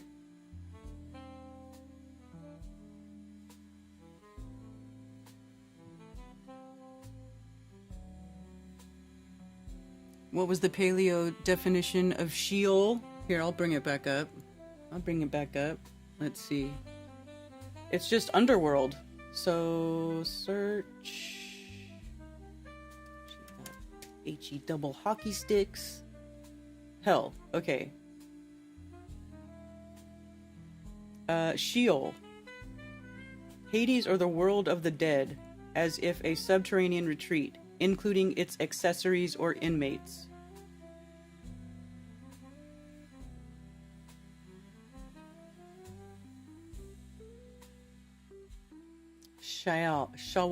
Sheol, a primitive route to inquire, by implication to request, by extension to demand, ask counsel on, beg, borrow, lay to charge, consult, demand, desire. earnestly inquire. Yeah. To inquire carefully. Interesting.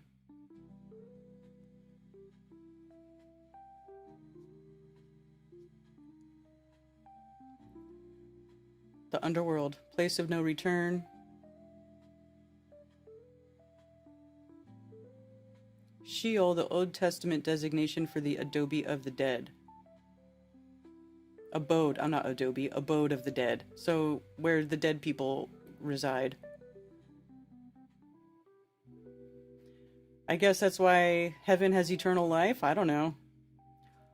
Although what it says, I don't remember the chapter and verse, but I do remember reading in the Old Testament, like if you choose to keep doing evil, then your name gets blotted out from the book of life. It doesn't say anything about going to hell. It says your name gets blotted out from the book of life, and it's basically like you get deleted from existence.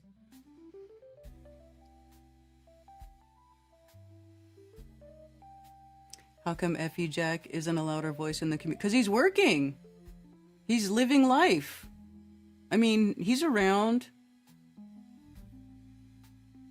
It would be good to look up these words in books printed before the 20s. Yeah.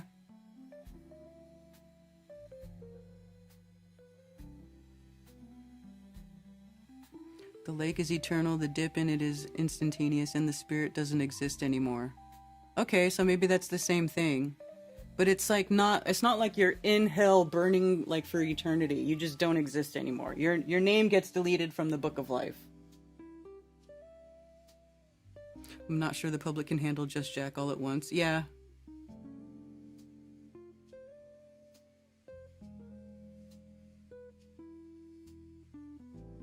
People use the word heathen wrong. It doesn't mean bad person, it means nations. The heathen are the nations, according to my Jewish encyclopedia printed in 1904.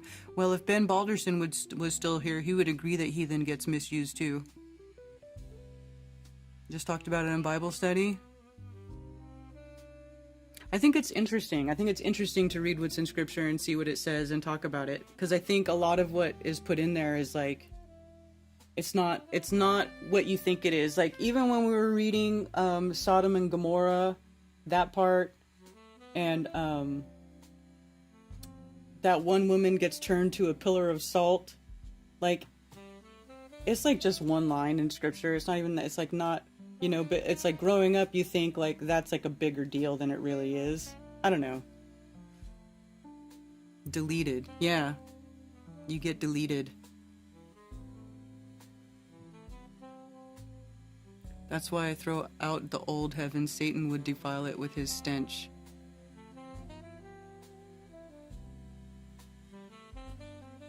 Yeah, man.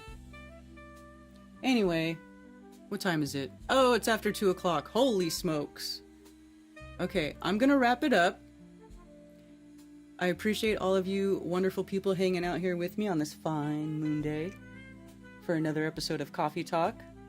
And I hope you have a wonderful rest of your week. Are we having I'm not sure if there will be a Glowbusters this Thursday or not. I think so.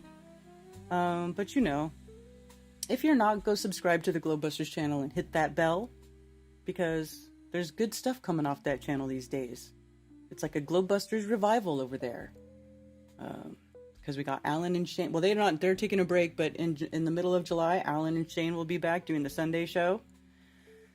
So, good things are in the works, and oh boy, one last call. Thank you for calling, Karen. You're on Coffee Talk. Last call. Okay, Karen, sorry, quick.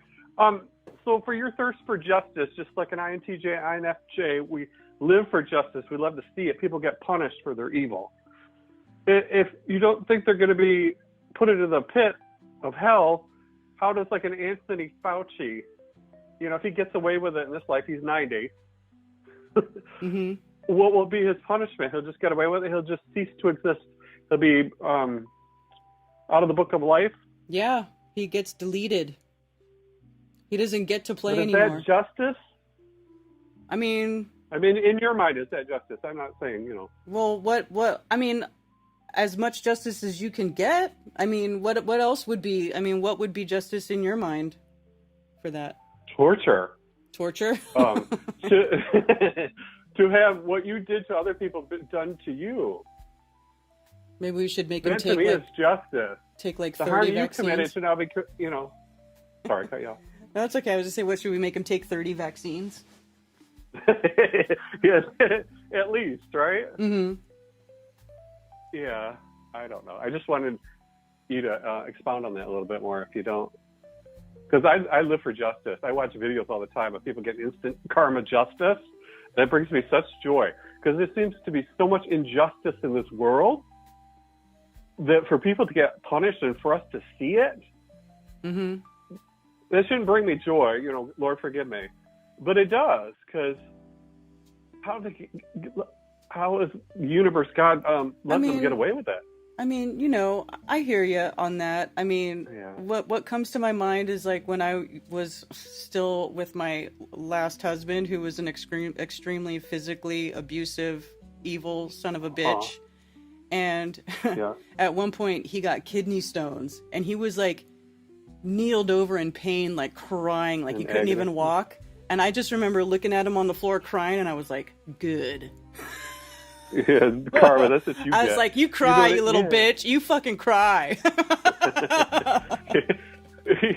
So you totally get it. It's like, that's what, I mean, I pray for it. I pray for justice to rain down, to make things right, to avenge the torture, the rape, the abuse, the I don't know, you know what I mean? All the injustice in the world, the cheated, the enslaved, all of the evil, you know what I mean? There's got to be a punishment for that. And it seems like, because there's a song, like a lyric that always sticks with me. I pray for the time I feel nothing at all. It seems like just being written out of the book of life and not existing at all. You know what I mean? Not to feel any more pain, anxiety, any more doubt, any more worry, just to not exist. That doesn't seem to be enough justice for me. Well, but the flip side to that is if you don't exist, you also don't get to feel pleasure, love, happiness. You don't get to do the things you want to do. You don't get to experience life, so, I mean... True. And then also, part of hell is that they can see heaven. Isn't that in the Bible, where they looked up from the bottomless pit and saw what they're missing out on? That was part of their punishment. I don't know. I don't know. I would have to know the chapter and verse and go read it, but I don't recall reading that in the parts that I've read so far, so I don't know. Gotcha. Yeah, I don't know where it would be either. I just heard that before too. That because some people, Christians say, "I hope to see you in heaven, not in hell." I think we're able to see them too when we're in heaven. But that's a whole other subject. I just wanted you to expand on it more. I get what you're saying, but your thirst for justice, though, I'm like, I think just being erased from the book of life. Do you really think that's enough justice? I don't know. Well, I don't know. I guess maybe not for me, but I'm just a judgy human, So I don't know if maybe that's not the right way, is to but I don't know. Nothing more makes my blood boil than injustice. Oh, I know. I hear you. If it was done in front of me, I don't know what I'd do. Yeah. You know what I mean? I'm scared of my reaction. You know what I mean? Like, yeah, I hear you. I know you feel that too. All right. Mm-hmm. All right, thanks. I'll let you go. All right, take care. Have a good night. Good day. All right. I'm going to close my call window now so that I can finish closing down my show. It's Anthony Fauci. It's not Anthony Fauci. It's Antony Fauci. No new earth or heaven for him. You do not get to live in the kingdom of eternal life with the Creator. You don't get to return back to your... Maybe that is that's like the ultimate punishment.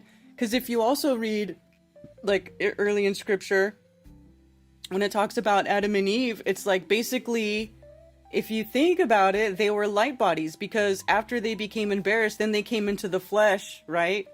And then they became embarrassed of their bodies. They were like, oh, I have to cover myself. Well, maybe before they weren't they weren't real flesh. They were like light bodies. They were energetic light bodies, and they were, like that, and maybe by being deleted, and I'm just speculating here, I have no idea, maybe by being deleted from the book of life, you never again get to return to that light body time where you are like an interdimensional intellect, you know? Anyway, something to think about. Vengeance is mine, so saith the Lord. Yeah. I mean, and I'm okay with letting somebody else, you know, do the punishment, because I don't want to hurt people. I don't want to hurt anybody. Although, you know, in the moment of emotional extremities, you know, when something really bad is going on in front of you, you may do something like that. But later, after the act is done, you might, you know, have a hard time coming to terms with that or living with that. So I'm okay with giving that to somebody else to do.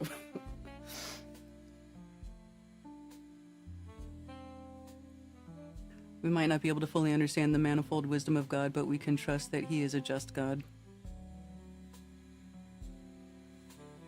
But are we supposed to be the ones to witness the punishment? Yeah, Tony, I don't know, because I don't really like seeing bad things. I don't want to see bad things happen. When I see bad things happen, like with stuff like in Palestine, like it hurts me inside. It makes me feel bad. It makes me feel sad. It's like, you know, I don't want that stuff in my vision, in my consciousness. I don't want to think about horrific things or see horrific things. I want to think about good things and loving things and pretty things and good people, you know, like that's way more interesting to me. That's what I want around me rather than a whole bunch of misery and shit like that. So, you know.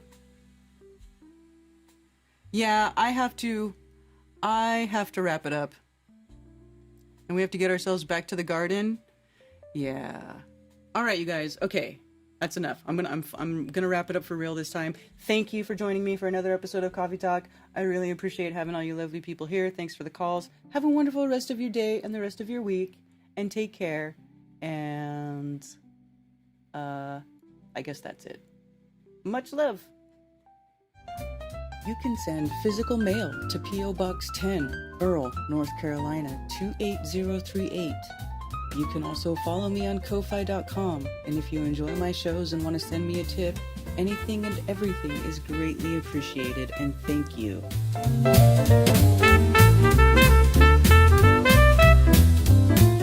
And it's official. Flat Earth Festivals has been retired. It was great fun while it lasted, and I hope you all cherish the memories we made at Flattoberfest as much as I do, and it was a pleasure to watch so many online friendships become in real life friendships over the years. Thank you so much, and I'll see you next time.